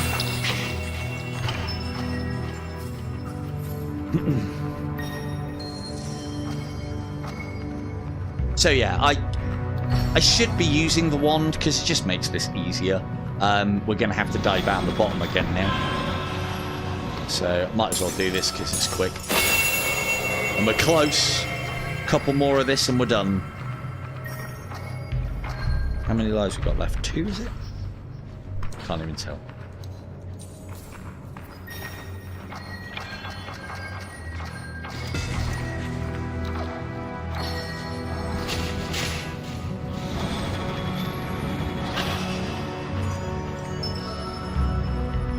Oh yeah, definitely. Yeah, it's as I said, like with what I've been doing in the multiplayer streams, like I can't do every stream as a multiplayer stream, but I am enjoying, you know, playing with you lot. It's good. I like it. And obviously you guys get something out of it. Isn't it just? Yeah, I could happily watch people dick around on Onward and get their asses handed to them. I'm usually part of that equation as it happens. So, but yeah, it's a good one. Hey, hello Kev. How we doing, dude? Oh yeah, never stop, mate. Never stop. I couldn't. I'm too deeply invested now, mate. I couldn't if I wanted to. But yeah. Oh, that elevator death was the worst. Yeah, we're actually on a little bit later than normal tonight, Kev. So, trying to get this little exploit finished off, so I've got it well documented for anybody who wants to try and recreate it for leveling up on Light Brigade. I was kind of hoping that this stream was going to be was going to try and do another giveaway stream, but fell through unfortunately. But never mind.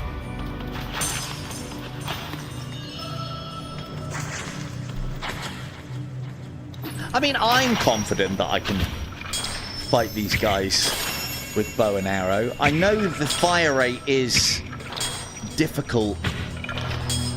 I suppose there is another element to it as well, though. I'm used to this action. I'm used to the pulling arrows from... Oh, that's not going to go over, is it? Oh, for fuck's sake, why did you bring your shield to work? Don't tell me it's bring your shield to work day. I'm quite au fait with pulling arrows from a back quiver from games like Dungeons of Eternity.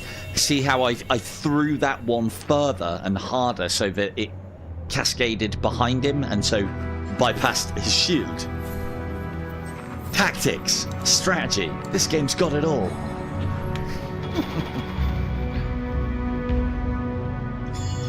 Good.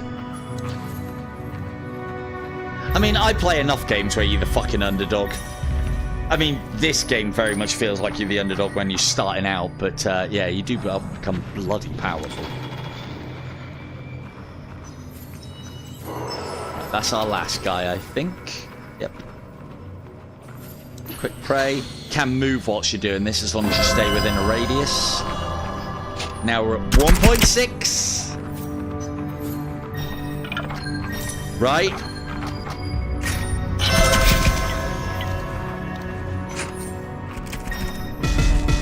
I mean, windmilling is a technique. Windmilling is a tactic. Oh shit, we're not killing you. Fuck. Kill me, quick. Oh, smooth reload, dude. Did you manage to hit RB both times on that one? Showing about the accuracy though, eh? This is actually the first time I've seen the full effects of blinded with Twilight. You can't hit nothing for shit because you're blinded. Hopefully you won't stay that way forever though. Oh, still punches. That's actually quite interesting. I've always assumed that it reduces the enemy's accuracy does blinded, but he can't even hit me when I was standing on fucking top of him, so that's pretty good. There you go, max health up to a stupid 73 now. That guy shoots like me. Oh, yeah. Fuck off. Fuck off. Fuck off. Ow. Oh, pal. Slowed. Twilight. Paralyzed. It's not been a good day for you. But if you can imagine, I suppose this is one of the problems with the bow is, if you can imagine I had this bow but I had a rifle, and that rifle is a lot quicker firing and obviously has a lot more ammunition, which means I can A, get a load more headshots, and B, proc off Twilight and all of these janky effects that I've got going on a lot more often. It's not just a problem with the bow as well, it's a problem with the sniper classes, that this game is heavily weighted toward things like this. Pissy little weak guns where you can get headshots. Try and demonstrate. Probably a bad time to demonstrate, but like that was probably worth an extra 40-50 souls. Doesn't seem like a lot, but again, when you're doing what I'm trying to do, it is. Alright, let's get these collected. Another +2. So this is the other thing that you can do as well. If you're struggling with life, you can employ this tactic. So say for instance you picked up a big heart and 2 little hearts during a level, that's +9 health. You could then waste your 9 lives on that level.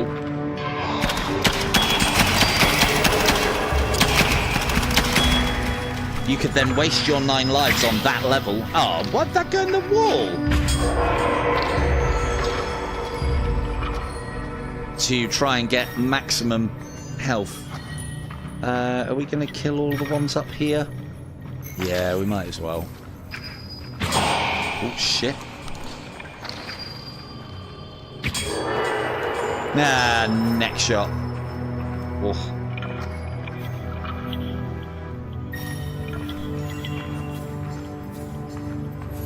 So, second to last time. Leave 1 enemy alive. That should put us up to 3.2 million. And then last time will get us up to about 6.4, maybe a bit more than that, 6.5. So we should end up with about 6.6 million souls, which is probably about enough to give you 100 levels. So the only thing that I would say is, although it's an exploit, how useful is this? Because you're getting so many levels, you don't know. You can only really achieve them when you're at this level, when you don't need any more levels.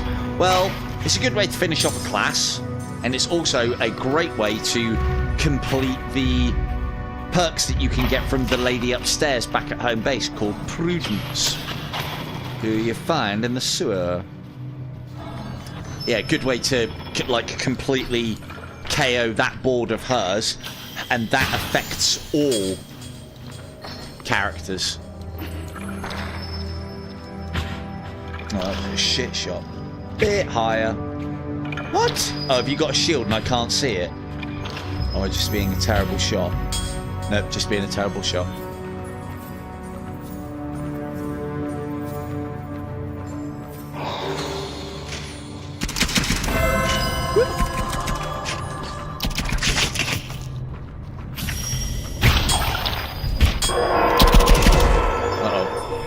Oh, there's a chest over there that we haven't opened. Is that a... Oh, it's a locked box.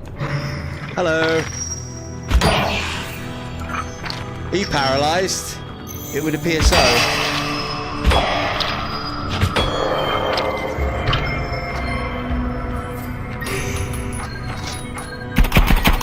There's our last boy. Do want to pick up all of these before we die, because they're all worth souls. Not massive amounts. Like, what is it, 10, 20 each? Oh, it's actually random ones. Sometimes you don't even get souls. Hi, don't mind me. Just collecting the souls of your fallen buddies. Ow, you may kill me. So this is it, last time.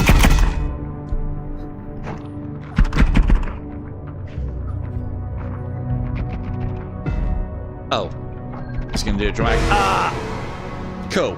Right, done. All lives used. We have a ridiculous 83 health. Now we're just going to kill everything and trade in our souls, because I think there was a trader inner thing at the end.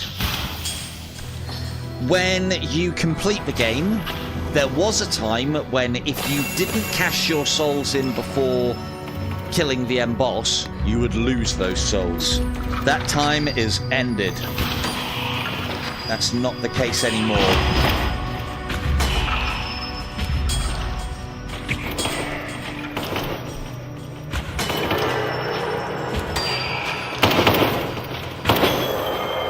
Note how I'm keeping myself just to the right of cover and them just to the left, so that they don't actually have a hope in hell of hitting me, because they're only going to shoot cover and I can always shoot round it. Yum, yum, yum, yum, yum, yum. Oops. Oh, hello. That was a very smooth throwing knife if ever I saw one. Completely by accident. The improvement that I would make to this is that, like, one of the reasons why I don't use these is, A, they're worth 60 gold a throw. That's like throwing bags of gold away. And you can't retrieve them once you have hit an enemy with them. They're like one-shot uses. I would make them, especially with them being as valuable as they are now, I would make them less valuable, but I would make it so that they're not expended in a single throw. Make them infinite, like the arrows are in use.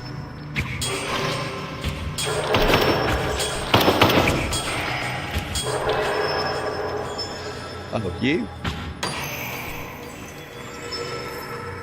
Still very, even with the noise being a bit crap for a headshot, it's still very satisfying to hit those headshots. The aiming, in comparison to something like Dungeons of Eternity, which I now do actually put up there with IDU, feels a little off, but they've done a good job. You know, they've covered a lot of the bases. Hats off to whoever you can notch and then that just pull away. There's been a couple of times where I've done that and I haven't meant to, but it does work very nicely. Previously I was doing that and doing that, because when you notch an arrow you can't press trigger to just put it back in, so I thought I had to shoot it, but the fact that you can just rip it from the bow and put it away is, yeah, hats off. It's the little things, the little tiny things. Right, this is the last time. We'll put the slide back on, because I do like having that slide. It's caught me a cropper a couple of times now. Where is it? Allow sliding. Just check that it's on. Yep, we are sliding. Slide! Right.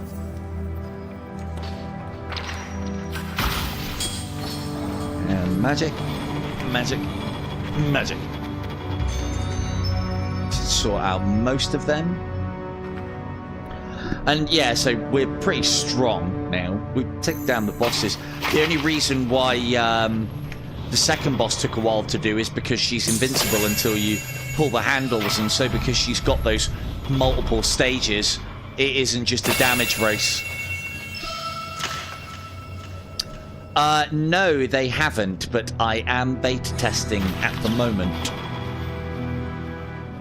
So, there's some, again, I don't want to ruin it. There's some cool things coming, but yeah. I'm hoping that they add more soon. It'll be enough to get my interest in it again, let's put it that way. But as I've said to them, and as I'm sure they just keep getting from everybody, more, give us more.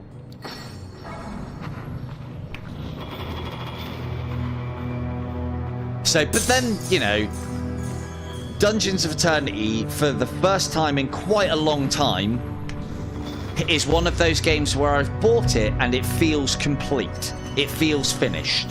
It feels working. It was done. I mean, yeah, I know there was bugs, but it felt like it was done and it didn't need anything added. And that hasn't happened in quite some time. I ploughed, God, it must have been a good 50 hours. No, more than that. A good 100 hours in that game getting to max level, and had such a good time with it. Such a good experience with it. Probably more than that, actually. And I suppose, I don't know, you always crave those good experiences. You just want more of the same, don't you? Yay! Area clear at fucking last.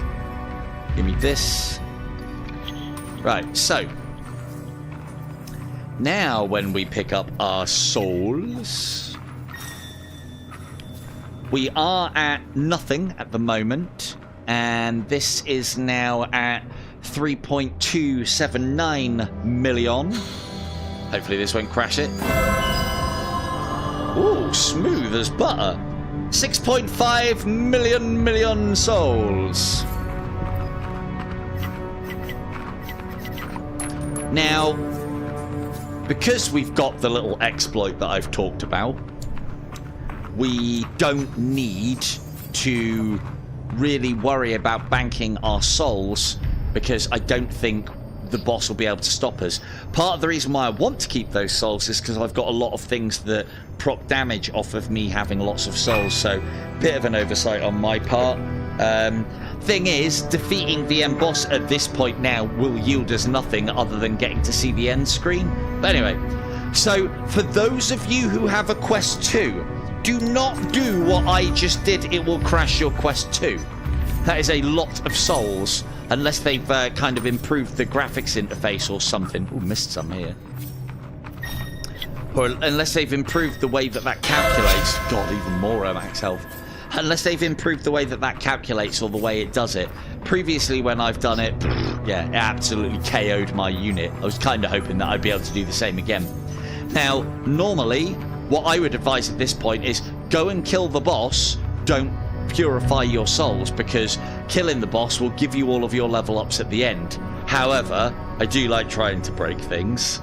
If you are on the Quest 2, when you are collecting the souls, pray and turn away. On this, when you are depositing the souls, put your hand down and turn away. No, they don't double again when you purify them, but they could benefit from... They can benefit from tarot cards like... let me find it. On Soul Collection, receive an additional plus 5% souls. So we should get at least 5% on all this. Hopefully this won't. I think they might have actually improved it. Yeah, no, that can handle it now.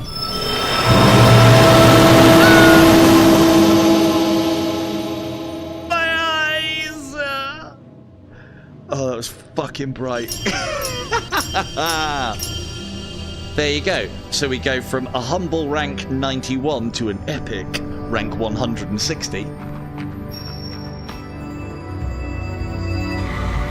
And so that was it at its most clinical, in that, you know, I kind of cheated a little bit by quitting when I died and such. Yeah, I know, right? That really hurt, actually. I forgot how fucking bright that is. I think I've just burnt one of my eyeballs out the fucking socket. Anyway, but it's alright. I got a left one. That'll do. Just need that one for sighting the arrows. So... that's not even the half of it, because you could, with a pissier weapon, you could collect probably double that amount of souls. There's a few more things that you could do to really up the amount of souls that you get, and on top of that, with the getting more souls on collection, there are cards that, you know, you can be getting like 100%. I think I saw some dude do this technique and got something like 24 million. Ridiculous. Yeah, I know, right? Yeah, apologies for anybody who just got blinded by that. I did say I would give a warning and I didn't. Probably should have said something. That could have been the end of the stream. That's good to see that they've actually either... because that used to just make the quest to chug. So I think they've done something to condense that, knowing that that's what players do now. So, right. And boss time.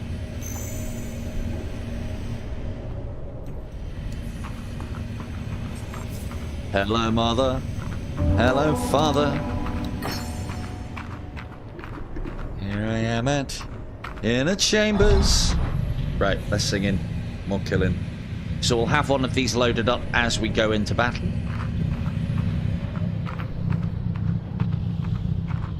We get chained. We pull off the chains. Fire more of these. Where's he gone?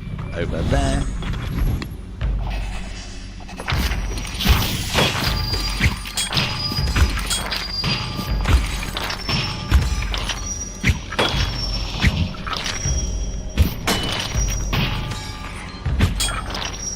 You can, I don't usually, because I can usually kill him pretty quick. You can interact with the pillars to make them stay, which just makes them easier cover to operate around. Ah, you prick. He usually goes to the middle, actually. I think they've updated that now. Still not going to make any difference, Duncan. You're still going to burn. Are you healing? Little shit. I do like this as well. That is a cool effect, and he's the only boss that's then like, no mate, fucking M-boss, second form, yeah? Second form, bruh. Oh, I hope that's not connected to what I think it is. That's disgusting, Duncan. Now, when he goes down like this, he's got basically a load of boys out ready to shoot you, but you've got a big opportunity to put a lot of damage on him quite quickly. Well, I'm not doing a very good job. Run out of arrows.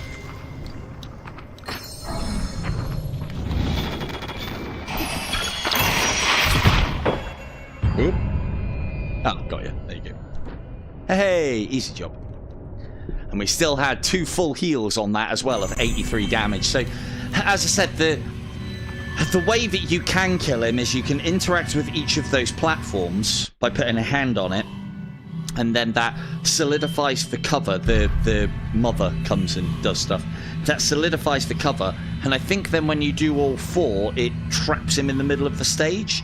And then in his second form, you can do the same again, but you have to break the chains that are on each of the things. I can do it, but I've never found that I've had to, because my build is nearly always this powerful. Now here's a cool thing. We can execute Father. Father's the bad guy. And for those of you who watch the channel, you know that I kind of like the bad guy. So, and you know, someone's got to root for him. Praying to the crystal is the bad decision. However, there is one more hidden ending.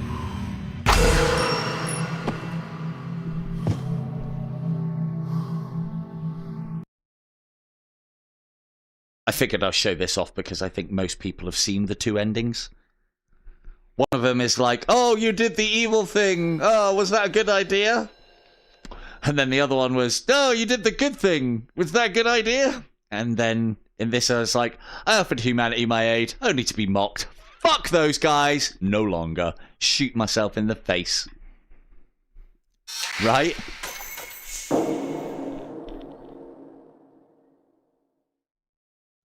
And there you go. 70 rank points. Souls purified. So, yeah, it did double... What's that? 6.7. It added about 1.9 on, I think. Let's see, 713. Yeah, about 1.9. So they have actually reduced the multiplier on that as well. But that's also going to include that 5%. If you can get, like, 100%, a couple of the top ones and a few of the other ones, and then bear in mind, I got 5% on purifying. I didn't get a single... I think I might have got 10%. I think I might have got a single 10% on enemy kill for extra souls. You can get that up to silly amounts. So basically, you'll have to watch the stream through Quora, but go to the end bit. Basically what you want to do, the long and the short of it is collect as many souls as you can through the game without dying. Get to the very last level, kill everything, die to the last enemy, or kill yourself if you're able to do that, but that's not reliable. So die to the last enemy. On the very hard difficulty in this game you need to be, there is a multiplier put on the souls every time you die. So you wait until you get to the point where you have your most souls, go out, kill, die, repeat. Die, repeat, die, repeat until you've got, excuse me, no lives left, and then pick up your souls. And by that time, they'll have doubled and doubled and doubled and doubled, so you get to that 6.7. That's actually quite low for what I did as well. I didn't get any cards that helped me with this, really. And then when you purify them, they get like 1.8'd again. And so that way is how you get a goodly number of ranks gained. Now, I know I could have just said all of that at the start, but I think it's better to show you these things and to do these things. So there you go, 4 hours runtime. That's a bit longer than what I would usually spend doing this. There's my 5 deaths. There might have been a couple of cheaty restarts in there as well. The vast majority were down to bugs, though, I feel. Furthest shot, damaged heal. Is there an accuracy stat out of interest? Mine will be fucking terrible. No. Yeah, not bad. Deposited souls, 6.5 million. Furthest shot, 16 meters. Come on! Furthest shot, 16 meters. Sort your fucking stats out. 16 meters. Don't know what that sound was. Jesus. Sound like something in the back of my head just broke. So yeah, 16 meters. I'm pretty sure I bingoed a couple more headshots for the arrows than that, even without homing. God, 16 meters. It's barely in front of your face. Anyway. So, yeah. I think that'll do us. I'm going to do my walk of shame now. I still have no idea why they put this in. It's a nice break of pace, but usually I just want to get back straight out there on my next run. But I do feel that instead of starting a new run, we will end it there. So this has been the Light Brigade. Awesome little roguelike game. Absolute gem. Well worth the price. 25% discount code in the description. Even better at that price. This has been on the Quest 3 Native. I have been Silver Tongue Devil. Good night.